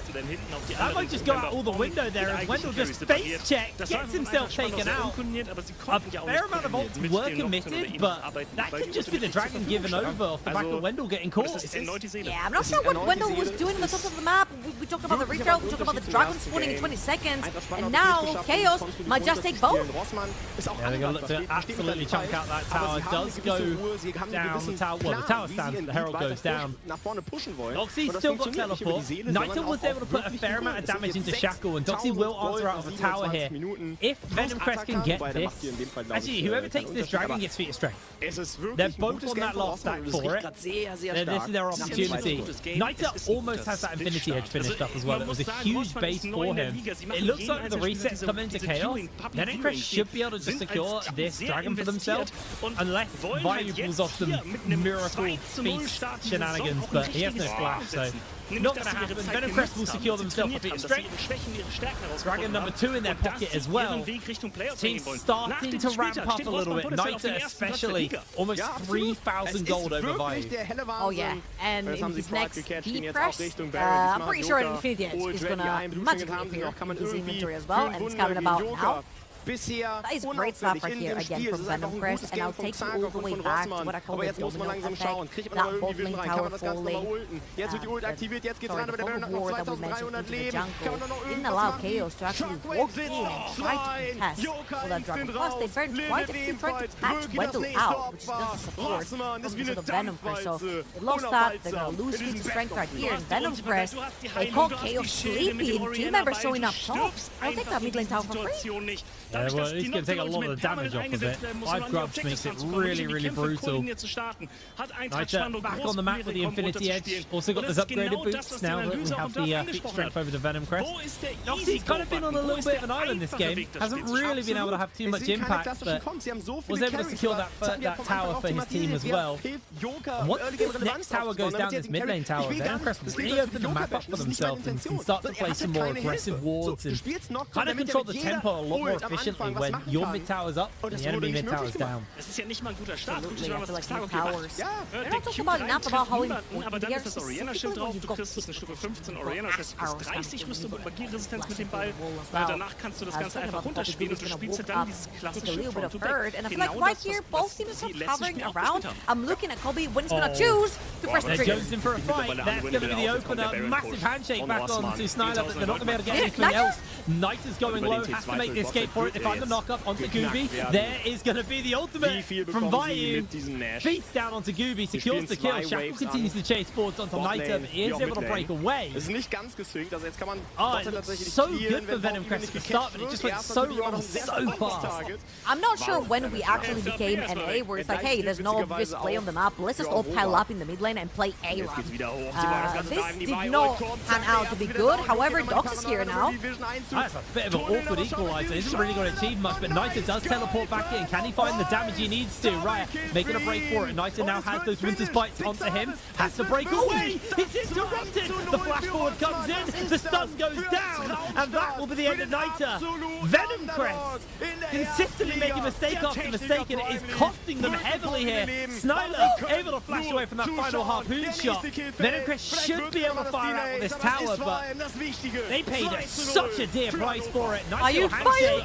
Vayu cooked alive. Gooby interrupts the bot from Turtle. He should be able to interrupt him on the blast cone as well. They get the slows. He is going to find a knock up onto one, but Turtle will go down. Venom Crest able to find something in the return, but a lot of mistakes were made in that series of plays as Kobe does hit it. Good plays.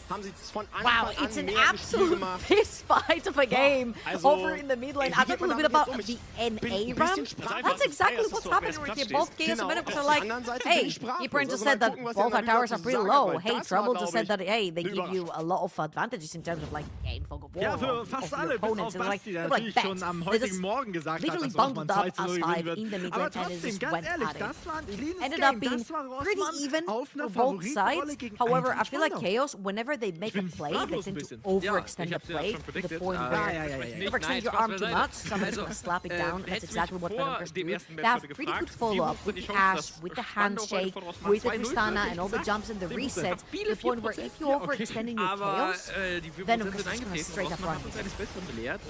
Yeah, they've been consistently trying to do that. Looking for the cheeky handshake. Oh, Rocket from Raya actually able to steal the chickens. Items are starting to stack up a little bit here, but Chaos, they care about the stack. They don't care about the fight. They're just looking to now turn their attention towards Atakan. Has been spotted out though. They're going to have to back off. Kobe just got his ultimate back, and there's actually a world where Venomcrest may be able to find them and go for the kills. Gooby's got the flank. The arrow comes in. It actually makes the connection. They find the knockup. Shackle has to flash away. Vayu goes down. Shackle will survive, but Atakan probably going to be the prize. And now, if you look very quickly on your minimaps, Shackle is super low HP. That's 35 seconds from the Cho'Gath. No teleport to get back onto the map, which means that Venomcrest have the timer to actually pressure out their lanes and set up for the next dragon in 10 seconds. That would be so point if they manage to secure that one for themselves. But most importantly, I feel like Venomcrest have been playing a lot around the vision that they create through the pockets of vision that they take away from Chaos. And right here, using the advantage, remember the body advantage that they have over Chaos, they're going to sneak away that third dragon for themselves. They're not going to pick up here for Venomcrest. It's getting ever so stronger. Every little play that Chaos seem to make, Venomcrest seem to make two little ones in response. It's slowly amounting to Venomcrest having a bit of a lead. The gold lead itself actually not that substantial, just 2,300 gold up.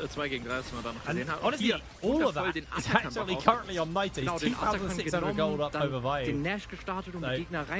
Gold's close, but it feels like control and tempo definitely in favor of Venomcrest. Yeah, because there's this... No, oh, hold on. Oh, Wendell does have the ultimate. Can line it up. Gooby going low. They got that bailout available, and they do get a nice chunk onto Gooby, but ultimately nothing more really going to break out from that one. Shackle does chase forward once again, but it's hard with the volley, constantly, consistently slowing you down. Chaos getting chunked out a little bit here. Kobe has got flash, so he'll be fine. That's exactly what I was talking about. They do not have tools to actually engage. They committed to the bomb super early on before they see R5 from the sort of Venomcrest. And not only do they choose a melee support, but a melee support without engage into a Renata Ash. Now Kobe does have E, he does have R as well, and they're pulling the TP from Doxy. This is going to be another fist fight. It's going to be a big one as well. They have that ultimate available, sending two packing. Wendell doesn't even need to use the hostile takeover. The wraparound from Chaos is coming in. Vision control still there for Venomcrest. They are slowly losing that vision, as that's going to be the equalizer. Cutting onto a couple of members. Knockup doesn't quite hit. They find the knockup. Gooby going a little bit low. Shackle waiting for an opportunity to jump back in. Gooby incredibly low there. Knockup into knockup comes in. Venomcrest find themselves on that trampoline. Raya jumps forward. Another knockup comes in from Turtle, but there hasn't been enough to secure a kill. Nita is just getting beaten up by Baron. And that is going to be the handshake. Turtle goes down. Venomcrest secure themselves for one. Chaos. Can they muscle their way forwards again? Oh, Vayu is going to TP back. Remember the symbiotic souls that he has. Got the TP. Raya got to pressure that mid lane, and HP bars are not the healthiest in the sort of Venomcrest. This could be messy. Nita gets a couple of, gets Vayu sent back. 3-man knockup did come in from Vayu, but ultimately they're not going to be able to transition it, although now they're going to flash forward, finding the lockdown, and Wendell secures the kill. Atakan will be resetting any second now, though. As Venomcrest, they're wasting a lot of time on this one. It honestly looks like Riot's just going to go mid and try and take that tier 2. Man, that is so messy. Again, you see Chaos. They want to fight, but they've got nothing to stick. The second you overextend, Venomcrest again will run you down. That is a ferocious Atakan on the side of Venomcrest. And with Baron up for grabs, this is the best Atakan flavor to have in terms of buffs, because you can actually throw your body in this fight and then get back up on the map after 10-15 seconds and go towards that Baron with that tempo play as well. And Venom Chris have all the tools. Kobe has that ultimate Doxy, same thing. They can actually use that pressure through the lanes, get that vision down, textbook play right here from Venom Chris, and then turn around towards that Baron, bait Chaos to come in. Bisschen schon. Ich habe ein bisschen Angst, Pike einzuloggen, weil ich habe gesehen. Right now, it's just to strip away some of the jungle camps. Maybe still this blue for his team. Pike richtig wegcountern. Shackle stole it. I think Turtle stole it with a Q. Doesn't matter. It's only a blue buff. This is where you want to be saving your smite. This is what you want to be securing. Venom Crest happily starting up onto this Baron. They're able to absolutely whack through it with double ADCs. Snyler making his way forward. There's a good equalizer coming in from Doxy on the flank. Gooby gets the knockback and Snyler still getting burnt down. Now Doxy's the one in danger. He's going to get the bailout thrown onto him, and it's enough to save his life here a little bit more, but he has that revive. Turtle now in his zombie form, trying to put a little bit of additional damage down. Shackle opens up onto Gooby. Vayu gets the silence down, but Gooby continues to press forwards onto Shackle. Now Vayu slowed down by Kobe as he's trying to put a little bit more damage in, but these fights feel very drawn out with not a lot really happening. One kill onto Turtle, a reset onto Doxy. Venom Crest is just back on the map, and they're going to continue to pressure forward. Souls up in 40 seconds. Looks like they want to spend their money though. Yeah, luckily for Chaos, 18 seconds only dead for Turtle, and that's how the teleport back in. Venom Crest wanted to do a fun play onto the Baron. However, at first, Atakan didn't really net them much on the map. Wenn man Rossmann sagt, wenn jemand grüßen haben, dann packen die immer so einen Dragon spawns in 20 seconds, so Chaos should be very happy with the outcome of this fight. Specifically, when it comes to the fights being very drawn out, this is what happens when none of the two teams have necessarily much CC to stick down, to re-chase, to follow up on fights. So I feel like what Chaos is really betting on is Shackle getting a pretty good reset onto the Gooby or Wendell and then following up on that one. However, Chaos first ones in that river, they want to take that soul away from Venom Crest. Venom Crest do have pretty good tools if they want to re-enter the river with Ashy and also Rumble. Remember though, Niter did just blow his flash as he teleported in because Turtle channeled the Q up and had to avoid getting hit by that. So no flash onto Niter. He's just going to get pressure with the wave so far. Gooby sends two packing, isolates the team. Now Shackle's in danger. Equalizer laid down onto Chaos. He's going to chunk out Shackle and Riot. That should just be the Dragon over to the side of Venom Crest. Ocean Soul in their pocket. They don't have the revives anymore from Atakan, but they can still look to pressure onto Baron. The biggest problem that I think Venom Crest have been having is the double tanks in the Cho'Gath and the Scion is really drawing the fights out. It's getting Kobe and Niter a lot of time to kind of ramp up their total damage dealt, but they're not actually getting as many kills as maybe they would like to. Yeah, and the thing is, like, you're used to having like the Kraken Slayer type of builds on Ash, Blade of the Rigging. Oh, they found Kobe! He hasn't got flash. They are going to come in with a shield. They find the knock up onto him. It's going to be a bit of an interrupt though. The bailout is available. Hostile take him a throw down. Kobe's going to get some extra damage off in the meanwhile. Turtle will lose his life for Niter. Vayu going in very low there. Doxy no ultimate available as Gooby just going to make his way forward. They're able to find the one hit. Oh my word! Down goes Niter. A mistake coming out from him, and everybody's going to get caught. The equalizer in response from Doxy is absolutely beautiful. Venom Crest find their turnaround. Doxy secures the double. What a save of a play. Whoa, Niter just absolutely sent it into 4 members of Chaos right there, and Shackle was so close to getting reset after reset.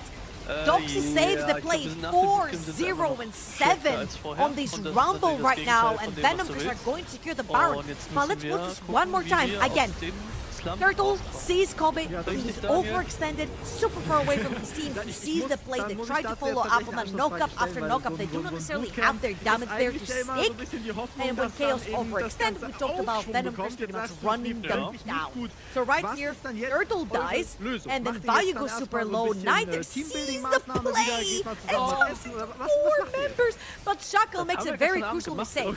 When you pick up an 8 carry soul, you're so damn squishy and ends up going instantly down to the equalizer.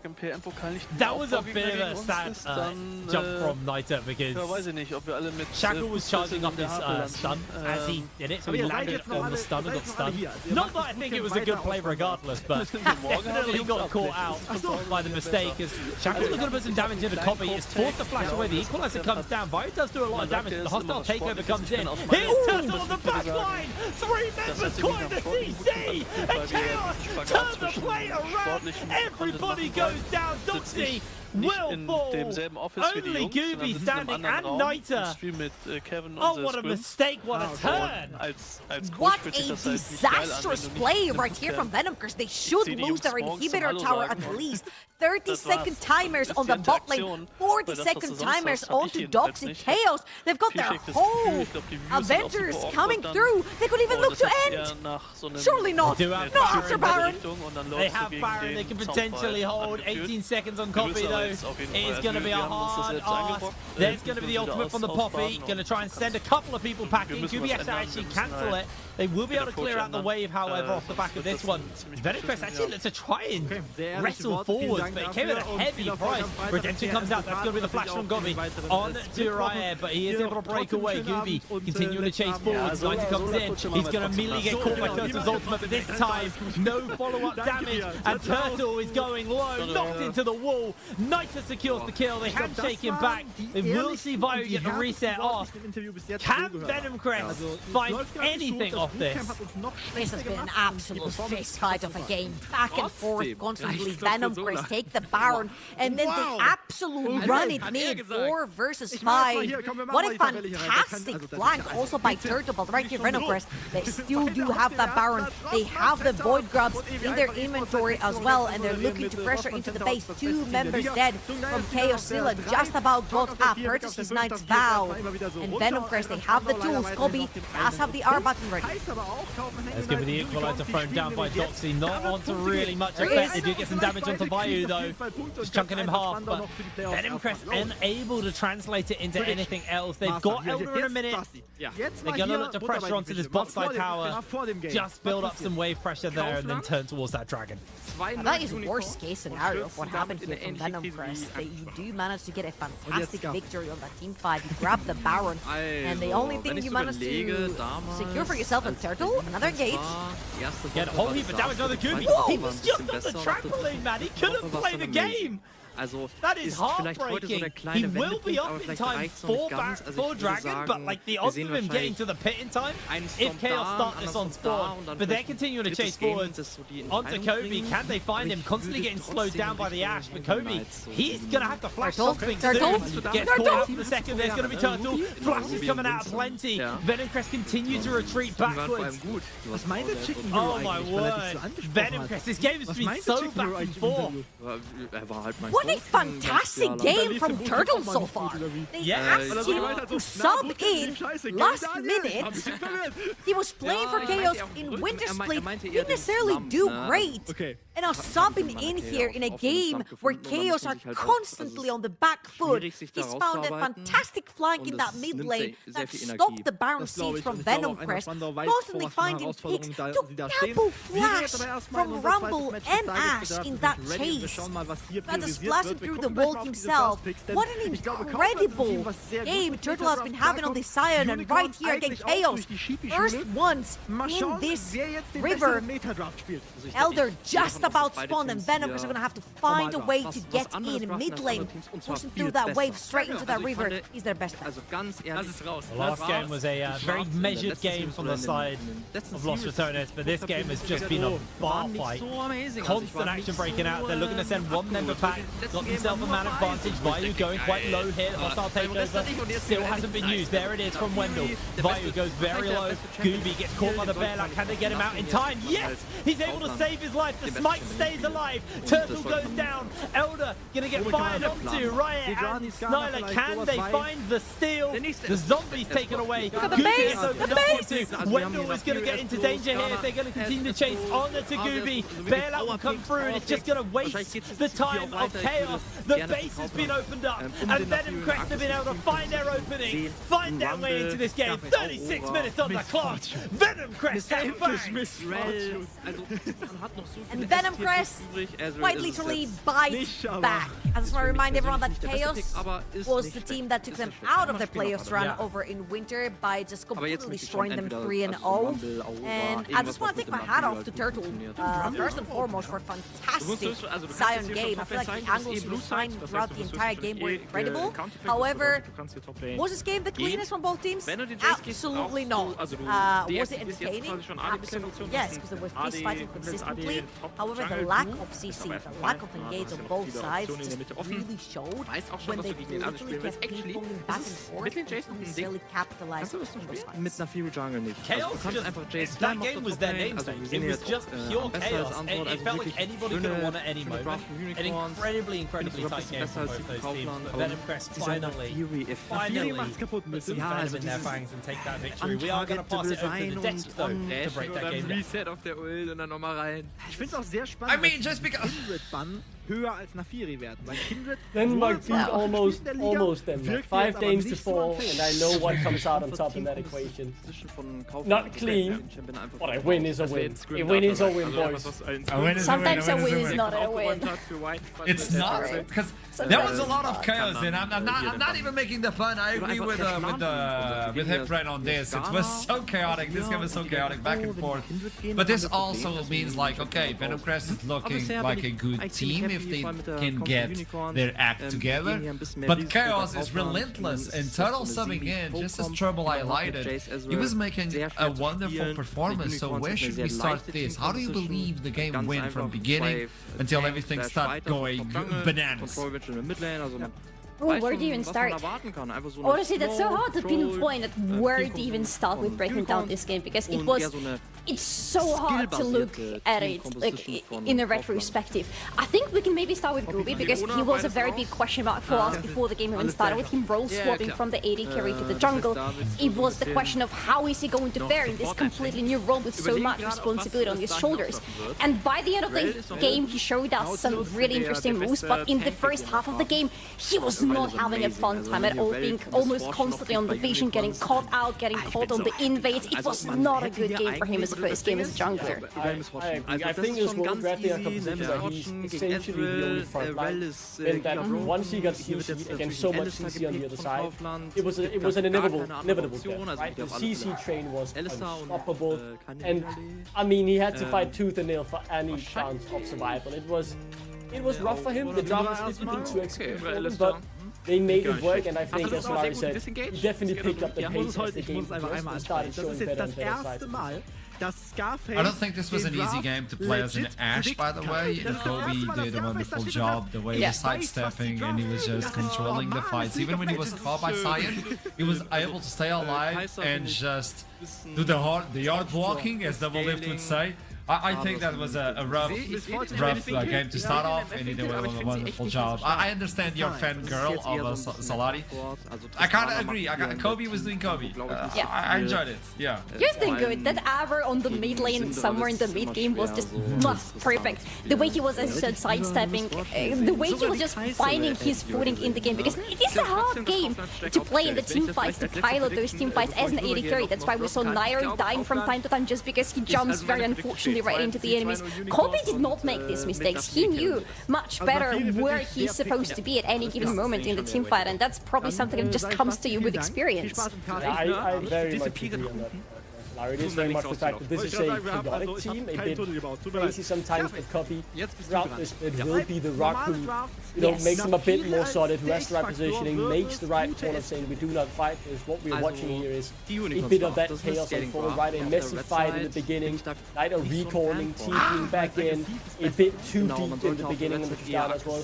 But look at Kobe, able to get Shakal positioning, was carefully, perfectly executed from him, at the very least, throughout what was a very messy mid-game that at one point really swung into the favor of Venom, and then at one moment We have the replay for it as well. 30 minutes into the game. We thought Turtle so einem Champion wie Tristana muss man schon im Early Game. She was insane at that point. Yes. Turtle, honestly, can I just say that this is a completely different Turtle from what we saw from him in the previous split, where he had like not the best games, let's put it this way. But I feel like him solo killing Perks on the top lane just shifted something in his brain, because today's Turtle was a completely different guy.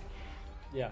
True, I agree 100%. Like, you told us solo boloing Perks might have changed. It was this canon event. I don't know if that's the idea. But at least he presented himself as a valuable player at the beginning of this one. I gotta say, Venom Crest was looking... I think this is the one where Kobe gets caught. Look at this. Sidestepping this is not easy, and then you get caught and you believe it's like a chain of CC. But he somehow is capable of just kiting everything. Was ich sage ist, it's support from Vettel and It's pure kiting, honestly, which is not easy to do because you don't really have a lot of frontline or any frontline to rely on. Yeah, and can we not? That's a bit of a Denmark thing, right? Sometimes you get caught in the hype and jump a bit too far forward. Luckily, you really a little bit too close to the sun. Yeah, he laid a nasty red carpet down. We didn't get to see the side of I was thinking about, sadly, but the goal lead, you can see the swings, especially at that 30-minute mark. There's a big step down. That was when There's almost won the game, but the tower defense was there. Venom Crest, they outscaled it, felt like they might have, needed a lot of time to cut through the HP bars, but in the end, they were successful in doing so and very sneakily ending the game around that overtime. Well, to continue with this show, let's jump into the interview of this first game. They are going to play yet another one today. So let's bring in Kaya. Kaya, welcome to this show. I mean, we need to talk a little bit about what happened, this composition, this team, but before we do that, what happened in the game, boss? Well, we thought that, game one was a bit one-sided, so we just decided to make, the first day of NLC more entertaining. I understand. Okay. No, when you look into this roster, it's looking mean. Obviously, people want things like Nord announcement and stuff like that. This is looking like a clean roster. I know the first presence of the team was not as clean as you wanted, but when you look into this roster, how can you explain this composition to the audience? Yeah. How would you present this?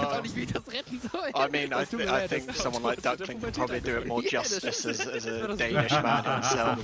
But yeah, it's an honour to work with these players. A lot of veteran experience, a lot of known names in the NLC, and obviously one that's known more wider European based. We're really excited to have this project, and yeah, it's going to be fun to see what we can kind of accomplish with these group of 5.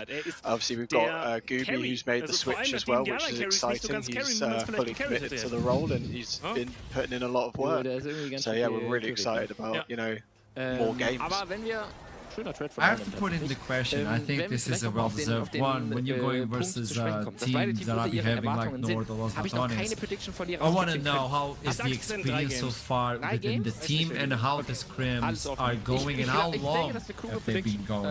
As in order to fight versus those individuals, I think the machine needs to be oiled up and everybody should be on the same page. So how long have these 5 players been together towards this project? Well, I mean, a lot of these players have got a lot of experience playing with each other, so they kind of know how to bounce off of each other, they know kind of what to expect.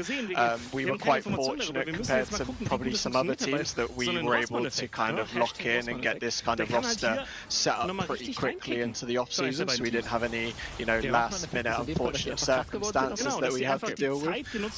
So we've been kind of working a bit off and on with obviously people's kind of work schedules and everything, and it's been really exciting. Obviously, we're looking forward to kind of test ourselves more against, the kind of established echelon of the NLC, which we'll be doing later on tonight. That's the other question. Your second game of tonight, you gotta win. A win is a win, as Duckling provided on the desk with all that outfit. Good.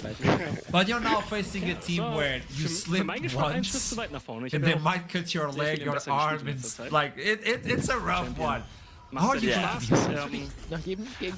I think, I mean, I'm hoping that it will be a little bit more controlled. Maybe it's a bit of kind of rust on the keyboard, maybe a bit of rust on the mouse that we just needed to brush off or anything. Maybe we just needed to get those kind of first official jitters out of the way. Obviously playing a game against obviously not only NLC champions but even Master champions is going to be a really nice way to kind of see where our level is at. But I think it's important to play teams like that because we're going to only learn by, you know, making these sort of mistakes. If we played all of the kind of lower end teams and kind of stopped them, we wouldn't be learning a lot. So we're really looking forward to, you know, testing ourselves, but also getting some kind of learning out of it as well. I love a thing. When I was a player, I think this to me was the most important thing, which is the scrim bubble.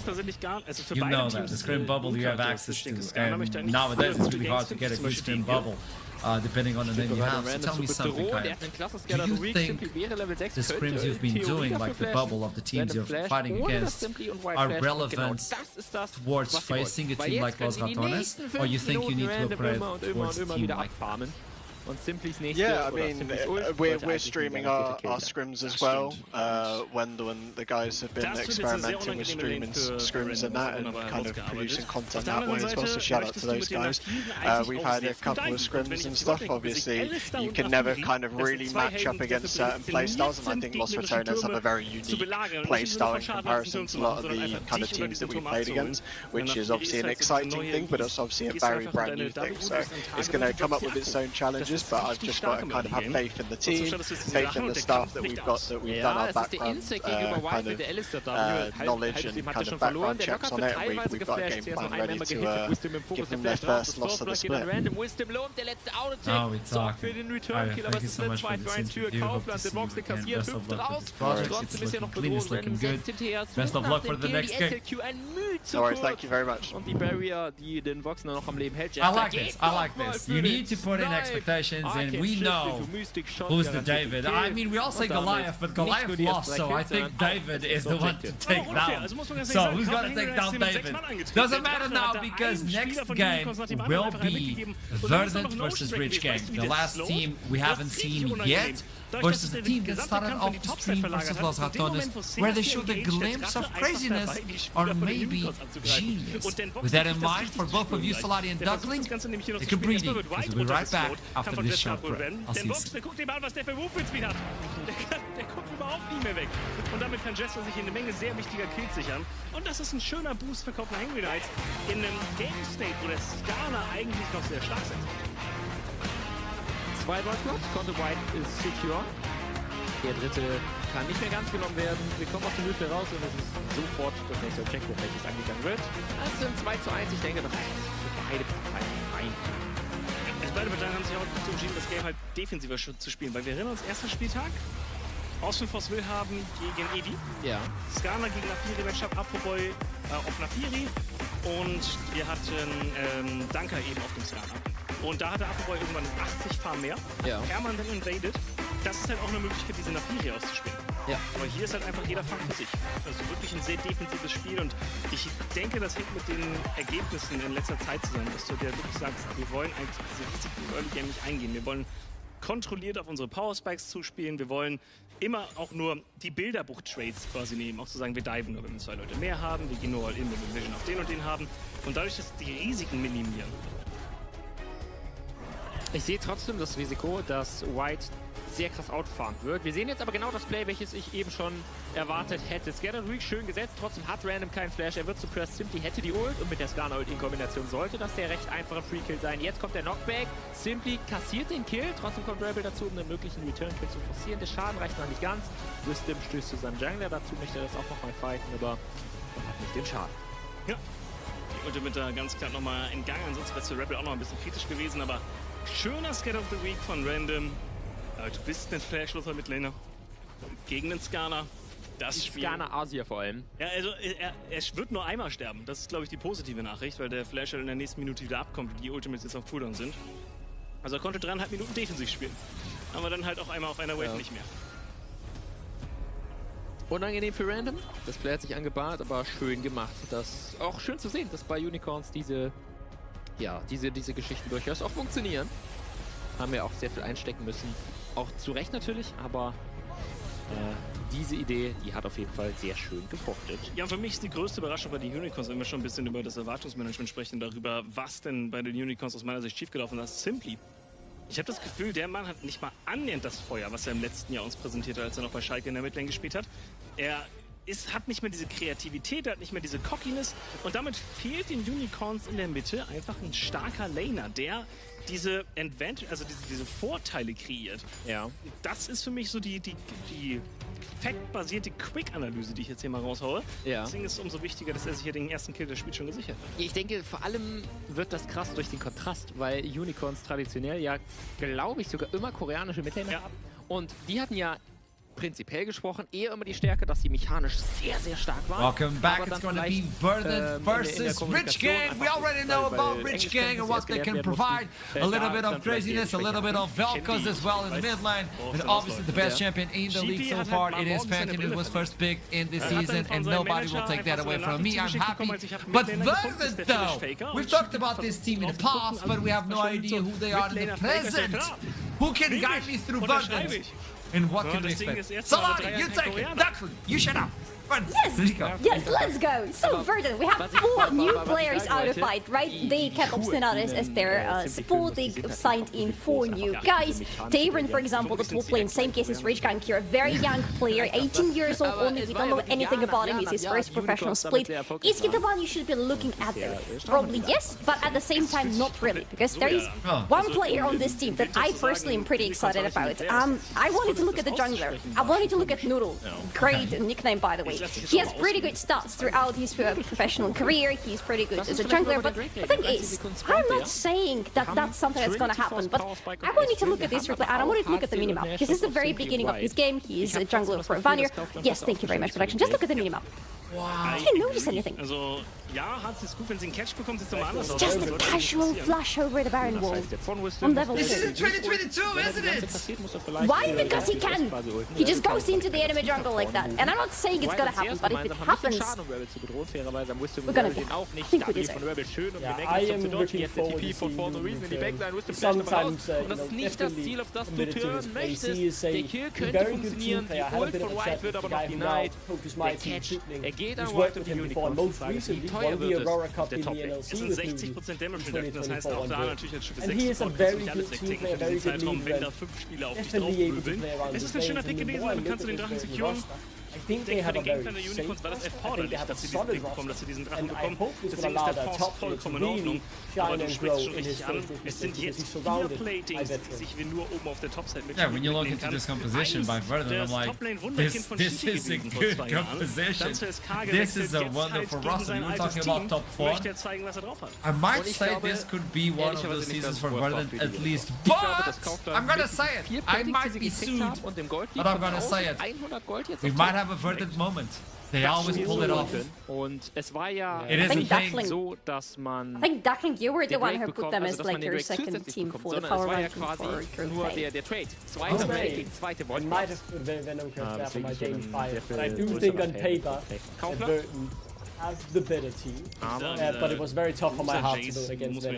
Right, so let's head into the draft game. We're about to see what is going to unfold. We're going to have a rookie off in the top lane, the 16-year-old versus the 18-year-old, both having their first ERO once here. You know, the first player has to go there as well with Darius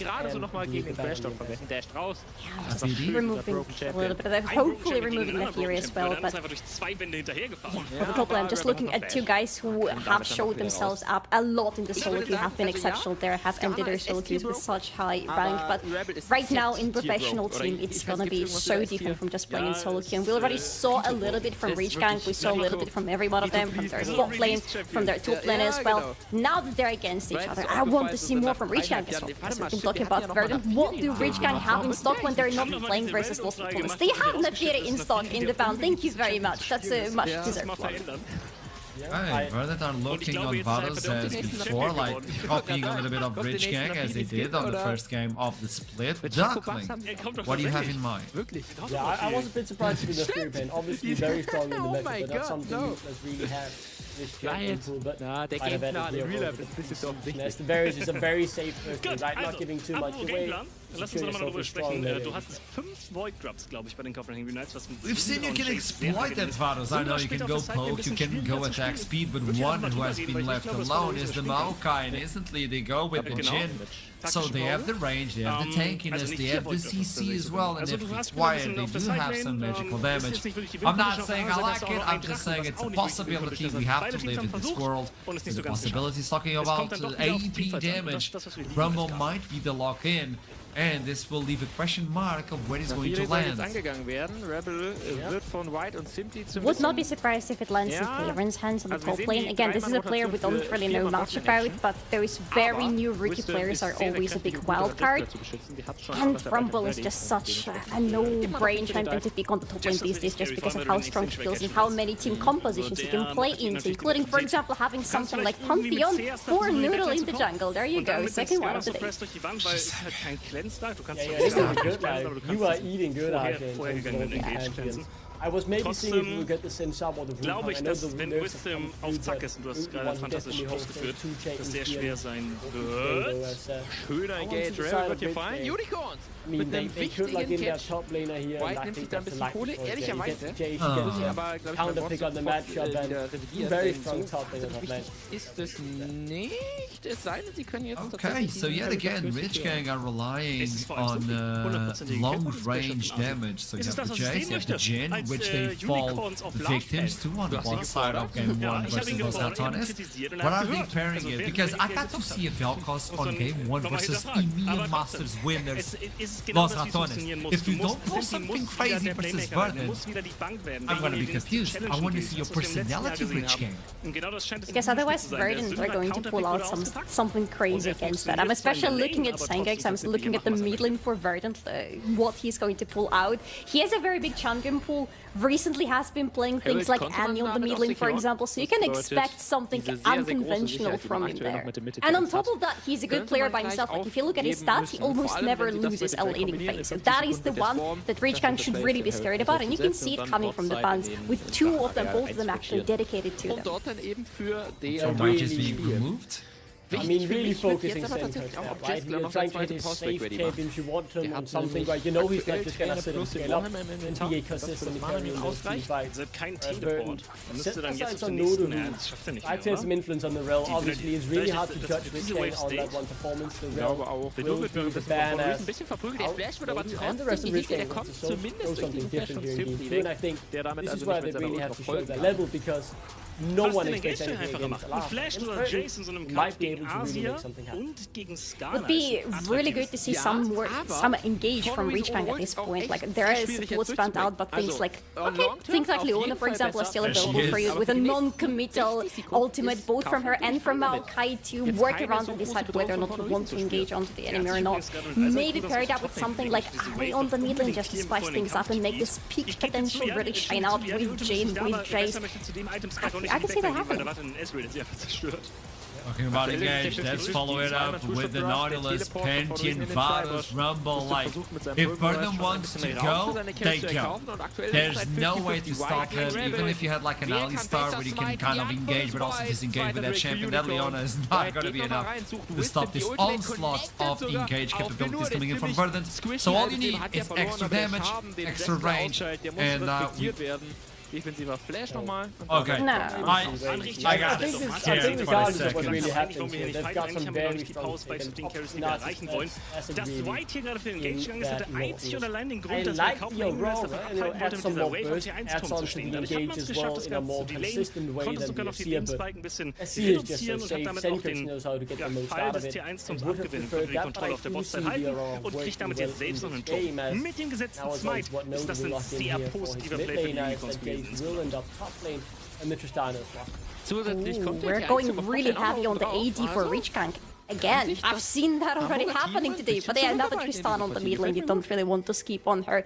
But that leaves the question open to Verdant. Can they build up into being tanky enough for Rich Gang to have troubles to cut through them? Because they don't really have a lot of front lane on their side either.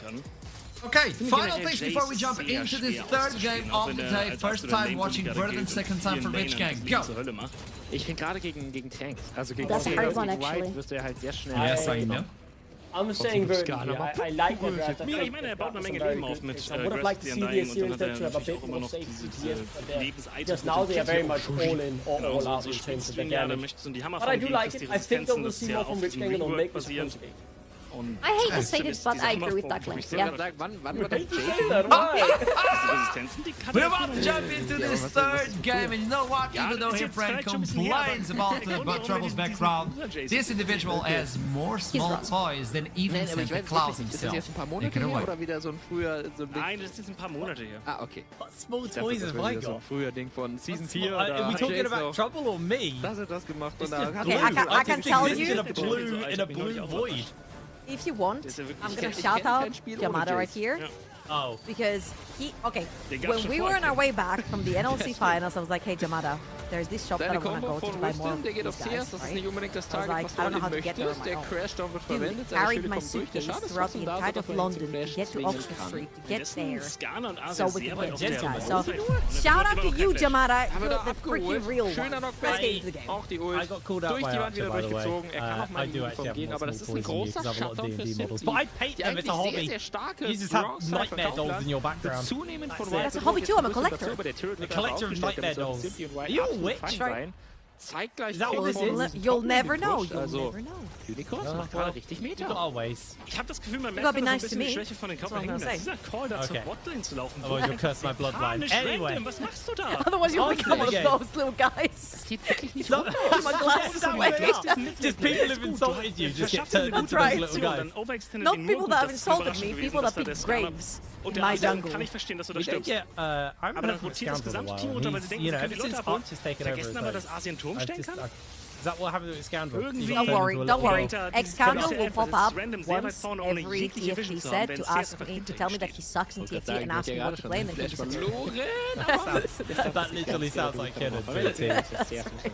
Alrighty, here we are, onto the Rift. We haven't really talked much about the comps. Luckily, the Death did, and I also hate to admit with Duckling, I do think I prefer the comp. I will say though, he is right. Rich Gang definitely not drafted themselves like a losing scenario this time around. I think they've given themselves a lot more tools. There's a bit more of an identity, and there was an identity of just hope in the last game, but that identity kind of just struggled heavily into what was drafted by Los Angeles. This time around, I feel like they've got a lot more that they can work with. Diverse, jumping forwards, and then eating the execute from Senka, probably not the start that he's looking for. Und das passt ja auch This so ein is what bisschen you zu wanted dem to talk about, Großbild, right? was The wir jungle haben. mid Also, sie müssen nicht nur in diesem Game um terrifying. Jazz-Player spielen, sie müssen auch mit Especially der when you neuen play Pantheon, Personalie you kind of want Jazz-Player a mid laner erstmal that push mid lane first mal and unter then Beweis two, stellen. when it comes to 2 Neu versus 2, dazugekommen, you are jetzt aber stronger erstmal von than Reason, der in Now, die when we look at the trotzdem Verdant Public versus Execution Verdant's nicht comp ausreichen, versus um Rich einen Gang's Return comp, Kill zu I think they're forcieren. both Shutdown geht pretty an Rebel, fast. man könnte das Ganze So, noch für den in Attack game number 1, we had the Jin versus the Varus. Actually, Jin can contest the wave versus Varus, and you do have melee support and melee support, so I feel like Rich Gang's and Verdant's bot lanes can go toe-to-toe. However, I will and forever give the advantage to poke Varus, especially with Comet as well. It becomes so annoying, especially when Leona steps up with the wave. Jace versus Rumble, pretty even matchup. Jace can actually push that one out through, and then Tristana versus Aurora. If Senkax pushes through, he can take a pretty advantageous trade. But Tristana will always have that AD and the passive hold to the champion to pressure out the waves and extend just a little bit that Ich würde es lane anders space. So framen. Ich würde sagen, overall, White stellt I sich think mal they're ins Gesicht both von pretty Random. very well balanced. If you Dass du will. diesen Games, Attack decent den games, willst du pretty ausnutzen, good ansonsten damage hat der distribution ganze throughout. Bonus gebracht aus seinen Verlusten. And I feel like Wisdom right fällt auch here schon it's wieder going auf to die be the best Turmfalle rein. clicks and the best neutral objective control will just Weil win das the game. scheint zu funktionieren, man kann Wisdoms Ult I forcen. think so. It's Rebel going wird to trotzdem noch mal come down einfighten. to how they play it out, Aber how smart they are with was this, bei and rumkommen tut er nicht. that really then kind of depends on the junglers, how the junglers handle the objectives and their lane assignments and how they work. So have to keep our eyes on both Noodle and Renault. Haven't seen any bonkers stuff from Noodle yet. We highlighted it back when the Rift was green. He's on blue side, man. He's on blue side. He has to be on red side. You know? He has to start red buff. But we're saying that. Well, Renewal. that's like Renault. Renewal was very active in the Lost Returners game. Yeah, this might be a little bit hard. Tyron turns on the flight, on the flames, and Conan gets himself caught out. He is mannerless right now, getting run down. Meanwhile, in the bot lane, there's action breaking out. Oh my god! For Shiganari, and Renewal's going down. 4 minutes on the clock, and Vern have the featest strength for kills. Diverse almost gets killed and has to flash away as well. Vern just exploded. Okay, I think it's safe to say right here for Rich Gang again, they had a whole sort of renewal of their team, no pun intended right here from the jungler as well. They bring in the rookies. However, if you look at the names over on Verdun, people you probably recognize. Very nice hook over. And again, reminder, when Leona steps up into a full Varus and a Nautilus is around, this is some tough stuff right there. Senkach, of course, a veteran in his own right as well when it comes to the attack games. He played in ULCS back then. LEC stepped up, stepped down in the ERLs as well. He has been all over the place. However, he has primarily been a very, very strong mid laner. So I feel like take nameplates off. I like both comps. Nameplates on. I think Verdun just have proven through the history that they have the better clicks. Yeah, absolutely. Early kill in both bot side and top side. By a lot of early pressure over. Dragon spawning up. This Hex Flash potentially coming in. Nodu not going to close that wall though and get onto Shiganari. As Riven's actually being able to hold the wave here, so that's going to suffer! I mean, it's a 1-for-1. Tayron crashes the wave, so Conan's the one who's going to lose out off the back of that one. Nice play. That was the brute force right there from Tayron as well. Establishing some dominance on the top side of the map. He's going to solve the This sort of stops the passing from Jace behind the tower, so Fern had to commit into the 1v1, which cost him his life. He did miss a couple of those creeps crashing underneath the tower. And right here, Nodu, that's not your tribush, buddy. Yeah, he's got a fair amount of HP, but his W does shield him up from that one. We are going to see Renewal and Noodle handshake grubs for Dragons. Renewal's actually pretty good at securing these grubs in the game versus Lost Returners. Recognized that they were more focused on Dragons as a game plan than they are on the grubs, so ultimately, once again, able to do that, although Tayron is being a total menace, constantly looking to apply pressure onto him, and the grubs slowed down heavily. This now gives Noodle a little bit of time while Renewal is doing that objective, and Riven needs to be careful because when this wave crashes in, Noodle could potentially go for a gank, spotted out by the trap, but I don't know if that's going to be enough to turn this one off. Actually, Obstinatus is going to be looking to jump in. Riven gets caught out by the CC, going to open up onto the fire. Remember, this tower's doing a lot more damage now, so that would be Nodu securing a kill on to the support, but ADC for support. I'll take that trade any day if I was Vern. That is a fantastic trade because Rhythm is just going to lose so much down that bot lane.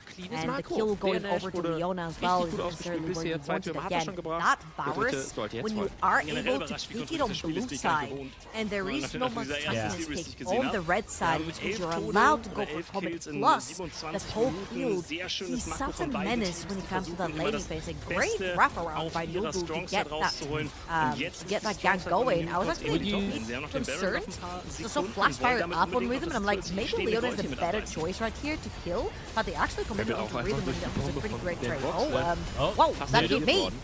His Grand Star falled in. Not particularly on the mark with their ultimates, but they start the numbers advantage, and Conan is incredibly weak right now, so down he goes. They're going to jump in, looking for the burst. Obstinatus jumps in forwards, though. Vern find himself in danger. They find the lockdown as well. Senkach is caught out by the ultimate. Buster shotted back. Nodu losing a fair amount of HP, but Senkach's not going to be able to save his support there. Bit of a misstep.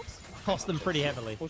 Great trade back right here from Rich Gang, and most importantly, the kill going over to Diverse. He definitely won a very strong Tristana. Sees a champion that very easily threatens the side lane as well. And let's mention the 3 void grabs that have already been picked up by Rich Gang. I feel like as a team, Rich Gang should definitely focus a little bit more on the top side of the map. Possibly try to get that Jhin over to the top side. Play for those 6 void grabs. It would be such a very, very strong play. You got a J side lane, you got a Tristana that's potentially side lane. You could eat through those towers super quickly as Rhythm tries to do that. Really nice there. Rhythm has lost a lot of rhythm in this game, unfortunately for himself. in caught out underneath that tower the wave crashes Shigenari pretty substantially over him, and even with the Swifty struggling to dodge the poke coming out from Shigenari. It's rated I can't remember the name of the item now. So rated Doug, yeah. That is the name of the item. Thank you. Gonna give him a lot of early damage. Got a fair amount of poke already. Is Renewal predicting a potential dive here? He's just hovering about Nodu. Smells a rat, but that rat is going to catch him with the chains. There's the lockdown. There's the CC chain. W just swayed so much damage though on Nodu. He's going to be able to walk away from that one. Hobbly's defense is very, very powerful, and oh my god, Taylor, just stop the violence up top lane. Gonna throw the carpet one more time. Has had Conan's number this entire game so far. 1,000 gold in the lead, 2-1 and 2. Has picked up skill caps as well. This way a bunch of that damage coming through. And as you can see, Senka's already on his way. Super low in HP for Conan. No, he's coming in between worlds. Thrown down. Senka secures the kill. He's giving me a nice little pick there. Shigenari actually finds himself in danger. Has the cleanse, has the flash. They're gonna look for hooks. Everything just goes a little bit wide. It feels like a bit of a warm-up game. Everyone's kind of missing their major skill shots. Shigenari having a cleanse and flash though, because he missed that. Pretty costly price. Flash and a cleanse right there, Burnt. He'll be fine for now. 1 minute though on the clock for the next Dragon. And Verda definitely want to secure that one. I feel like especially when you're playing Team Maokai and Leona, losing your flash and your cleanse could very easily be a very steep price to pay. Reach gang, as you'll see, after the resets onto the map. 50 seconds enough for the next Dragon, and Diverse might have taken a very deadly W forward. That was incredibly dangerous for him. That's the buster shot Noodle out. They go for the spear, and Noodle finds the mark. Beautiful shot. Diverse hasn't been having a lot of fun on that 1v1 versus Senkax. Overextends right there. And as you can see, Richgang were actually starting to play for those 6 void grubs that we stated earlier on, but now Renewal is going to have to smite one and get out if he can at this point. Conan does a fair amount of damage to Senkax, but Q's going to come through. That's going to be the proc on the passive. Spear goes a little bit wide there from Noodle, and Conan actually able to survive. Verdant are going to pick up these grubs though, deny the stacks, and also get themselves a little bit more power. But now, Verdant in danger. Chains go very wide. Shigenari in danger. Diverse able to secure the kill. Osmosis dodges away with the Deadly Flourish. There comes the slow into the Zenith Blade, into the dunk. Richgang fire back and get himself 2 kills on the bottom side. Double kill for Diverse as well. 3-1 on the Tristana. Very nice punish right there from Richgang. A nice TP from Diverse. A little bit of a, what do you call it, a redemption arc for that Tristana play in the mid lane. I feel like, oh, hold up. I'm gonna hold that thought. He's dead. Oh, they speared the wrong bush. Oh, Noodle. They got the kill though. Let's have a look at it again, though. Again, Tristana just spawns on the map right here. Shigenari looks a little bit too far forward. Remember the flash and the cleanse that he was missing? Again, playing into a Leona plus a Maokai. This is what you end up playing through, and I feel like this is a pretty good engage done by Nodu right there to capitalize on the 2 missing summoners of Varus. However, the Dragon has been started. Senkax pressuring that bot lane. You've got Shigenari pushing that mid as well. And now Noodle taking care of that Dragon. See, obviously Natus, he's pushing his body to stop Renewal from getting in. Dragon's gone. Come with a heavy price though. Obstinitis will lose his life. Senkax able to jump away. Support, man. Oh, yeah. Not a very heavy price. That's what they're there for. To die for Dragons. I mean, they're 1 stack of feet strength, so it's actually nice here for the side of them. Riven's going to open up to try and get onto this tower, take a plate or 2. He's got 4 grubs, so he's going to do a fair amount of damage, but Senkax is thrown down the between worlds. Continues to chase in, chains are coming slow. There's going to be the good slow. Lots of damage onto Nodu, but once again, that W on the Leona, really solid at just turning off the burst on the side of Verdant. I'd have to say Senkax is all over the freaking map. That curtain has to open. That's for Rhythm to clear. However, Diverse again. He's in danger. Noodle will get another kill under his belt. 5-0 on the Pantheon. Du läufst so ein Archer bisschen probably Gefahr, auf der laughing Botlane manically in the über distance. reinzurennen. Ja, das kennen sie ja schon. Haben sie eben gerade auch schon gespielt, ist ja kein Problem. It has been such a rough game for Diverse. I feel like he's been struggling to find his footing in terms of how much he can pressure that mid lane without necessarily having a lot of vision. And I'm struggling to find words to make this seem constructive, but I feel like he's missed the mark on the map, on the resets, on where to play aggressive defensive. I feel like every single time Rich trying to prep for a play, Diverse is dead. Every time there's a play being done on the other side of the map by Rich it's very successful. Diverse gets caught, and pretty much every sort of attempt Richmond has made on the map, if you lose your mid laner, who by the way has most of the kills on this map, and he's the most head in the team, it's not gonna pan out to be the best right here. If you look on the top side for Verdun, the top champion absolutely insanely fed, and Senpuk's been an absolute shadow of Rage Gang all over the map. Does not help Richmond make those plays.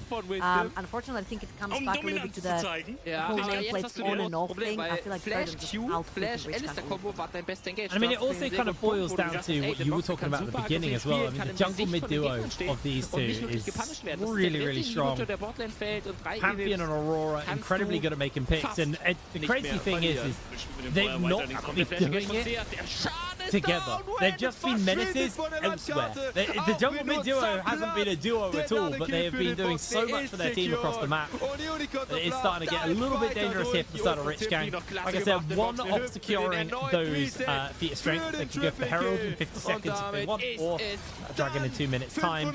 Also got the tower option as well. These towers are being whittled down on the side of Verdun, constantly pressuring on all of the lanes. And if you look at the map right now, every lane, their tower is at least under half health. They've been chunking away at them very efficiently.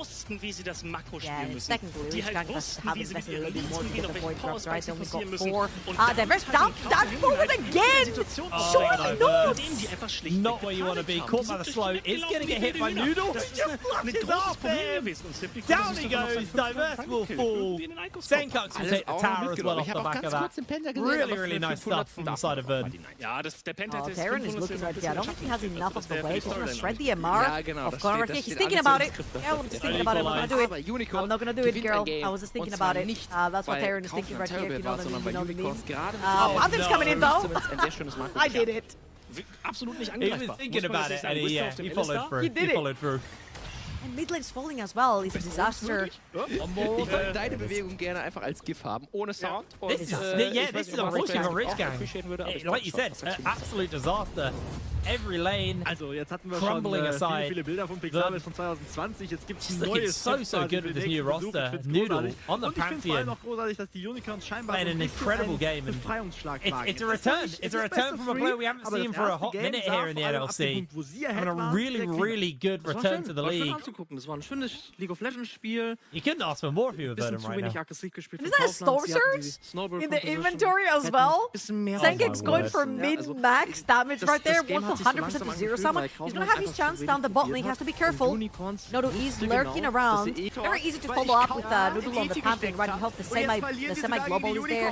Terran onto that TP super quickly. And if you look at the inventory of Terran as well, very respectful place. Straight into the Seekers. You get a lot more armor through that. If you look over on Rich Gang, primarily the damage profile is AD, Stun, Jin, Jace. So anyone who's been sent onto a side lane versus that Rumble is going to have an AD damage profile. Seeker Summerguard, not only does it help a lot in terms of like a 5v5 skirmish, if you want to play around the Dragon or around the Herald, but it also really helps through that laning phase. And again, I want your eyes on the minimap, look on the top of the map, Obstinatus and Senkux holding hands back to back again. I just love the way Verdun is playing, and honestly, I'm really happy to see this sort of form coming through from Verdun, because I was looking at this group for a lot of Stratonis, and traditionally, there wasn't a team that sort of popped out to be their biggest opponent in this group. I think Verdun could potentially have a chance. I really do. We got to do our ranking of the teams. And I know a lot of people had a very different ranking from me. I put Verdun second. I had a lot of faith in these guys. Top 3 sind, aber obviously lost to Tennis first. Irgendwann muss es klicken. Vielleicht muss man einfach den Stil ändern, also was für eine Team-Comp man spielt und in die richtigen Personen reinspielt. Weil zum Beispiel wie Noah hat ein gutes Game gehabt, ne? Der hat die Toplane dominiert, aber das My war's auch brain schon. is Er hat die actually ersten 15 melting right now. It's Minuten falling out my ear while den I'm Weg talking. angegeben. Well, aber dann halt Taron draus machen können. has been pinned into the pit. Has a flash. Yeah, he does. He's going to go over the wall. Are they going to be able to follow up? Looks like the answer is no. Charge from the Herald comes down. They're going to be able to take a tower. They do secure the kill onto Taron, but a lot of people were moved into that area to get that. And another charge is coming in. Are they going to do the old wraparound? Nope, they're going to just chunk onto that tower.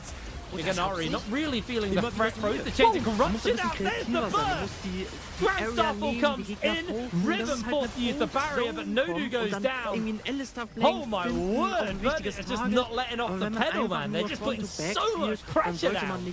And just a reminder, the slam down, the thunder from Storm Surge was nerfed quite at the beginning when the item came out, so that it lands a little bit later, but you saw that extra that sort of electric, quote-unquote, falling onto Rhythm, almost killing him, had to pop the barrier right there to stay alive for himself. Ruinous Atakan now on the map, and I feel like 8,000 gold lead for Verdant, 6 or 5 in the jungle, 3 or 4 in the mid lane there, absolutely in the lead in this game, and I feel like they should definitely play from the tops of the map. Look at the wards first of all, inside the top corner for Newell's jungle. There's no way you step in there without getting capitalized upon. Newell as well, finishing his black cleavage. Peak form and diverse. One more time. Oh, 7. Yeah, he's had his moments this game. Definitely got the most kills on the team, but still has been a victim to a lot of the pressure. Obstinatus and Noodles, the amount of crowd control that those two can bring to a fight is enough to get the pick, especially when the damage coming out from Noodle. It's kind of bonkers, to be honest. He's putting some serious work in. Zenkup's just going to be able to hold the wave down here, as the attention is shifting now towards that account, but only need 2 people to do it. Conan's going to really got to go toe-to-toe with Zenkups. That damage is absolutely brutal. Zenkup should be able to clear the wave. He actually might just go for the assassination here. It's going to force the teleport out. In comes the rest of the team, and that is going to be Taron looking for the equalizer, cooking Conan alive. Nodu, suddenly Jaceless, is going down. That'll be another kill given over. Let's see who gets it. Going to be Zenkups this time around. Rhythm going low. Good route down onto Shiganari though, because Rhythm is heavily jumped. Atakan secure. Meanwhile, Noodle was left all of his lonesome to take down the Atakan. He's going to secure it, get that XP up for the rest of the team, and now you suddenly have 2 levels up between mid lane, 2 levels up between top and jungle, and Zenkux is got a little bit more knowledgeable, having 6 pages in his brand new book, Medjai's completed, and I feel like it speaks of the confidence that Zenkux has walked into this game with. Diverse hasn't necessarily been the matchup that we expected to see versus Zenkux, and confidence, the experience are definitely showing. Medjai is now secured, and I'm expecting Verdant to close this one out very quickly. I think this is going to be down to Verdant making a misstep. If they're going to have any chance of losing this game, they've got such a substantial lead right now. I mean, like you said, you've already talked about the mid lane items. Almost getting to that third item to Shiganari as well. Noodle, 2 items in, and 3 levels up onto Renewal just means that Renewal not really going to do much versus him here. Black Cleaver slowly chipping away that HP. Chains of Corruption do make the connection here. Good flash from Renewal to avoid getting caught out. As in comes the Grand Starfall just to reposition, and that is Rhythm interrupted mid-ultimate. And Noodle is just 1 versus 2. Rhythm is going to go down. Noodle finds himself the kill. Can they get the next one onto him? Hook coming in from Obstinatus. Renewal will fall. Noodle secures the double kill. That's a portal combat as Obstinatus misses the hook onto Nodu. Surfs up, bro. Nodu goes back to base, and Verdant will take another tower. Wow, it actually felt like Verdant threw so much at Rich Gang and nothing really stick. So Rich Gang felt like they had the opportunity to pull the ultimate down from Verdant to potentially get a pick, grab a shutdown, come back. It wasn't the case. That straight into the backline, shut down the Jin. And the rest is history. Verdant very, very strong in this particular game. 12,000 gold in the lead. They're going to secure themselves a mountain soul as well. So if it wasn't easy to kill them before, it's not necessarily going to be now. And you've got levels difference, which gives up a lot of HP towards Verdant as an advantage, armor, base stats overall. But yeah, let's watch this one more time. You'll see that's a lot that's been thrown. Chain of Corruption. You'll see that also Rumble ult is gonna go through. Suddenly Noodle sends it straight into the backline. He doesn't actually care. Well, Senkax has diversed one more time. It's just they're so much stronger. They're a bunch of levels up. They've got more items, and they're just sending it every single fight. Noodles just so crisp on this Pantheon, playing really efficiently. Doing so much work. Now got the third item, the Death Dance finished up for him. And then, being shadowed by Renewal, we'll be looking for this tower. The problem is you're looking for the tower and you probably will get it because no one's going to come defend it. This is giving so much time out of Verdant to secure himself vision down by the Baron, and you can see there's a massive amount of control within the jungle. That tower's lovely and it's a nice little pickup there for Conan, but this Baron, as soon as it spawns, I expect Verdant just to immediately collapse on it. Yeah, I mean, I don't necessarily see how Richgang can actually... Ich find's geil. Team Orange Gaming haut einen Fiebertraum nach dem anderen raus und ich liebe es. Ich muss sagen, so cringe immer die Videos sind, ich müsste eigentlich bei Top anfangen. Also wirklich, es ist genau meine Art. Wenn jemand Unterstützung braucht, ne, ruft mich an, Freunde. Ich bin euer Mann. There is just one jungle item on the smoke and it's just 58 stacks on the hard skill, and Obstinatus is looking for an opening. Noodles on the back line and in comes Senka. Immediate deletion of River. Diverse, left alone. Noodle flashes over the wall and sends him back in as Senka will secure the kill of the auto attack. Just Wing over that wall, chasing now onto Conan. I don't think Conan's really under any major threat right now, but his base down well is Verdant. You said clinical. This has been just so crisp on the side of Verdant.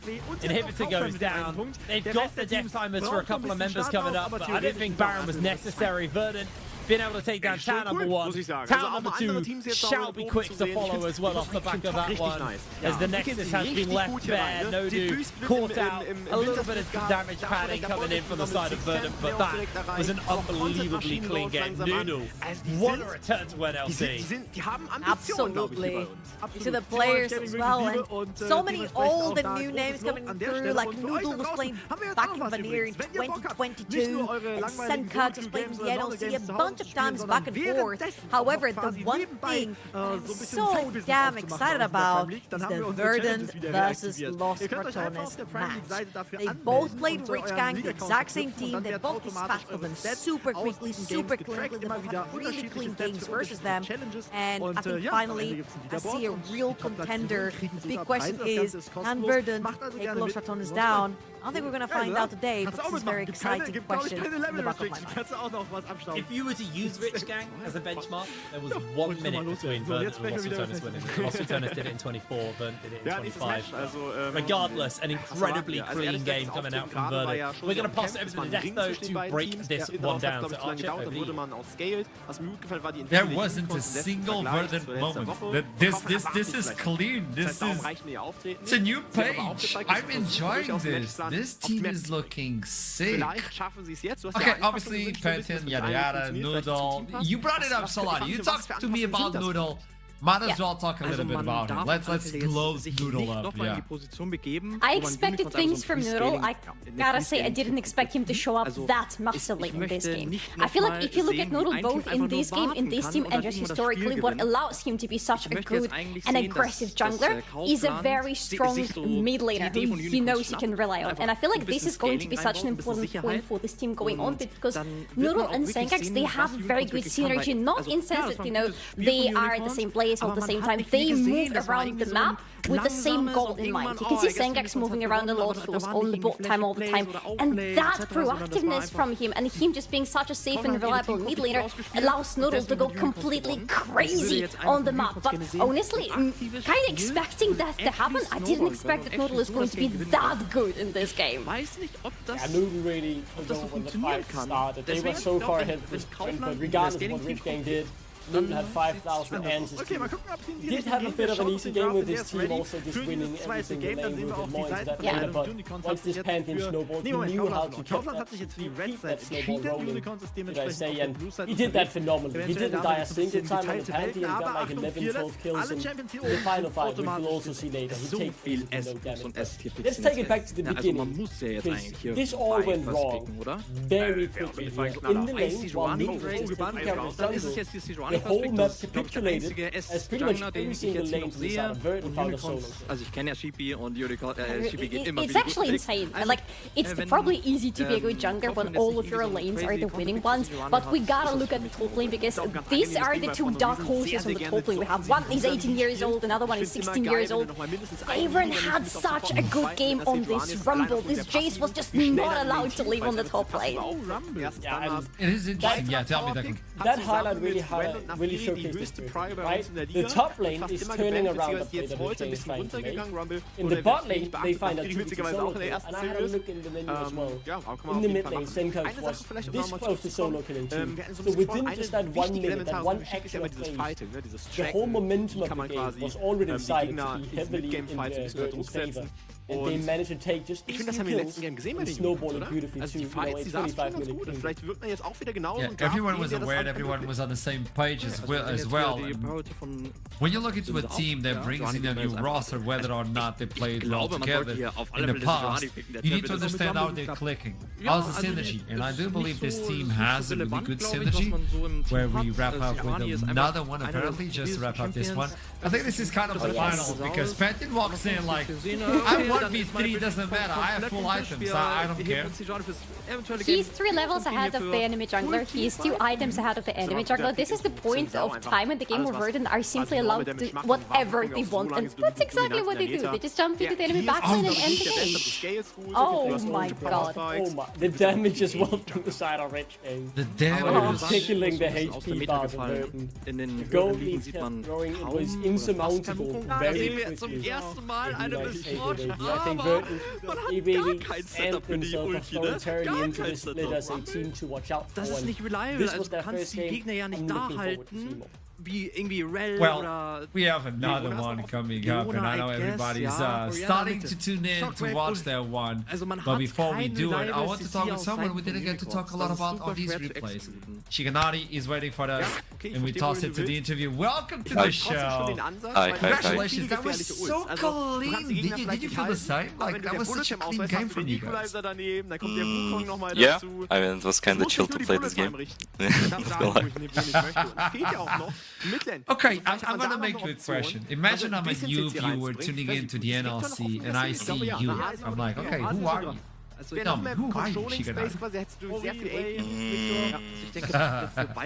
That's a good question. That's actually a hard question to ask. I mean, just a random idea that been wandering through ERLs, you know, and end up in NLC. So, and NLC is kind of a tough one, isn't it? When you look into all these nameplates. But it looks like your team is oiled. Like, the synergy is there. How long has this team been scrimming? Can you tell me? Well, you wanna guess? First, you wanna guess? Oof, I have 2 answers for that one. Either like a month or 2 days. Neither of them. 4 games. Not even 5. So, can it count as a 1 day? I guess by Kaufland kann man für einen Braum gehen. Ich meine, okay, boss, this is looking right. I'm gonna make you this question. I made this question in the past for the teams, and I'm going to do it to you. Obviously, this is a rough one. Imagine you and I, like, we're going out, and I see a friend of yours, which is your team, Verdant, and I need you to introduce me that team as a person. What would you say that person looks like? Verdant. What sort of person is Verdant nowadays? Let's say like create. Because let's say in the draft meeting and stuff, so much players actually like have ideas, right, about certain champs. So it's like all over the place a bit. So it's like creative, you know. Okay. What is your main goal in this split? Because you have a lot of experience. Your name goes around the ILs just as a that's the main goal. You know, finals in Copenhagen Arena sounds a bit juicy, you know, in front of the live crowd, LAN event. What could be better for a pro player than to attend the LAN event? So, good start. That would look clean. Anything you would like to do putting seed in stage? Because Aber ich finde, sie haben zumindest nochmal was dazu bekommen. Also Aurora am Flank gefällt mir. Gadio hat zumindest nochmal diesen Follow-Up-Taunt oder kann vom Himmel kommen, wenn der Wukong drin ist. Aber sehr viel Verantwortung liegt für mich wirklich auf White, dass der den ersten I expect at least Bloodbuff. Wirklich eine Blanc mit Fighting, fighting. Das wäre Yeah, it will be noch schlimmer. Yeah. If you had to tell me one aspect, this is the final question, one aspect where your team right now could surprise LR, dass er einfach in deine Backline geht und seine Combo da reinhaut. Top. Aber I das think ist auch top. so ein Pick, den musst I du think irgendwie Daron vorbereiten. is like, Kannst du nicht einfach mal he didn't so play a picken. single game, right? Ja, also If I'm not mistaken, he's like full rookie. I think he will surprise everyone. Toplane hat man den I schon think he's öfter legit gesehen, good. tatsächlich in den höheren Ligen. Also, aber Wladimir Mitte, I got als ich some ihn gesehen habe. really good answers. Shiganari, it was a pleasure to meet you. Congratulations on this game. Vielleicht hat er ihn von früher noch prepped. I really enjoyed this. I hope to see you again. That was a lovely conversation, boss. Hat er an den ganzen Draft was geändert für euch? War der jetzt der X-Faktor? Für mich tatsächlich schon. Also er muss natürlich beweisen, dass er funktioniert hat, aber wir haben die Probleme These are the personalities I want to meet. Engage. Yes! When he said Bloodbath, I'm like, oh, so he's like, was du gegen ihn Er geht durch, That was a Backline, great während die Backline bei I want Counter to selber say auf sie aufpassen kann. right, that is a Aber man kann sich way mit den to Champions announce von yourself. schon As selber he says vorne they've arbeiten, only sich scrimmed in 4 die games. und dann die Gegner in dich Didn't look like that. It looked like they'd scrimmed together for quite a while. Das wäre gut, ja. I'm kann gonna mir be schon honest, and vorstellen, from what I dass heard Unicorns behind the trotzdem scenes, schafft, Kayron is irgendwie really someone Objectives to look gute out for Teamfights as zu well. finden. In terms of how he's performed in scrims, Und der the few Wladimir they've Pick had, ist sehr and risky, how many weil teams machst wanted ja him to eigentlich gar join. nichts das ganze I was Game. like, Also okay, bist du halt auf I deine hear this story Items too many kommen. times. A bit like Exo thing. I'll Ich wait glaube, and es ist see eine for Aurora myself. Midlane. Yeah. Er wird die ganze Zeit pushen. I mean, in a team with someone like Senkus and Newton, who all have brilliant games, we're sitting here talking about the 18-year-old Turkish top laner who, play phenomenally all game, and I think that is fantastic. Imagine having Senkux in the team facing LR and you say the surprise will be the top Okay, one. besser als Scarface. Ich habe selten Analysten so leiden sehen. That's phenomenal. I'm looking forward to it. It will be a fun battle, and I'm looking forward to see if they can go toe-to-toe because LR is really the benchmark. If you can battle up with lots of tones and make it a close game, well then you're a good team. Yes, then you know Denmark could be actually a travel, could be a journey, could be a vacation. I don't know. 21 We could Minuten go hat to er verloren. Copenhagen, but we're going into a small break before we head back into our fourth game of the day, which is going to be LR versus Venomgrass. Venomgrass, the snake, looked really menacing, but the rats have proved once and once again that they're not to be trifled with. So I'll see you soon. Aber wenn die fällt, ist das okay, das ist wie ein Gym. So, du verschiebst dir einfach deine Frontline so weit nach vorne, dass deine Backlines, also der Backline Lifestyle einfach schlechter von Copenhagen Green. Warte mal, du verschiebst deine Frontline so weit nach vorne? Du spielst quasi eine Backline. Und Wladimir, wenn er auf die MF draufgreift, ist so isoliert, dass währenddessen der 4-Mann-Kopf von den Unicorns seine Backline wird auseinander. Ich bin verwirrt. Ja, das war zu viele Backline. Ja, das stimmt. Gut, also wer ist jetzt besser? Ich sag, der Wladimir macht nichts. Der macht nichts? Ich sag, der macht was. Aber er wird im Early Game die ganze Zeit reingepusht. Das heißt, Simply kann die ganze Zeit über die Map roam. Und das wiederum heißt, Botlane gewinnt. Ich meine, das Matchup ist vielleicht gar nicht so angenehm. Wladimir ist vor allem deswegen in der Mitte nicht gerne gespielt worden, weil er den Early Push von vielen Midlane Mages nicht matchen kann und die Reichweite. Aurora hat zwar ein bisschen Push, aber auch nicht die größte Reichweite. Du kriegst zwar immer wieder diese Short Trades reingedrückt, die echt viel Leben abziehen, aber darin kannst du dich ja regenerieren. Deswegen sollte die Laning Phase eigentlich recht fein sein. Ja, könnte durchaus funktionieren. Aber ich habe trotzdem das Gefühl, dass Simply sich immer als erstes lösen können wird. Aus dem Midlane und dann dementsprechend eben die Karte besser. Mit White, bestell dir vor, das kommt so eine fette Wladimir-Ulte mit auf 5 Leute, der Dash da rein. Alle kriegen Damage, nur hat Seas vorher einmal R gedrückt. Ja. Keiner kriegt Damage, weil alle ein Magie-Resistance-Schild bekommen. Ja. Ich finde das immer klasse, wenn man merkt, du bist schon ein bisschen länger dabei mit dem Magie-Resistenzschild und ich denke mir, wir sind im Late-Game, bevor dieses Wort fertig ausgesprochen ist. Ja, das stimmt. Was hast du denn gesagt? Magic Damage Schild. Ach so, weil das so viel kürzer ist. Da hast du einen Punkt, ja. Da hast du tatsächlich einen guten Punkt. Ich weiß auch nicht, aber das ist, weißt du, ich verbinde auch einfach diese deutschen Spellnamen mit früher. Magie, wo ich das gelernt habe, Wolkendrachenseele und so. Das war, glaube ich, noch ein Jahr vor mir. Die Wolkendrachenseele? Generell deutsche Namen. Achso. Aber wir können die Zeit zumindest nutzen, um noch mal ein bisschen darüber nachzudenken. Was denn abseits von Wladimir, über den wir jetzt natürlich sehr viel gesprochen haben? der Plan von Kaufland ist, weil ich mag eigentlich die Botlane mit Corki und Rakan. Der Rakan sollte gemeinsam mit Rebel, also mit dem Sensao, auch, denke ich, immer recht gut playen können, also spielen können. Also eigentlich haben die Unicorns 3 Winning Lanes. Das heißt, für White ist es recht angenehm. Wenn er jetzt kein Wukong wäre, wäre es noch angenehmer, weil dann könnte er sogar aggressiv diese Lanes ganken. Aber Mitte kannst du nicht angreifen, das ist ein Vladimir. Botlane wäre eine Möglichkeit, weil MF und Galio machen einfach extrem viel Schaden im Early Game. Und wir sehen, White ist auch zur Stelle, er kann auch ein bisschen mehr Schaden dazu bringen, nur Diven ist halt nicht so schwierig. Oder gehst du tatsächlich für den Dive, ist ja crazy. Ja, es ist mutig. Es kann durchaus nach hinten losgehen, aber mit dem Galio kann das durchaus funktionieren. Der Taunt auf beide hat gesessen und in der CC wantetest du Wisdom. Nicht mal einer, der stirbt. Ich hätte erwartet, dass du auf Jessica gehst und versuchst, ihm die Wave zu denyen und 1-for-1 zu traden.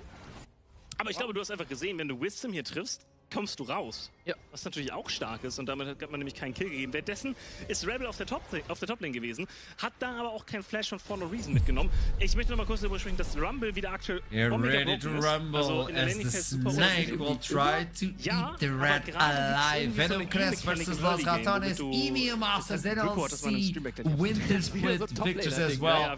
Facing Venom Crest, they fell off hard previously, but now they are back. They're looking good right now. It was a game versus Chaos, but they had a lot of mistakes during the interview. We heard it coming in from Kaya that this team just needs to focus and maybe they can pull it off.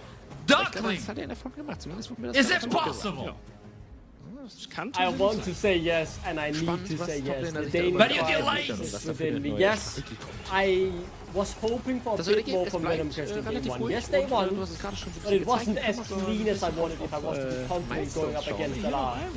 But when push comes to shove, it's 5 Danes and a Danish coach. I cannot not back the Danish coach. I kinda have to hope for something here. But the draft will be all telling, maybe they draft well, and I'll keep my eyes and ears open for what Duckling.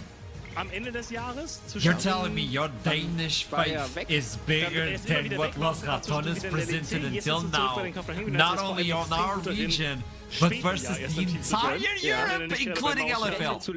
Aber es ist schön, ihn in einer Liga zu haben. Ist ein sehr How strong is your bloodline?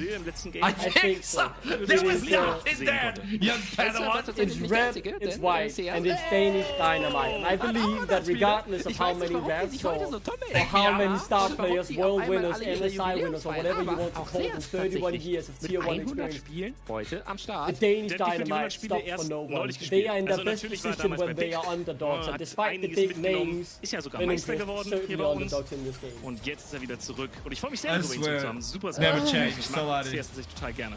No, Duckling, you are a gem, but you're so hard to work with and to reason with sometimes, I swear. This is Los Ratones we're talking about. Have you seen what they have to offer? And have you seen that previous game versus Chaos? Like, there is so much to still expect from Venom Crest. There's still so much to ask from them. But I gotta say, the bot lane is going to look so interesting in this matchup because we have Crowny with Reckless having this insane synergy between the two, going versus Kobe and Virgil, and Kobe was phenomenal in the previous game, considering how the game went.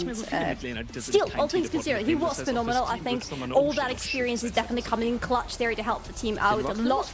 And this will be the matchup that I think we all should be looking forward to. I agree. Bot lane should be the matchup to look forward. When you have that experience, you're talking about 31 T1 level experience coming in from the Rats. But then you look into Kobe. Kobe is known. He has a lot of experience. Obviously, he doesn't have a Reckless with him. But what can Wendell provide towards his AD carry to protect him? We're gonna figure it out as we jump into Champion Select. Both teams with a 1 and a 0 on their right, which means at the end of the day, one will be tied up with 1 and 1, and the other one will get a 2. At the beginning, Los Ratones are expected to win, but as we jump into the Champion Select, start from level 1, keep that in mind. Rumble, Scarlet, B, where's the Nafi? Where's the Nafi? Nafi Gwen. Nafi Gwen. Oh, there is Nafi already from Los Ratones. Still don't want to see her despite them being on the blue side. I don't see a lot of banning Gwen. If Velia is alive, nah, don't do it. Come on, give him a chance. Ja. In ihrem Kit wirken sie stumpf, aber sie können halt in ihren Spielstil sehr gut variieren. Tatsächlich ist Galio-Support deswegen damals so broken gewesen, weil du diesen W noch einflashen konntest. Ich weiß nicht, ob du dich an die Zeit noch erinnerst, aber das war mega broken. Dieser Multitone eingeflasht. Bro, he's scoping so much. Let me live in my delusion. Ist so ein bisschen wie Okay, what we're committing to. Yeah. You know what? That's admirable, actually. Please don't change that link. Never mind. Du kannst nicht direkt Don't give him a shield. weil sobald Gragas Flash... Why are we giving him a shield? I said this in the first game. He's so unbeatable on it. But Nida is one of the most creative mid laners. Das gesamte Team stehen geblieben ist und ihn angegriffen hat. Guten alten Zeiten als League of Legends. Noch Broken Mount anwendet. Apropos Anwendung, die sind nicht anfällig, ich wollte gerade sagen. Apropos Anwendung, das ist auf Top-Lane gucken. Da gibt Menge Champions, die... You know what I like you the most is your knowledge of the weirdest things in League of Legends and history, Rise. Even though you were terrible on the game show of Wants to be a Challenger, which was about history, man, I love your wiki. There's a wiki inside of your brain, which is lovely. Now, putting Yone versus Nemesis is not an easy task, especially when he's playing this Azir. He's clean with it.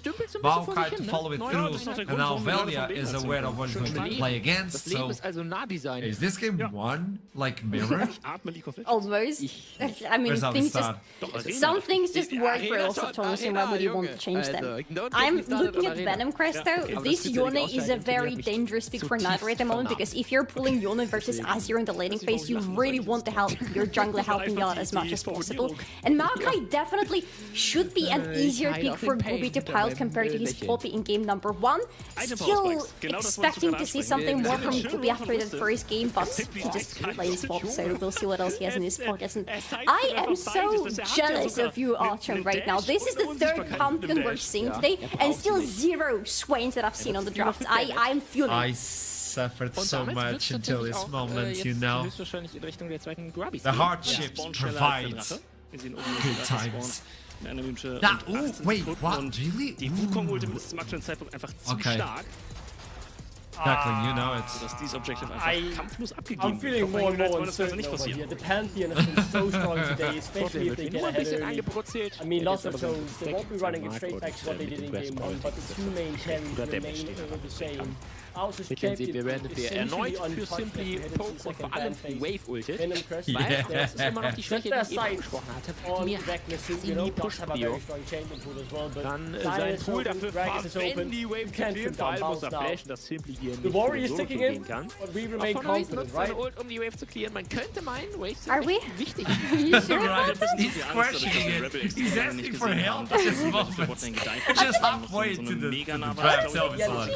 He should be asking for help, because this Misfortune is of course going into Colby's hand. He knows what he's doing, but Misfortune is a champion who requires a lot of setup on her team, and for the enemy team to not be able to distract her when she is doing her ultimate. I'm not seeing either of the two being fulfilled right now. Venom Crest still have their support to fill in, so maybe that will help Colby a little bit, but I am uncertain about this Misfortune.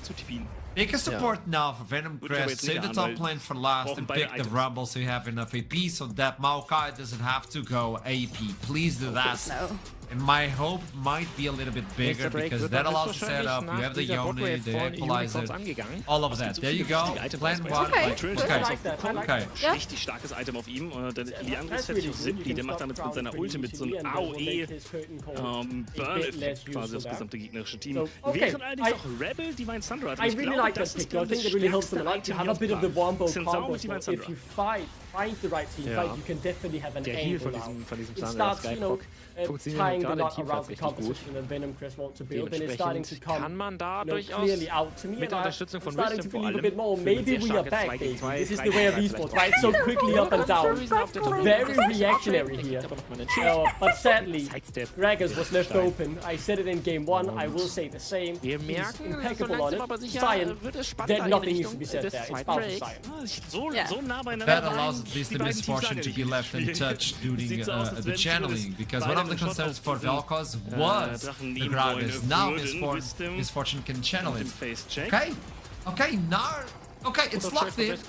Solari, so einer voll final durchgesteckte oder voll. I was hoping for Rich Gang to be the team that is going to not be playing around Baus in game number one, of course, to be honest. They weren't. Venom Crest is my second pick, so hopefully they will have something else prepared in their sleeves. Looks good. Do you have it in you, Duckling, right now? You think it's the Venom Crest, the Danish powerhouse, or whatever you're talking about? Yeah, okay. I like the Nah, and I will say this, right? I might have been a bit less confident. Will nochmal seine Passive abbauen, aber auch das klappt nicht. Schöner Trade und gutes Fighting der Unicorns. Trotzdem, die Lebensbalken sind zu niedrig, die Reset-Timer von Copenhagen United zu gering, sodass sie den Drachen nicht machen können. Und es sogar so sein könnte, dass tempotechnisch Copenhagen United gleich sogar sagen, sie können diesen Drachen bespielen. Denn die Spieler von Unicorns sind komplett in der Basis. Aber schauen uns dieses mechanische Wunderwerk an. White wusste einfach, he was ready to go off on the Copian take. Trouble has been replaced by a cursed doll. Everything about this is so cursed, man. That is so funny. That is honestly shutting Duckling down before he could take the most coke take ever. He didn't even say a single word. Mechanisch fantastisch. Also he didn't even get his jacket off in time. We just cut him off before he could say a word. We couldn't even hear the D on Denmark, you know? Like, we didn't even get the essence. I'll give you the short form version of what Duckling was going to say. Yada yada yada, Denmark, yada yada yada, Copian. And we are into game. Lost Retonus versus Venom Crest. Now, let's come up with the real takes. There's a lot of faith we obviously have in Lost Retonus, but I like this draft from Venom Crest. I'm going to be real with you. It's not a bad draft at all. Nameplates off. I'm quite excited. Alright, things that scare me when you play versus Lost Retonus versus things that actually look pretty good. Number one, Baus on Cyan. You kind of gave the guy who made his name on this champ his champ. Number one. Number two, Nemesis on Azir. Very damn scary. I think he's so confident on the champ. And I took a little bit of analysis about the ego of Nemesis in a very good way, as he's like probably one of like the best laners we have in NLC and a lot of the like and the LEC as well. He's very, very strong in terms of lane phase. However, that bot lane for Venom Crest is so damn strong. Misfortune, an AD check, the Jhin, and you also have Leona into Rakan. It's a straight up counter pick. In the Rakan, you get to trade really hard with the Misfortune. So the top side belongs to Lost Retonus for sure for me. But the bot side has a lot of room to play around for Yes, absolutely. To see how the junglers kind of play this one out. Again, we've got a lot of Pantheon today. Pantheon in every game so far, Trouble. It's been a major pick for the junglers today. And honestly, even in the loss, it looked pretty good. Like, Pantheon's been incredibly solid today. Velia, you know, one of our better junglers in the league. Piloting a very, very aggressive champion. Now, I did say this in game number one. Pantheon does nosedive. If snowballed, great. It's a bit like LeBlanc in that sense. Well, like, if you get ahead on one of those champions, you can 1v9 a game. Velia, had they put the performance in, we saw in our last game. Right now, Lost Retonus' bot lane, I'm getting bullied pretty heavily, and you talked about this actually to me off air, but MF's a bit of a stat checker for Jhin. And so is Jhin as well. Like, Jhin is technically a stat checker in the early game. However, you have to straight up counter pick on the support, as I said earlier right here. So Reckless walks forward, you jump onto Crowny, and Toxi and Baus right here are going toe-to-toe. As you will see on the bottom right of your minimap as well, both junglers are going to be piloting towards the side of the map, which is a very strong suit. If you are Kobe and Wendell, you want the jungler to end up towards the bot side. However, due to the nature of the matchup, Velia will be done first. And then Wendell really needs to cover the drivers right there for any form of wraparound from Velia towards the bot side of the map. And they also need to be ready to allow Gooby to get priority into that river. Very nice reason right here from Velia. Go back, buy items. Taking a very aggressive stance there. I think he was thinking about flashing on Doxy. Just keeps landing those E's onto him, gets the slows, pops the W, forces Doxy to flash. And like you said, Veli is now heading topside. Flashless is going to be very exposed. Nemesis able to shuffle away from Wendell's Zenith Blade. I think we're about to see some action here on the top side, although Baus may lose his life before that even happens. Doxy gets the kill onto him, but Baus is going to look to try and run him down. Not going to find the window, as Doxy will stop the zombie form down. Meanwhile, in the bot side, Reckless able to jump on to Kobe, as now we're going to see Gooby jumping in onto Reckless. Reckless able to escape that play though. A lot of disjointed plays across the board. Top side, there's still some action breaking out though, as Wendell does Zenith Blade back in. They do get a bit of damage onto Doxy, but he's able to escape with his life.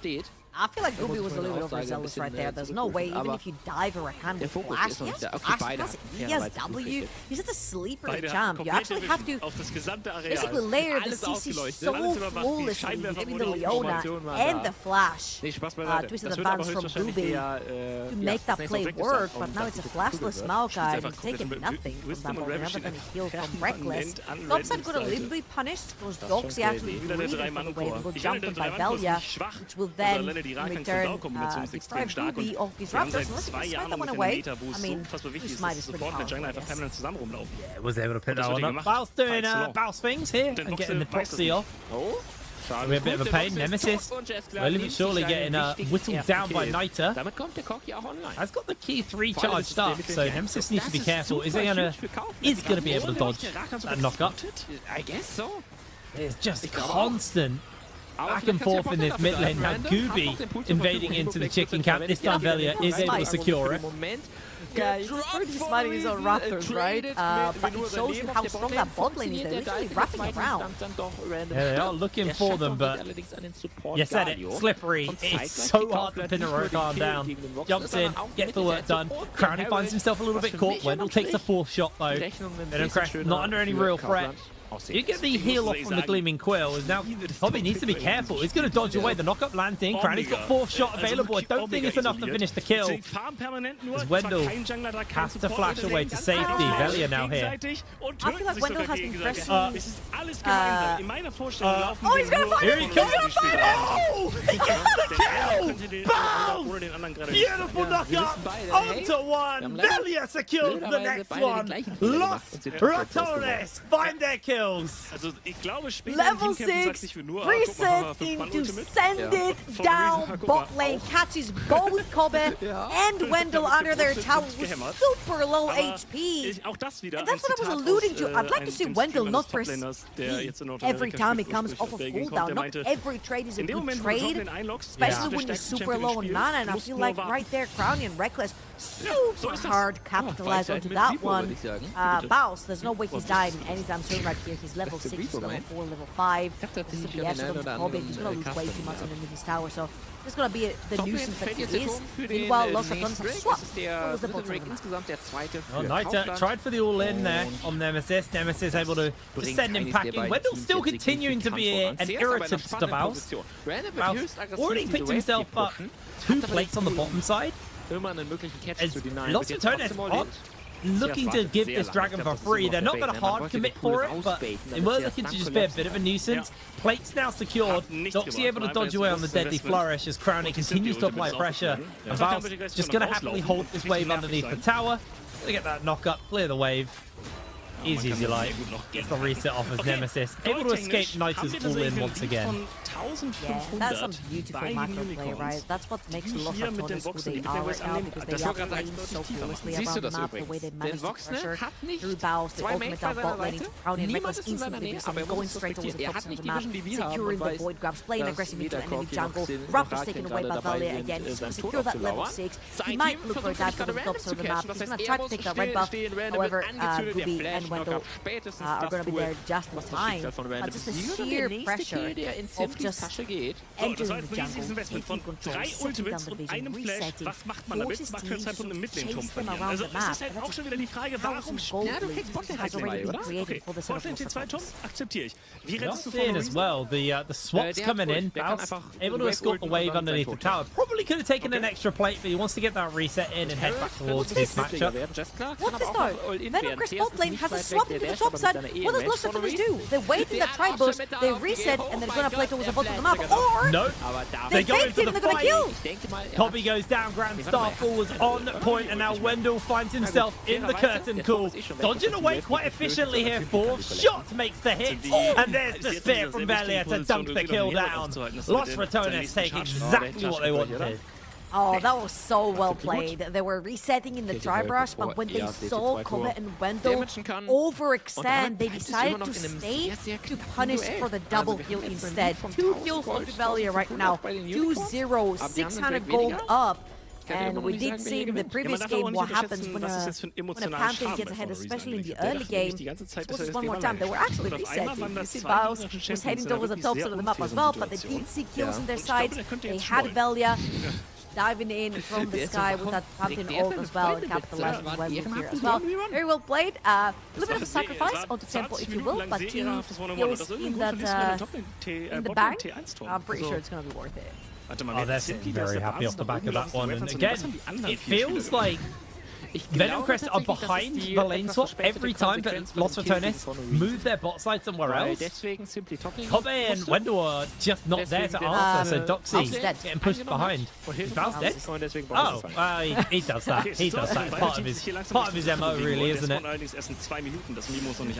true. Listen, I was just thinking, like, in terms of an anime, Valve was a side character. He would be such an interesting side character. He wouldn't be the MC. The MC would have to be like some loud guy who's like all in every time, but like he would be probably the best side character that an anime could ever be. He's the main character, what you're talking about. We're actually having a replay on the bottom side of our screen of Baus getting caught out. As, he's able to grab himself another plate in the meanwhile.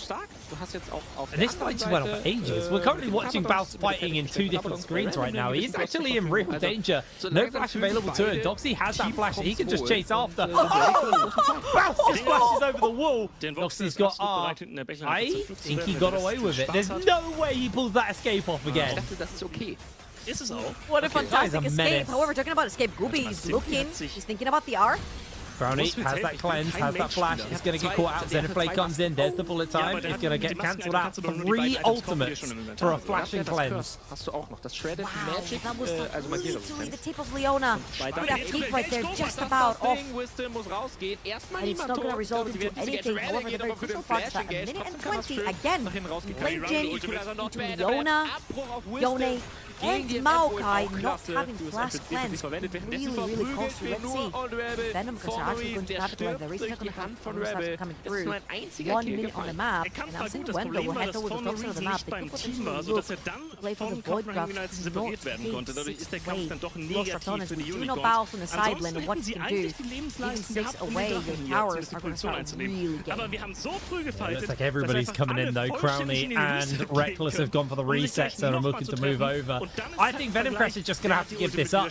The question is are they going to get that second dragon under their belt? This grub cap is going down so fast with the Azir in the area. They probably have time to move over in time. You can see that Crowley and Reckless have just redirected their appearance and moved over towards that mid side so they can pressure here on the bottom. And try for this dragon number 2. This will be the feat of strength upgrade for the side of Los Ratones if they can grab this dragon, and it looks like they're going to contest it. Yeah, absolutely. You need to play towards that bot side of the map. You've got Bloodthirster onto Kobe, onto this Misfortune. Summoners up and available. Unfortunately, you do not have item for Nitro, which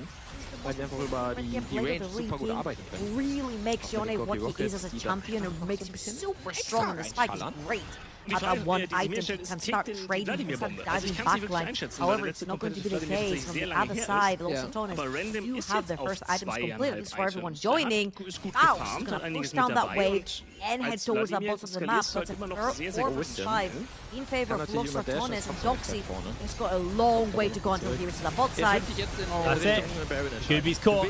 Cool comes out, and that's going to be the shot to secure the kill. Reckless interrupting on the Kobe. There's the shuffle back. called out by Niter. They trade out, but Bounce finds the knock-up. Wendell's low, Kobe's low, Crowley secures the kill. Good little interrupt on Reckless trying to jump in as the Grand Starfall makes its way over. Can they find their mark? Niter trying to get a bit of additional damage out. It's not going to be enough to secure a kill, but Los Ratones will get the Dragon off the back of that one. The tempo is very much theirs. Yeah, and I just want to give context right here. That was a Yone with no items, and he looked super scary. Imagine if that was a blade from King Nitro could potentially change how this fight went. I was going to head over to the top of the map. Doxy has taken all but one Terry Blade off of that top lane tower, and I feel like Venom Crest again.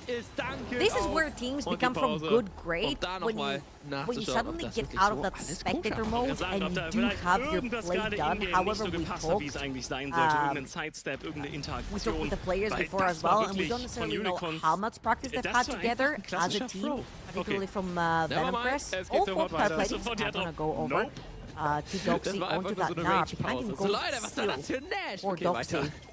But again, for Venom Crest, I feel like it was a little bit of a thorn right there. Just not completed by Marucci or Nigel to have even its strength away and that second round.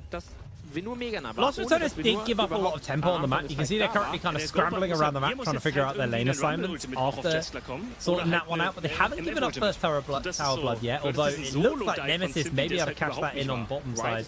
Knight has been interrupted on his way in to the lane. So they are going to back off though. Too many people starting to collapse towards that bot lane and towards Nemesis. So Baus under fire. Doxy will be able to finish up this tower nice and easily. Just going to quickly get a chunk onto the wave, force it back, and Doxy can't take the tower yet. Yeah, a little bit later here from Venom Crest, trying to take some control of the jungle, but I would love to see this when the jungle was actually up. They're looking for a Hex Flash onto the Jhin.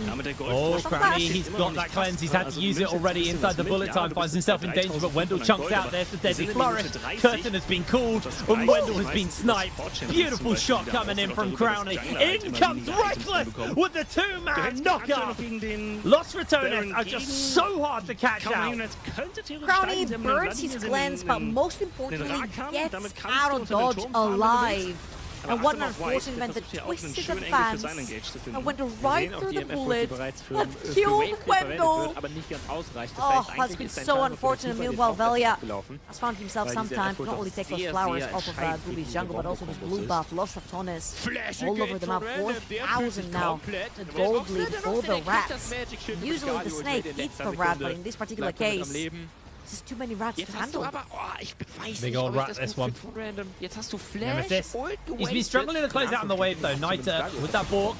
Gonna jump in. Nice little shuffle back. Reckless is here, though, to buy the time and save the day. Catch up onto Niter.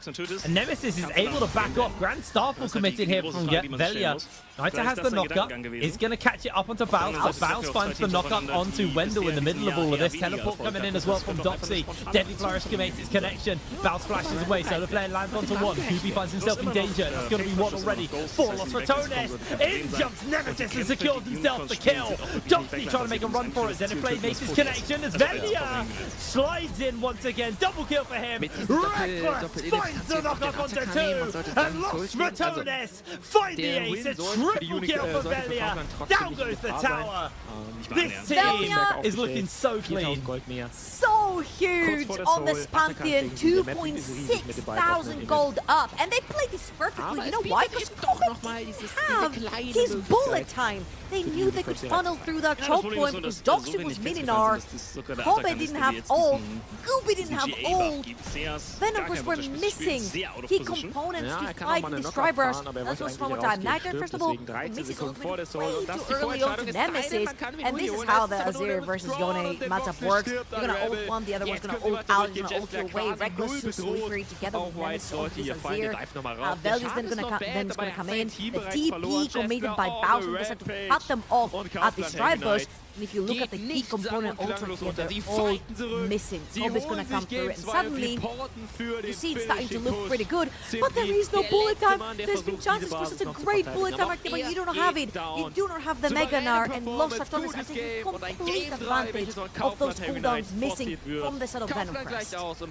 What a knockup as well. Reckless has been so clean. As now we are looking at Reckless being chased down with the quickness. You almost dinked it. He's so hard to do it, and that is going to be the kill on to Wendell. The curtain has been called for Gooby, able to evade one shot, but not the third. Brownie kills another kill. 8-0 on the Jin. He has had an absolute cracker of a day. I was about to say from downtown, but Baus came from uptown. All the way from that top lane on the flank ult onto Sion. You're right. Brownie has looked invincible on this Jin.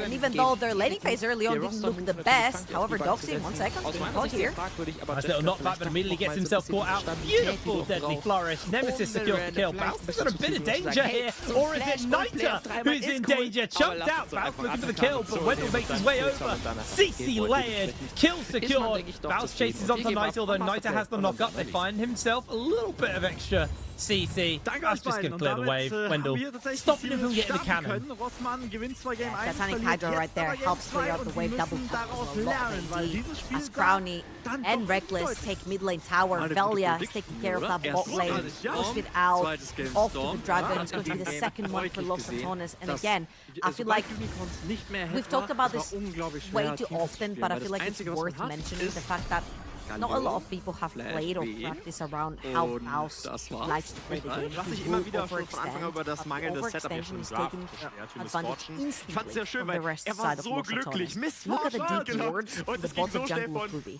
Mid lane tower, gone. Mid lane wave, pushed. Top lane wave, pushed. Everything else on the map belongs to Los Antones. When you see one or more members committed on killing Baus. And Baus is playing those sort of champions that are so slippery that can actually earn so much time for your team to make this across the ring. And that's exactly what he does here with Sion. Although, I will say, that's not the Sion I'm used to, man. He changed. That's not a full AD Sion. Yeah, true. I mean, Overlord Floodveil gives AD, I guess. So they are looking for something. Velia actually finding himself a little caught out, puts up the W. There's going to be the knock-up onto multiple members. Curtain Call comes out. Bullet time kind of wasted. Baus teleporting in. They find an interrupt onto a couple of people. That's going to be a good shuffle back as Nemesis, of course, the kill. Grand Starfield forward. Velia jumps in. CC's too thick. And Los Ratones. Jetzt habe ich's. Amumu support. I mean, we're not surprised, are we, really? These guys have been so clean. Oh, Kobe, caught out, deadly flourish, instant turnaround, and he is punched by Baus. Doxy gets the transform, gets the knockback, Crowley four-shots him into the ace. Yeah, Los Ratones so dominant for yet another game. 2-0 most likely on the day, and that's what you're expecting, right? Winter Split champions, EMEA Masters champions, coming through absolutely breezing through that day one. And let's watch this one more time. I feel like there's so much miscommunication going through for Venom Chris right here. He doesn't have his ultimate available, but on the side of Wendell does. Bullet time went into the absolute void as well. There wasn't any CC to stick down. And then when the Maokai ult came in, Azir was also on the flank at that time. Velia is going to flank around. Probably has to flash out. It's just like there's not much coordination to try and pin one member down, and everyone from Venom Chris commits onto that. Of course, huge influx in gold in Los Antones' pockets has a lot to do with that because it just sends it every time another entire item up. That has a lot to do with it. However, if you won't commit onto one play, come back into the game, you have to commit onto one champion and actually send it to try and get those shots. Venom Crest down just an absurd amount of gold for a game that's only 21 minutes in. Baron hasn't even spawned, and they have no towers outside of their base.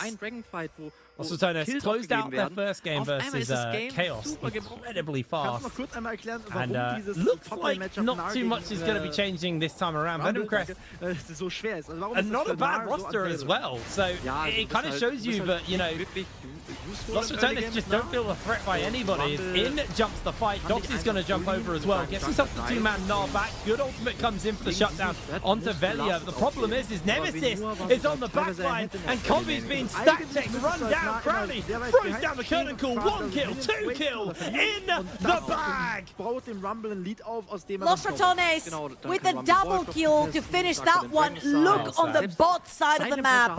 Baus has a wave. He can push down the that inhibitor tower. Another wave crashing into that mid lane. Meanwhile, Reckless and Nemesis are keeping Doxy busy. This is going to be a triple wave push coming through from Los Ratones, and that's exactly what needs to be studied. The triple wave push into the play when you're ahead to solidify your victory. And Baus right here is going to join his team. Reckless and Crowny are not too far behind. They're going to look to take that second inhibitor. However, Venom Crest just spawned. Baus. He's going to get himself in a bit of danger, able to flash away from all of the CC. Doxy maybe trying to chase forwards, but the healing comes in for the Quill. Baus slowed down by the boulder toss. Solar Flare not available to Wendell yet. In comes the teleport. Venom Crest see this is their best opportunity to get some shutdowns and get a kill, but now they're going to find the damage on to Gooby. Here's Dux. Crowley gets himself the kill. Wendell making a runaway is now in jumps Reckless. Doxy could find himself under fire. Crowley gets a double. That's going to be Doxy running away as well. It's a triple kill. Gifted over to Crowley. He just continues to chase forwards. They're going to find the lockdown onto this Misfortune. A little bit too quick to catch. Niter trying to find a kill onto one, but can't find that knock up. They get the lockdown. They get shoved back, and Niter is going to be able to escape just about. But with the rift held up, it looks like Los Ratones have got this in the bag. Baus jumps in onto the fountain. That's the lockdown onto Copy as he is dunked. Crowley finds the kill. It's a dancing herald. Los Ratones are back in full force. Exactly what was expected by the Winter Split Anemia Masters champions. Coming back into the NLC, absolutely breezing through that day one, both of their games. I just want to give a huge shout out to the unsung hero, Reckless. Died 0 times, and I think he had very close to 100% kill participation, and it's so easy to lose the small details, especially when you're playing support and you're any carry like has been popping off the entire day. So easy to overlook someone like Reckless, but his performance in this particular game, chef's kiss. Honestly, it was an impeccable Rakan game. If anyone's getting MVP for that game, it's Reckless. He played superb. We're going to pass it over to the desk though to break that game down. So Archer. Hi Duckling, how are you doing? I'm having a very good day as an average viewer who's definitely not wearing a Denmark jersey right now. I thought it was a quick little game. I'm XDDing in chat. I love the raps. I'm happily cracking around there. Absolute disaster. I had nightmares. This wasn't a nightmare. I was awoken from the nightmare, then put right back in, and then I was like, this was torture. I'm sorry. This was painful. I mean, this was waterboarding or some crazy stuff. This was unbelievable. Let's start from the highlights, right? Because Baus was peak Baus this game, and that's what happens when you get inside, right? He was unbelievable, getting solo killed, and then, Solari, you can talk about what he did in the back. Listen, when we were discussing it behind the scenes, what Archer said is really nice, is that every mistake that you make against Los Ratones is very expensive, and it gets more expensive the further you go into the game. But the most expensive mistake for Venom Crest here was giving this Baus, this Cyan Baus. He's just rolling in there, and it's like, you are supposed to be safe at this point as Venom Crest to recall back to your base. You're not safe at any point on the map if there is Baus, especially if he's on Cyan.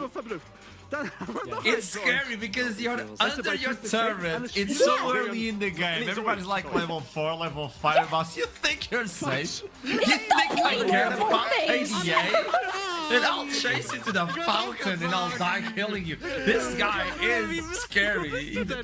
I think when we got Baus joining in pro play, it was like having this idea of how to play top lane, yada yada, with it's a good death. And now he realizes what good deaths are. I'm getting scared because his marker isn't breathing. This guy has no ceiling. I'm scared of Baus, to be honest. And also team fights. I think we need to highlight those, Duckling. Yeah. Just before. Baus' macro is not the only thing on top of this game. He had been solo killed once in lane. Doxy though thought he had found his moment, and Baus just shows his macros are still there. It's still very good. This is a fun one. Look out for the blast cone, and then I mean, It's just peak League of Legends. There is no other way to describe it. He might be Swedish, but even I have to praise this. It's just so fun. And that's the fun part though, but now we can get into the painful part for me, the team fighting, because... Yeah, Lost for Tones.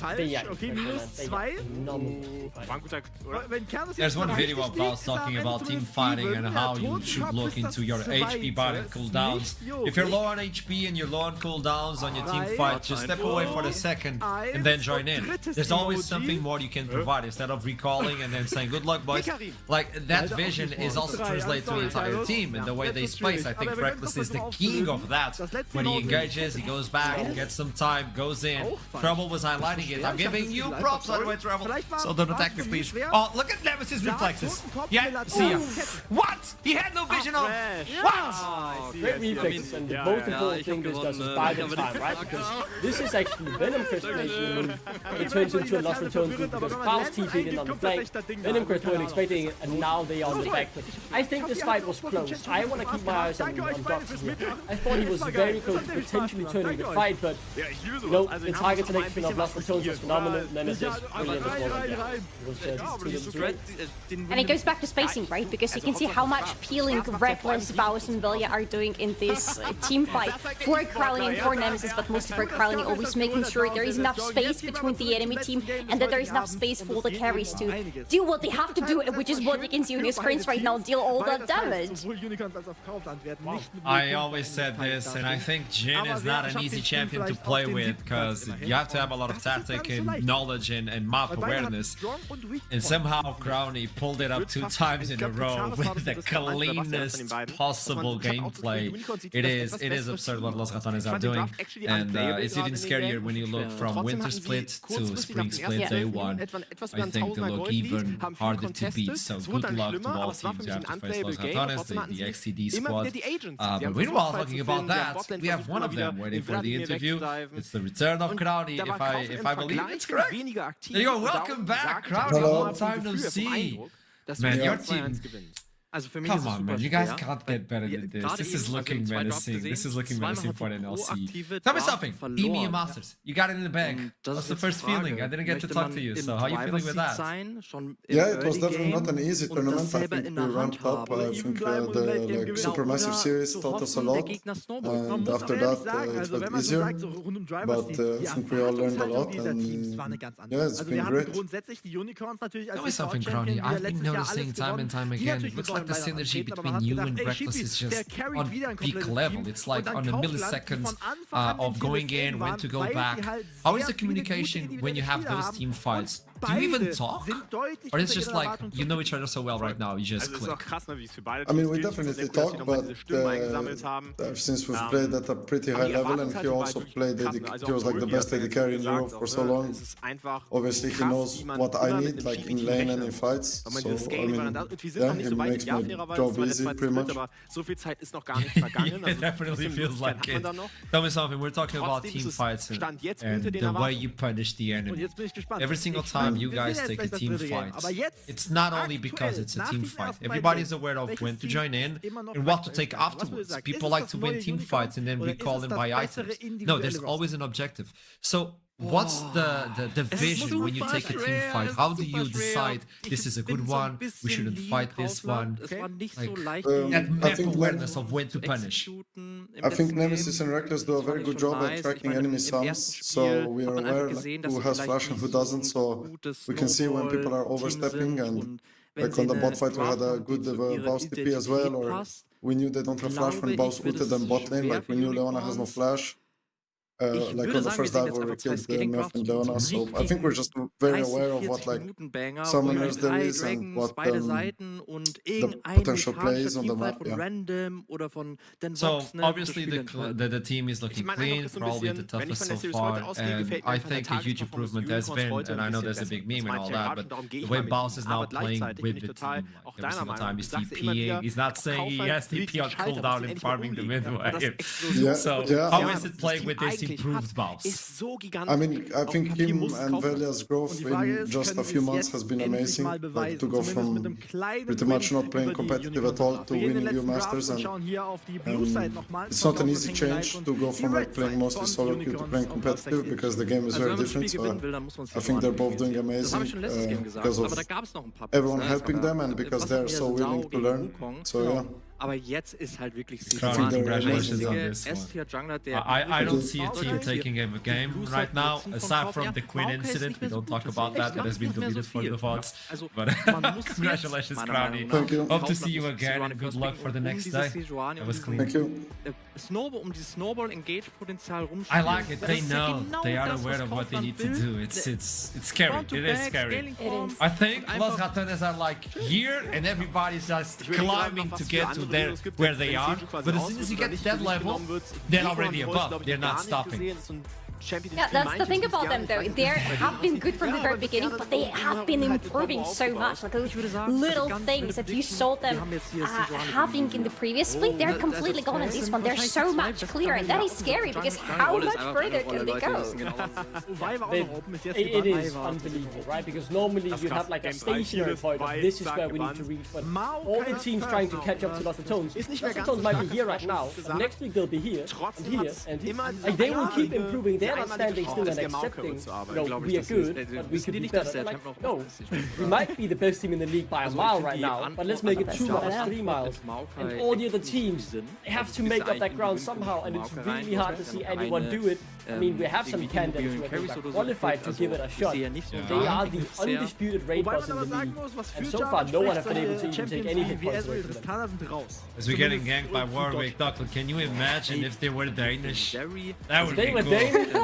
Dude, I would have bought all them birds. I would have bought all them birds. I would have painted the walls, Los Ratones. Like, I would have done everything already, but sadly, they have 2 sweets. And wow! I'm sorry, I love Los Ratones. I'll make that very clear. I'm a big XDD myself. The pride they have bought on the region is, you know, out of this world. But if they had a Dane or 2, my hype would have been 10 times more. It is what it is, but it's also time for the last game of the day of Group A on day 1. Keep in mind, this is seeding stage, so it's a best of 1. We get the seeding towards playoffs. Yeah, that's the way we roll, by the way. We talk about that. Let's roll into a small break before we head on. Verdant versus Chaos. Don't go anywhere. I'll see you soon. Noch oben drauf, das heißt, du hast einen hervorragenden Backline-Dive, du hast eine hervorragende Mobility. Die gefällt der Draft von Kaufland bisher so gut, wirklich. Das Einzige, was fehlt noch von Kaufland, ist ging an den Lockdown für Zeri. Also, Genua muss hier irgendwas spielen, was Zeri reliable ziehen kann. Oder Wisdom vielleicht mit einer Leona oder so? Stimmt, die sind auch noch offen, aber die muss man eigentlich rausnehmen. Ja, also man hat tatsächlich nicht so viele Optionen. Heißer Deal, dann möchte man meistens einen Midi-Support haben. Ah, okay. Aber du hast ja schon Maokai, ne, wenigstens. Ja, genau. Aber ich glaube, also ich denke mal, wir rechnen jetzt trotzdem mit einem Nautilus-Leona-Band oder mit einem davon, damit die Unicorns selber mit einem der beiden Picks gehen können. Fairerweise, ich sehe Zeri irgendwie fast immer auch mit einer Lulu zusammenspielen, aber Enchanter sind halt selten. Also man kann, glaube ich, auch Midi-Support spielen, aber meistens sieht man eine Zeri Lulu oder sogar eine Yumi. Oh ja. Zum Glück noch nicht in der Prime League aufgetaucht in diesem Jahr. Das kann sich aber natürlich ändern. Der Champ ist viable. Auch Milio vielleicht noch eine Option. Jetzt gucken wir auf den ersten Band. Das ist Nautilus, wie wir predicted haben. So Nautilus, die Leona werden jetzt vielleicht Bands, die beide bei den Unicorns fallen. Ich habe gerade einen komplett wilden Gedanken, der mir eigentlich nicht gefällt, aber ich muss ihn mal mit euch teilen. Es ist ja immer noch ein starker Engage und Backline-Dive, den Kaufmann hat. Raum ist auch noch offen. Ja. Hier gibt es eine Welt, wo man sagt, ey, wir ballern da jetzt, wir haben den Victor, Front to Back, Zeri wartet ein bisschen, wir ballern den Braum rein und wir spielen nicht auf dem ersten eigenen Engage, sondern wir lassen uns Engage, überfahren euch dann. Also meinst du der Braum für welches? Für Unicorns, ja. Also das finde ich ein guter Call. Braum ist tatsächlich auch in der Series. Ja. Dieser Liga ist anscheinend Braum ein super starker Pick. Also vielleicht nimmt man den jetzt hier sogar raus, wenn man auf der Seite von offen ist. Und Leona ist tatsächlich noch offen. Also man hat einen Mini-Support hier für Kaufland noch available. Ich glaube, sie haben selber für die Leona. Das wirkt für mich so, wenn du Nautilus bannst und Poppy und nicht die Leona, so ein bisschen, als würden sie auf R4 jetzt gerne selber die Leona nehmen. Ist so ein bisschen mein Eindruck. Aber dann würde man doch eher Leona bannen und dann Nautilus nehmen? Ach, vielleicht. Ja, aber ich meine, das ist vielleicht auch Präferenz. Ich glaube, das ist schon eine ziemliche Leona-Legende. Leona bannen? Das hätte Lulu auch. Also ich glaube, sie hatten Ich denke mal, sie hatten eine ähnliche Idee, dass sie nicht das Risiko haben wollen, wir wollen nicht gegen diese Leona spielen. Darum nehmen sie jetzt selber raus. Was jetzt aber Tür und Tor vielleicht wirklich für den Braum ist. Ja, ich glaube auch. Also Braum ist High Prio jetzt vielleicht trotzdem der Milio nochmal eine Option. Und ansonsten... Also Braum ist nice, weil, also Braum... Und nein. Macht Sears das auch? Er pickt auch Pike! Der zweite heute! Sari Pike, haben wir das nicht aber schon mal von Anton Spano gesehen oder so damals? Ja, aber ich sehe zu viele Pikes hier aktuell bei uns in der Liga. Ich krieg Albträume. Also man braucht auf alle Fälle irgendwie so einen 80 Damage Share oder Toplane irgendwas, was C mitbringt. Also es kann wieder den... ist nur Hammer. Wurde blockt oder nicht? Nein. Ja, ich hab nicht blockt. Blitzcrank wäre das Game 3, ne? Da kommt ganz Cheesefix. Der wird gelockt. Blitzcrank ist da. Was kann man alles hooken? Naja. Ja, Zeri, Victor. Ja, fast alles eigentlich. Javan will es nicht hooken, oder? Dann steht er plötzlich in dir drin. Ja, mit dem Silence, dann der Hook. Okay. Dann der Maokai, Charm von Ari. Welcome back to the last game of today. It's going to be Verdant versus Chaos. May I present you Hype and Bloodbath? Am besten has been the word of the day. Nee, Verdant versus Chaos, let's go! Match 5 on day 1, play day 1. Spring split seating stage. Verdant looked so good. I never thought I would say this in clean with no mistakes on the first game versus Rich Gang, but Chaos have to fight again. In Newsflash, it's going to be Zonin in the mid lane and Vibe on the top lane on this one. Duckling, you were telling me like a lot of news in the Wikipedia that goes on your brain with it. I think it's like Denmark knowledge and then NLC knowledge. Danish knowledge, NLC knowledge. It's like a flip between. So bring the knowledge. Come on, come on. Yeah. I think the main thing we want to highlight here, right, is the mid lane matchup. Two seasoned veterans going up against each other. I know Solari is excited to talk about this as well, so I'll take the Danish counterparts. Simcuts have been around for ages. Team Dignitas EU, if anyone remembers them qualifying into the EU CS. Then rebranded to Splice, made it to the finals, then got into Worlds as well. Got knocked out by TSM. Disappointing, but we don't talk about that. Regardless, though, he's a story veteran who's been around the block and has also been in the NLC before from Scarlet's talent. Okay, also wenn du das als Toplaner sagst, dass das einfach ein schlechter Pick ist, dann werden wir das mal so hinnehmen. You're right about talking about the mid lane because I think this is going to be one of those two most explosive potentially lanes because we are talking about Zorin, who is by the way back because in game number 1 of Chaos today we had a little bit of substitution situation with Turtle playing all the top lane and Vayu moving to the mid lane. In this game, Vayu is going to be back where he now, after the lane swap, belongs, and Zorin is going to be back on the mid lane. And this guy has a decade of professional competitive experience behind his belt. This is insane. He has been playing longer than some of these people have been playing games at all, full stop. Okay, I'm not getting the hype because on the first game we got to see from Chaos, it was chaotic, no pun intended. It was, yeah, but with this roster, would it be different? Should be. Hopefully it will be. Because honestly, it can go both ways, to be honest. Because on one hand we had the substitute coming in, we had their lane swap. On the other hand, the substitute coming in was Turtle, who had a really good game despite all the expectations. He shattered them all by having a really good silent game. So this game right now with the full roster finally playing, it can go both ways. Duckling, should I be biased? Vielleicht ist es auch einfach vorne, wie sind wir uns alle einig, No, I think Vert is our favorite. I'll go out and say that.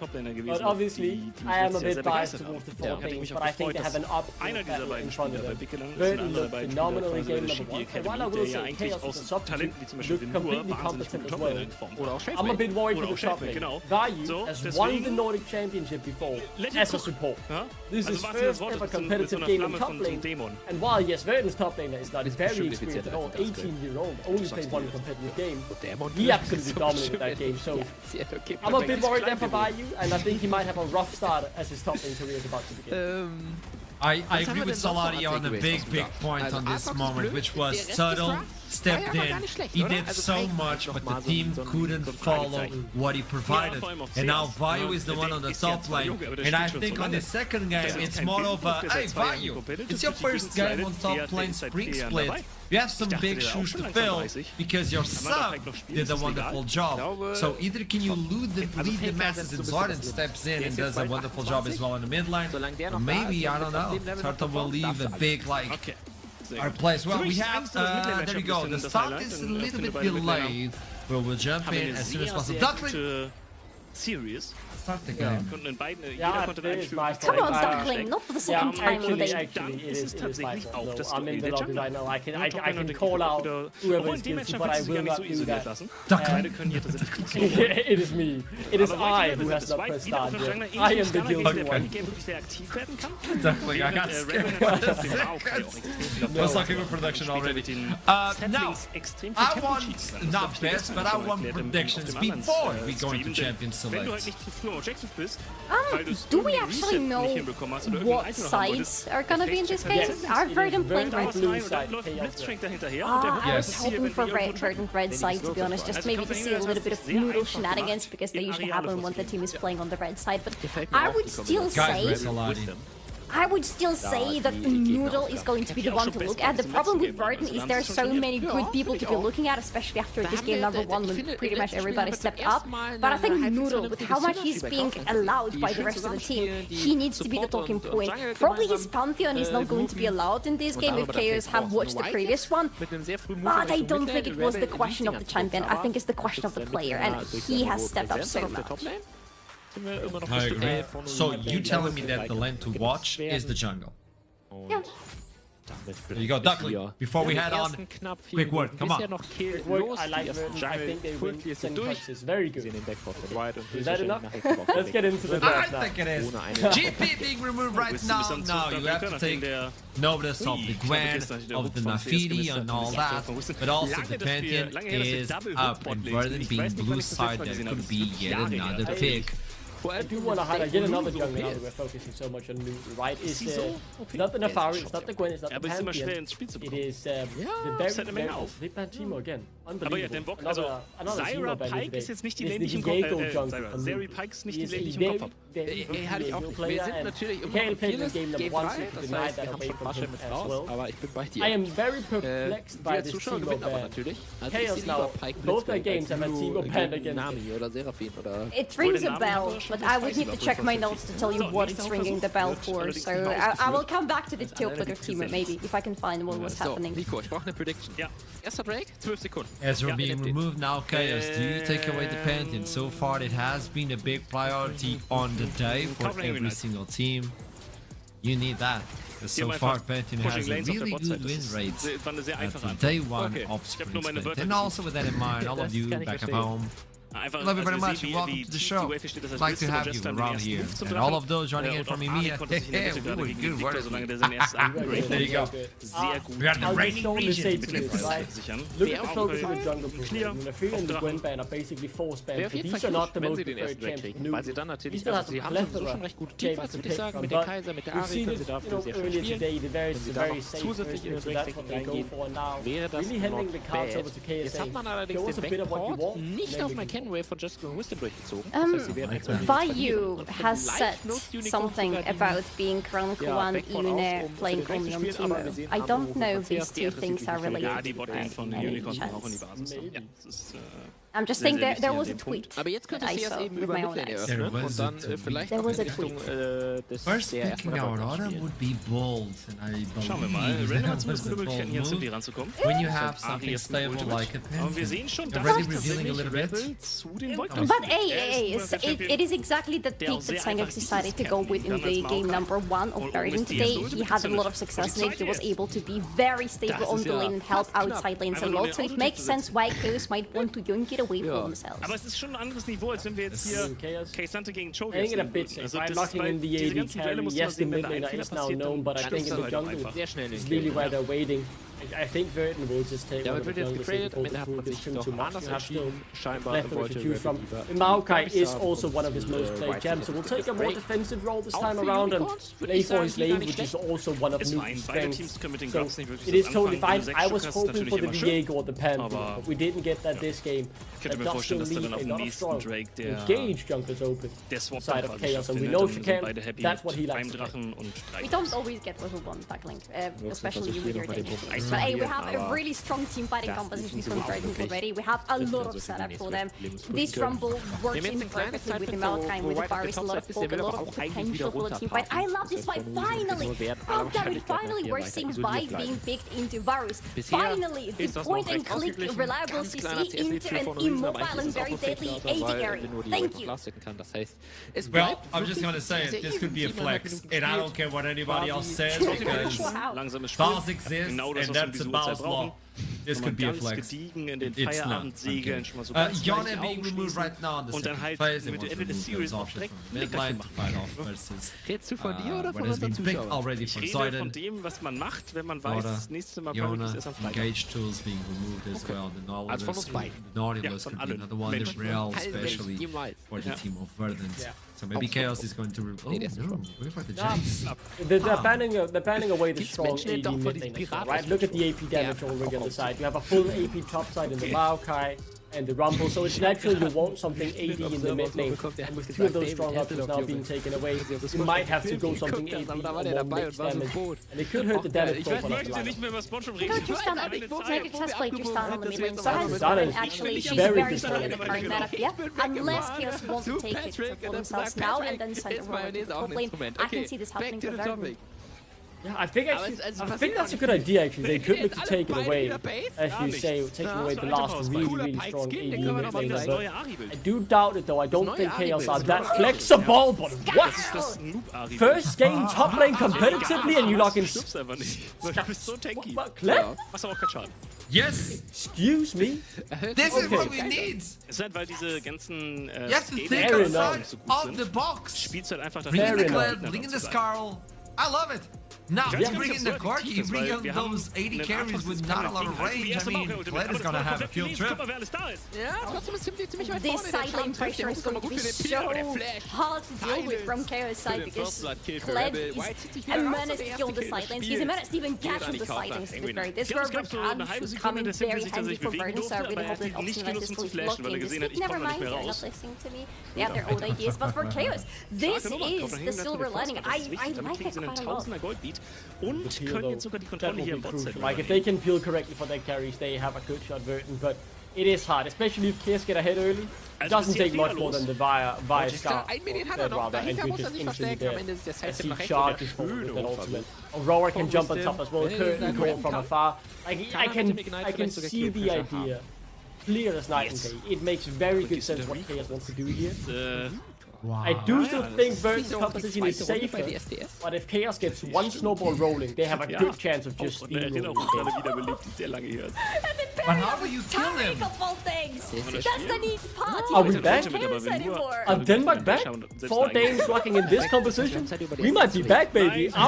Maybe I need to flip back on. This could, I mean, that is well thought. You put the shield on the W from Taric on anyone like Vi or Kled, they go to the backline and they're gonna be stunned. Okay. Also, you provide with the immortality. Guess what? Chaos have cooked. This is dazzling. Chaos have absolutely cooked here. I love the idea of this. I think it's creative. I think it's fun.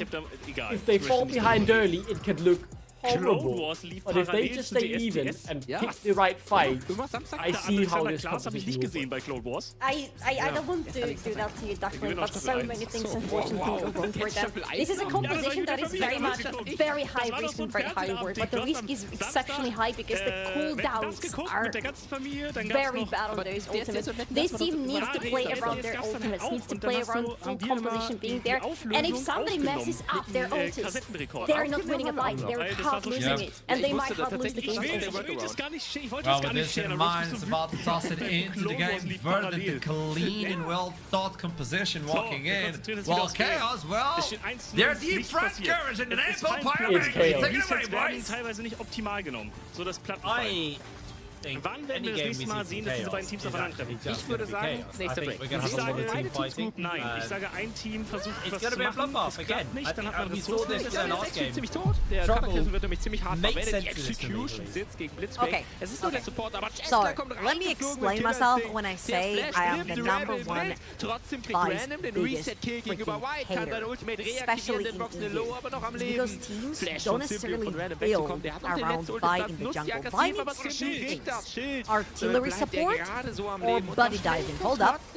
Sniller's getting dived by Verdant here. Oh, good start. He'll be fine, he'll be fine. Okay, so continue. So either artillery support or body diving together with her. Right here, not only does she have artillery support from Jin, who inherently is a very good champion to set up for teams that want to dive forward. But she also has body speed. The Aurora is an incredible 2v2 with her. Not to mention, you have the lead over in the top lane, and Tarek synergizes so well with the Vi and the Kled, because you can preemptively ult them before they get into the fight, and mark them for the kills. So, I really like what Chaos have together. The only worry that I have in mind is, can they actually coordinate?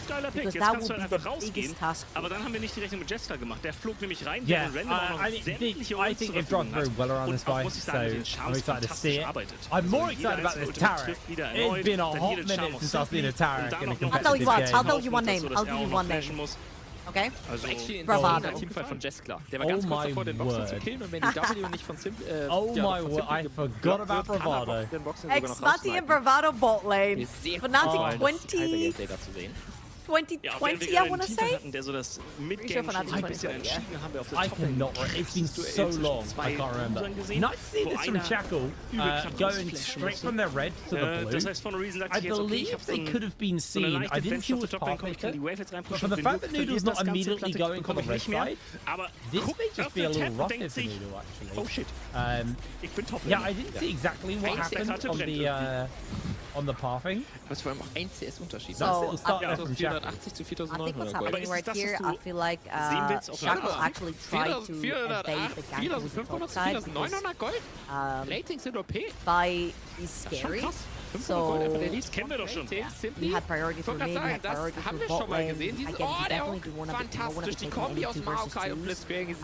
Rumble is not strong in the early, especially when you have Scarlet chicken up top and you get passive and you can double lives. Aurora plus 5. Very strong 2v2 in the mid lane in comparison to Porky and Maokai, who are looking to scale, do a little more attacking, do a little more damage on the Porky as well. So I feel like that was a pretty good dodge right there. And Shackle so far, good pathing from him. Yeah, no, I made my point and then I just looked at the map again and I realized the mistake. Nobody actually walks away with a large advantage over the other on junglers here because they both took the same map counts. So actually, it's not quite as big as I thought it was. The difference though is now, where does this lean? Where does this put the power? Shackle is obviously playing towards the top side and is going to be looking to attack top and obviously the mid as well. Where on the other side, you can see that Noodle potentially looking for any bot lane shenanigans. Not going to be stolen on the crab here, but may get caught out by the dazzle into the deadly flourish. Chaos just rotating their whole team down towards the bottom side. Zoran gets caught if they go in for the invisibility. Verdant are going to be able to walk away from this one nice and safe. Painful to watch because Raya uses W right on top of Sniller's so the CC overlap, so Shackle and Zoran didn't necessarily have the time available to them to get there to do it. So that's going to be it. I feel like Vi could have had a lot more advantages than she did have in this game, and she can definitely go back to her jungle. She has Wolves, has Krugs over the top side as well, and the Reese are starting to come through. However, again, the biggest task and the biggest ask for Chaos is, can they coordinate well enough? Because this is a very coordinating heavy position. Well, is able to break away. They find the knock up onto Obstinatus. Fourth shot comes in. Right, a little bit off the damage right now, so just gonna get some damage off. Please reset, please reset, please reset. I saw Shackle press B 4 times in this tri-verse and he's still behind. Now Maokai gets to dictate the pace of the map. He can even invade Krugs if he wants to. He's so wide down the bot lane, so he instantly goes top. Take the Krugs, take them away. So the TP coming through from value, so Noodle is not gonna overextend right there with the Maokai. Instead of gonna go back to his jungle and Shackle is going to be completely unpunished for spending so much on bot lane without necessarily getting anything back. Sollte genügend sein, Simply rauszuboxen aus der Situation. Aber they're going to get a nice little shove in to start it off here. Du kriegst jetzt auch noch die Major Stacks auf I'm actually going to lose too much. They are potentially looking for a play. Snyder has no flash available. Is just going to try and get that dazzle off to Shiganari. Not going to get much more. The flash comes out from Shiganari. Took away from Obstinate to safety. They're going to lose a little bit of the wave underneath the tower. Senkux trying to be a nuisance, but Zoran actually eating quite a lot of damage in response. They have got himself the honey fruit though. Senkux is going to be able to get away, but in comes the Kled with the charge. Senkux gets himself caught out, has to flash away. They land themselves the bear trap on the ropes to pull him back, and that's it's first blood for Vayu. They find the lockdown underneath the tower. Shackle losing a lot of HP, but Noodle can't finish it up. Obstinatus making his way over. Hook comes in from the flash. Vayu going to eat a fair amount of damage off the back of that. Good equalizer will cook Shackle alive. And Vayu finds himself caught out. He's about to get the remount though. Enough for him to jump back onto that one. Now turns onto Obstinatus. Is going to catch him off with the bear trap on the rope. But in comes the rest of backup, and Vayu, I don't think you're going to be able to survive this one, mate. He is absolutely done so. Shotguns will not save him. Taeron just secures himself 2 kills. And that is huge on the top lane as well. We've seen Rumble and a freaking care. Use my language here. He's the champion. He brings the worst out of me, I guess. He's been on a tear today. Like, this champion has been dominating the Rift for half a year at least. Say 1 year as well. With a B1 on ban. Again, from Chaos. Question marks right there. Let ult was called. Zoran didn't go to aggro. Shackle pulled back. I felt like, again, they were a little bit miscoordinated in terms of, like, what's the going? Do they want to engage? Do they not want to engage? And again, playing that spectator mode in a team, not necessarily coordinating as much as you should. In combinations like this, where Zoran did not ult early enough, let Senkux go, Senkux was too far out, which forced Vayu to want to dive, and they really didn't want to dive, but they dived anyway because they had the chicken passive. It has put Chaos in a situation where they're about 1,500 gold behind. We're losing a lot of HP. Snyder goes down in the middle of that. Chains of Corruption, CC chain, you're dead. This is the problem with Tarek, he's quite susceptible to getting blown up. Ohne Minions ist krass. Aber 28 kind of like Fresh, where he's like a pseudo tank right here. Zoran doesn't have the ult, looking down. The chain missed as well. Ja, stimmt. He'll get a bit of damage off. Vayu about to lose his mount there. The rocket. Obstinatus making his way over. Only got level 5, no Hex Flash. Can he land the hook is the question. Zoran is going to be the target. There's the lockdown. There's the kill. And now they're turning onto Vayu as he is about to remount up. This could be the turnaround for the Kled. The healing has come in. Obstinatus will go down. Shackle secures the kill. Noodle now being chased down. Charge forward. Noodle tries to buy some space, but there is too many people around, and Vayu secures his second. Great turnaround here from Chaos, picking up a few kills for themselves, especially getting Vayu on 2 kills over in the top lane. Taeron secured 2 for himself. However, nothing goes unpunished in this game, and 3 Terror Platings are going to sip over to the side of Verdun, and I really want to see how much the gold difference is. Not necessarily much right now over on the top lane, 400 gold, all the Terror Platings that went down, and the 2 kills over to Rumble. Vayu did manage to catch up with those 2 kills and managed to pick up those up on the map. But again, that was a pretty good play from Verdun. They punished. Over here, Chaos do have to catch up on a few waves. That bot on the tower. Chaos will just have his vision for the map. Lass uns über Attacker sprechen, denn der fällt jetzt. Es ist ein Buff, mit dem man hier arbeiten kann. Right now, but Noodle is also making his way over, just securing his red buff, and like nobody's quite willing to pull the trigger on any of the objectives right now. Instead, essentially setting up for a gank to secure himself the numbers game. And interesting to see because Grog's obviously not spawned up yet, so you can't just trade objectives like we've seen quite a lot today. Chaos are going to start this. We could have an objective fight very early in this game. Senkux making his way over. Obstinatus hasn't got 6 yet though. There's going to be the ultimate from Noodle, looking for the lockdown. Shackle opening up onto Senkux. Senkux has put a lot of distance between him and everyone as Zoran is taken down by the arcane smash. Senkux just able to solo Shackle in the middle of it as the depth charge lands onto Snilla. They're taken out. Syntax gets a double kill.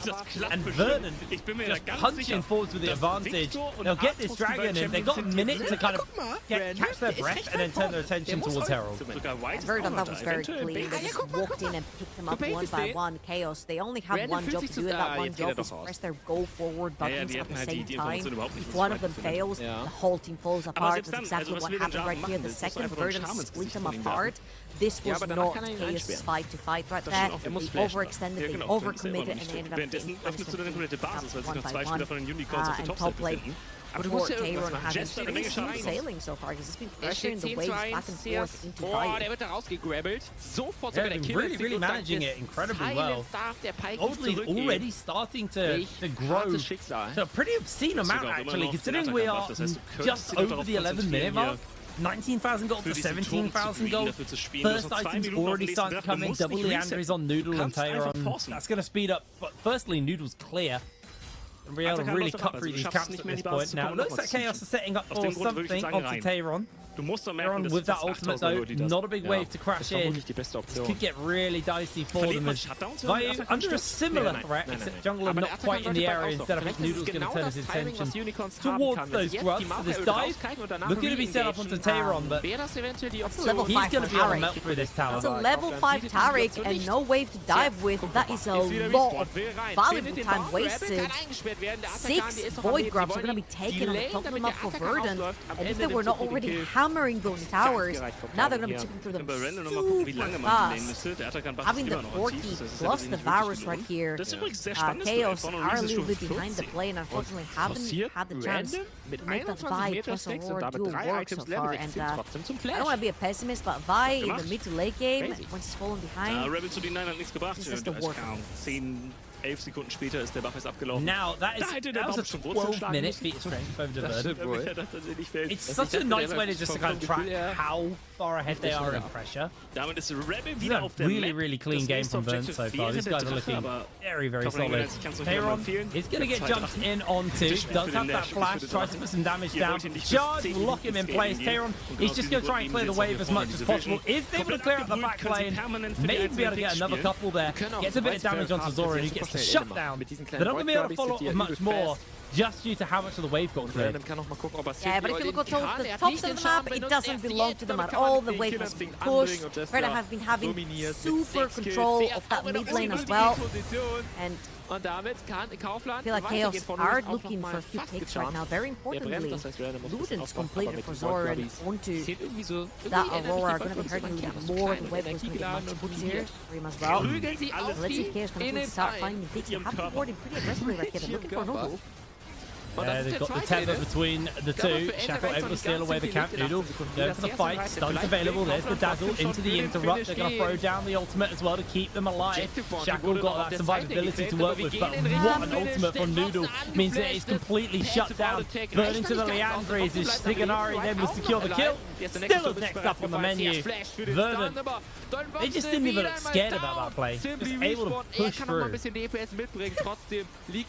Oh, I feel so bad because these are the Vi plays that make me not want to see Vi ever again. Vi tried to clear the wave right here, but there's 3 members from Verdun and a Gromp, and it's not going to be for this world much longer. Doesn't even get to remount. It's going to go down to the other one's 303. Shiganari on this Varus now, and Verdun have showed a really strong face throughout the entire day. It makes it that much more exciting looking forward to Verdun versus Lost in potential matchup. Shiganari said, didn't have time to practice much, but by the time the two of them played, they would have probably had some time. Senkax, far forward. Senkax is definitely caught here. They're trying to Hex Flash over, coming for the save. Senkax is still alive. Shiganari putting some serious damage down. Teleports coming in. Senkax flashes over the wall. Tayron comes in, and that equalizer was absolutely beautiful. Snilla burning down to the Leandres. They are able to get the shot. Senkax is taken down, but Shiganari will revenge him, taking him out. Snilla little low. And here comes the charge onto Shiganari. Tayron looking for Zoran, will be able to cook him. Now Shiganari just trying to get to his team in time to flashes over the wall. Surprise! There's a Taric waiting in the wings. Shades of corruption. They find the lockdown. They've got the passive stacked on. And in comes a big old Q from Shiganari. Any moment now, Vayu is going to lose so much HP. Able to actually dodge some of that with the dismount, but Verdant, they're going for it. That's the kill. This is looking one-sided trouble. And straight into that replay we go. Senkax. A little bit cocky right there, walking a little bit too far up, if you will. However, he does get bailed out from his team. Shiganari already and Obstinatus on his service. Noodle gets absolutely obliterated with only Leander. He's given to Maokai. Obstinatus gonna die to the last shot right there. And Rhea, I think he does the best possible scenario, right? This is what the Jin does in this composition. You set up from super far away and you try to snipe away people. Kills that Corki in the meantime as well. So very well played right there. However, Shiganari finds a virus. Finds a Taric for himself. A little bit of a present, a +1 if you will, as they're looking for a Spiller again. I'm gonna find the Q from either Maokai or the Nautilus. Beste Blitzcrank game ever. Will be indeed. They did look for it though. Rift Herald's up though, and they're going to try and contest this. Although I say that, they don't have Senkax with no teleport, so they may just give up this objective and instead turn their attention towards this mid lane tower, knowing that they don't need the Herald to push it through. I mean, Senkax is just getting free gold. That's a lot of gold, by the way. And meanwhile, Chaos, incredibly slow to finish this Herald up. It's coming at the cost of 2 towers. Absolutely heartbreaking for them. Senkax able to clear out the tower. Has got himself a little caught out here. Eating those shots. Down he goes. In comes the rest of Verdant. Let's see if they can save the day. Now Tayron going to be looking to get dove onto. But Tayron, everything committed. He's taken out. Equalizes the wave. I don't know how much of the wave he gets. I mean, at the end of the day, it's a 2-for-1 in favor of Chaos. So a few picks right here, and they get to pop that Rift Herald. Could potentially look to take double power. As you're looking on the other side of Verdant, he's going to start eventually that dragon. Seeing Ludu around the area, so definitely going to be the dragon. But spawns have come through from Shiganari and Obstinatus, so they're going to be defending that one. Senkax back on the map as well. Shiganari's going to head towards the mid side of the map, where Raya is pushing with Snilla. That was a pretty good pick for them. They do manage to get that neutral objective as well as 2 kills. Very importantly, kills going forward with Jin. Definitely we've seen Crowning do wonders with the Jin. However, he was getting fed super early into the game, and this is not necessarily a composition that's going to survive too long for the Jin to make plays. Shiganari. I think that might just be Vayu going down. He charges away. In comes the Nature's Grasp just to lock them down. Vayu actually able to break away from that one. And there's the kill. Obstinatus with the dredge line. Throwing down the depth charge as well. Into the arrows. Shiganari secures the kill. And Chaos can do nothing but watch as their towers will slowly but surely crumble to the siege. Verdant are just too far ahead right now. Yeah, 6 Void Grubs as well from the side of Verdant. These towers are going to be melting huge wave on the top lane. Supported by Senkax's support push as well. Sorry, takes a Q to the face. HP and Obstinatus. That's all she wrote. Obstinatus will go down in the middle of that fight, but we're going to see Shackle fall as well. The Dazzle lands onto one into the Deadly Flourish, but no real follow-up. In jumps Noodle. The teleport's coming in. They're going to pull the curtains down as Vayu trying to find the opening. Bench up on a rope is going to connect onto Senkax. Senkax gets caught, but Noodle comes in for the backup. Senkax continues to fire away the extra bits of damage. Noodle going low, the arrow's doing so much. Shiganari gets caught out by the Dazzle, but it matters not, because that is Chaos collapsing to the side of Verdant. Yeah, Verdant is kind of slapping them in the face with extra items, and honestly, Shiganari, what a performance on this bar is 10, 0, and 8. And Blood Cold, as you can see his camera as well. He doesn't care, he just wants this game to be finished. Wants this game to be over. Few question marks I will say so far in this game about Senkax, but I feel like A lot of the overextensions have come from like all the confidence of being ahead, being able to capitalize. We saw the Pike, having like almost 10 gold. I think a gold difference right here. These are things that obviously you're going to have to go back and board review potentially, because you cannot make these mistakes versus lots of opponents. You'll give them one kill, they'll take your entire map. I feel like these games are sort of leading up to it. As I feel like this game is as good as gone for Chaos. Unfortunately, right here haven't been able to secure themselves so far, and this doesn't look like it's going to be the case either, as they have pretty much two waves that are really pushing towards them. Sniller is gonna get stuck, he's gonna get killed. And he's just popped. We couldn't even switch between us, he was just dead. No, there's almost, these kills are almost so efficient, but now Senkup's flashing away from the Deadly Flourish, puts a whole heap of damage in Araya. I think he that is one fed Corki. He's had 2 tier 2 towers. They're 700 gold each. He's had so much gold from towers this game. Oh yeah, another thing in the Atakan as well. They want to take as much as possible from the map. I think it's going to be the ruins one. Extra XP for everybody, as if Verdun needed this. That is now an 8,000 gold lead and brewing but overall, the sort of Verdun, really great to play with him. I think he's a really great player. I'm just trying to wrap my head around this because I feel like Chaos doesn't really have a chance, especially also with that victory right now. There's a bright future ahead of Kaufland. So many of their clicks were just not coordinated enough to make the CC stick matter. The second game was not clean as well, all day right? about landing CC, we have layering it properly, and I feel like it really matters, especially when you play a team that wants to go all in. That we can replicate game by game, and one link is not connected to I think another, we're for sure improving every single day, so I have high hopes for us has still. been the case for Chaos. They have showed a lot and that people expect us to be of good stuff so far, so possibly with practice, more things are going to happen. Maybe Fox and others ace checks here? Yeah, I don't know if that's going to be enough. They throw the dazzle down, they are going to get the ultimate off as well. That equalizer is melting everyone in Chaos.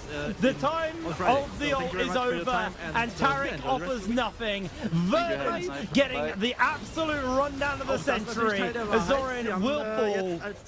A double kill for the Rumble, a double kill for the Varus, and only Riot will remain. The biggest problem that Chaos have is NLC splits are fairly short if you're a bottom team. Unfortunately, you don't get much time in the league. We go straight into playoffs incredibly quick. And they're going to have some serious work ahead of them to make a lot of growth in a very small period of time. Well, this will be a very quick season for Chaos again.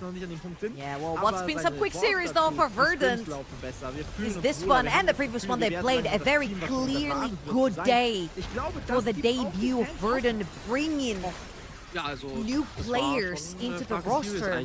I'm not wrong, only Natos remaining from the previous one in winter, and usually when teams restructure so much in a composition of players, it's just so difficult to sort of find things that click together, and Verdun so far have been showing up and showing off. And right here, Chaos tried to press the buttons all together, and it was the right idea. Technically, you should be able to burn through that Nautilus. Oh my god, this bubble. Absolutely destroy them. It's just a matter of everyone is under leveled on the side of Chaos. Whether they press the buttons or not, they just die instantly. This fight is a non-factor at this point, and there's a 12-0-11 Varus on the other side of the goes up. So let's just get items diff right now and levels diff. Take the flower! They don't need it. Just take the flower, man. You're under level. Take it. Oh, actually, they really do need it. They do need it, yeah. They really need it, but I don't think it's going to matter. They're probably setting up for their final siege here. They've got waves pushing on multiple fronts. This tower will not be long for the world. All inhibitors down. Excuse me, I would need my Vi to pull back in base. SOS. Yeah, they're still doing Dragon. They've only just finished the Dragon up. Waves are a bit of a way off crashing. They've only got this one, but they're going to throw down the ultimate. The Rumble ult catches on as well. Riot able to break away, but that's not really going to do much for his team as they are melted by Verdun. Zorin going incredibly low. Hook hits onto a minion. Shiganari no Q available, so Zorin will be able to break away. but two super minions are about to crash into the base, and this looks like an incredibly fast win here for the side of Verdant. I don't think Chaos have got enough in the tank to keep themselves going in this one. As Zoran loses half his HP, Shackle jumps in onto Noodle. It's not really going to achieve much. Shigenari's trying to put a bit more damage down. Shackle finds himself doing a little bit more work, but there he goes, shut down and immediately taken out. Verdant looking so clean today. A 2-0 start to the season. These guys are looking really formidable. Ja. Wow. Also wir probieren verschiedene Sachen aus und das ist It's natürlich making it immer exciting. I looked at the group, they're laughing, they're feeling good, and they should be. They had a fantastic day so far. I was looking at the group and I was kind of scratching my head. I was like, hey, this is the Los Ratones group. There's usually at least like one team that will make it hard for them, and I just couldn't necessarily point towards that team because I felt like a lot of teams completely restructured. Verdant being one of them, and I just didn't know if the synergy was going to be there, if the picks were going to be there, if the player performance was going to be there. Clearly there is for Verdant. I actually was asked from the chat before we threw it over to the desk. If Baus gets a Vi pass, absolutely. Infinity gets Vi, always gets a freaking pass. I mean, yeah, I'll take Crit Vi any day. Anyway, we're going to pass it over the desk to round that game and the day out. So over to you guys. Genau, aber was willst du machen? That was my question. That was my question. Does why Baus gets the pass? There you go. It does get the pass, but also Verdant gets a big pass with this guy versus Chaos. They're looking clean, even with only 4 sprims in the back. It's looking good so far. What do you say about this game? Because if you play Chaos high risk, high rewards, the risk is there. Can I just say one thing? Because we had Shigenari on the interview today, and he told us that we should be looking at the top lane. And while we should be looking at the top lane, and we will have to talk about Taron having such a great performance today, Shigenari was exceptional, and it was such a joy to look at him in the team fights because he was clean. He's very clean with his positioning in those fights. He's very clear on what exactly he used to be doing, and even that Vi that I was having so much hope about when I saw him in the draft, Trouble did slender me, and she was absolutely right that Vi did not live up to my expectations, and I had too high expectations. Du machst EQ und all solche Geschichten, dann holst du Merc Threads, dann holst du was weiß ich nicht. Wir sind jetzt Black Cleaver Second gegangen, hätte vielleicht ein Kenny Brooker gerne gesehen, wenn wir nicht 200.000 You have been hit by the curse. I've been hit by the trouble curse my whole day just for the park. That's unbelievable. Regardless though, I thought it was a phenomenal game there from the side of Verdant. I think, yeah, as you guys have already said, when you're Chaos and you draft this sort of competition, it's high risk, high reward, and when you don't get the reward, you take the risk, right? And you just get absolutely rolled over. It was fun, but what saddens me is they never really got the fight. This is where you thought they still had a chance if they could win this fight in particular about 15 minutes into the game. Catch out the opponent's mid laner. But sadly, they didn't have enough damage, and you know, Verdant is a very good spot. It's a very good position for Verdant to have a fight at because Chaos want to keep their backline as far as possible in their front. They pretty much want to have a front to back here, right? In this piece of the jungle, in this part of the jungle, it's not possible. And Verdant makes sure that it's not possible for Chaos because they have absolutely no problem just going around the walls and getting into the backline of Chaos, not letting them regroup or just to think straight in this team fight. Really pulling through here in the end in a difficult position. I will say that fight was close to going to Chaos' way, but it felt like to me when that fight was over and it was won by Verdant, the game was decided as well. You can see this pretty much outside of that, just the staple goal graph and the goal was scoring. Chaos, that was fun to see, but it didn't feel like we really get to see what they could do as this composition. As soon as they lost that fight around 15 minutes, there was no At this moment, Verdant are going to finish the day with a good score, with a 2-0, tying them up versus LR at this moment. We talked about it previously on the interview with Shigenari, and they look comfortable even with little to no experience, let's call it this way. At least together the team is at least clicking together, and that's a good sign for Verdant as they look as one of the top teams right now for the NLC. Obviously tomorrow we're going to look into Group B, and we have got other sharks over there waiting to bite on the enemies. But for today, LR and Verdant, at least in my opinion, have been the ones sticking out. And obviously, LR were supposed to do though. Verdant, I was like question marking them. I'm really happy with the result they provided, even with so little experience together. That's my biggest takeaway from today. That they were able to do this with only 4 games of scrims.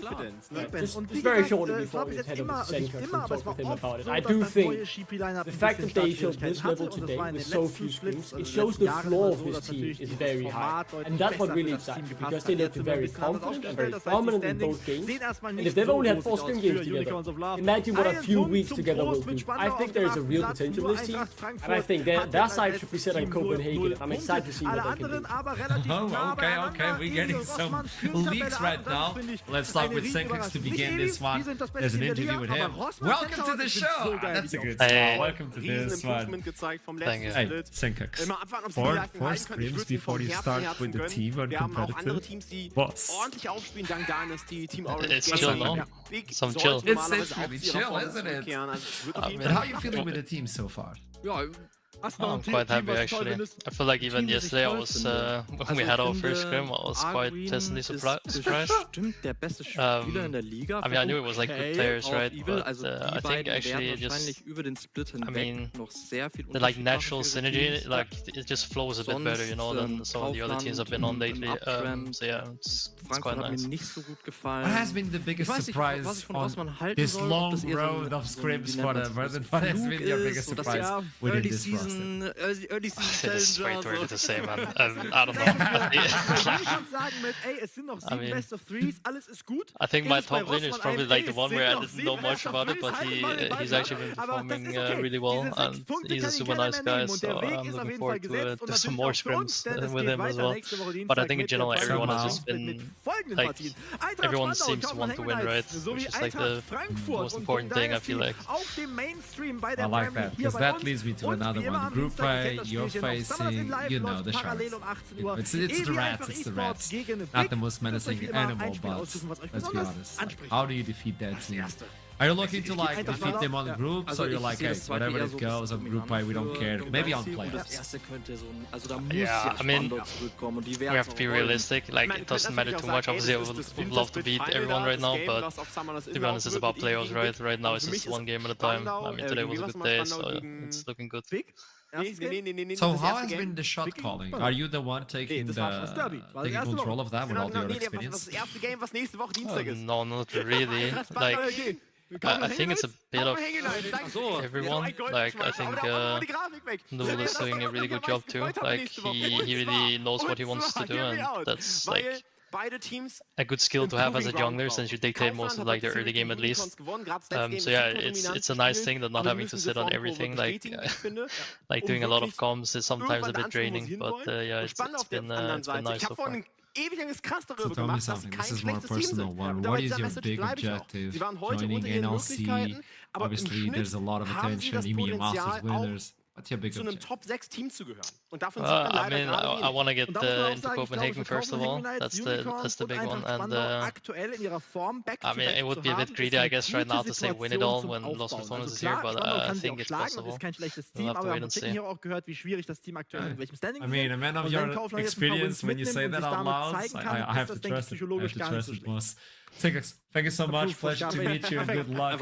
At least 4 more before next week, okay? At least 4 more sprints, you guys. Alright, only 4. Only 4, at least 4 more. You got it. I'll see you soon, man. Pleasure. See ya. There you go, they're looking clean. You know what I got from that interview though? He said, when we scrimmed yesterday. So the 4 scrims were yesterday, by the way. That's a good way to get ready to this split. That is a insane turnaround, right? Absolutely incredible. What I really like to touch upon there, one of the motivations, I think with so many, and I know this will be more Denmark-centric talk, but I think it is a real point, especially for the games. It is very rare that we have big lands in Denmark. We've had one, ELCS Final Spring 2018.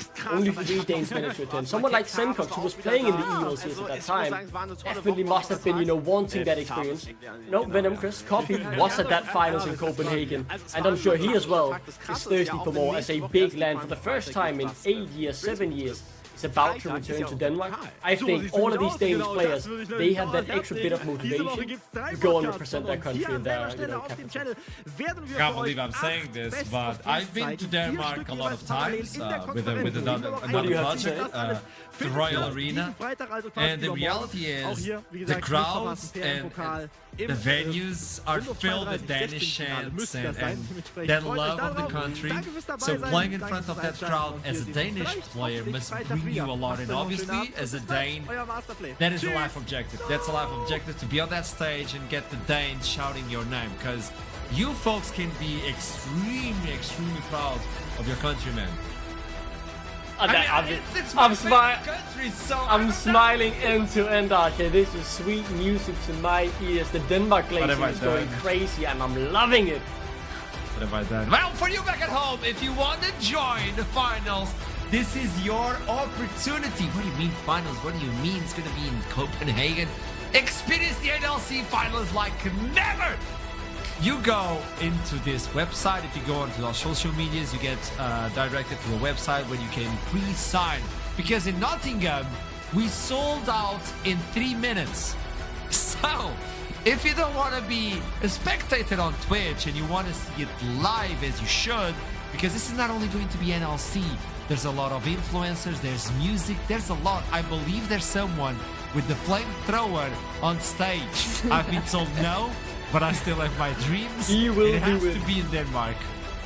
It has to be, you know. You both are delusional, you know that? Give me a confetti cannon, you know, I'll be happy. I don't care. It's something, okay? It's something. Salati, what do you have to say? Because standings will show up soon.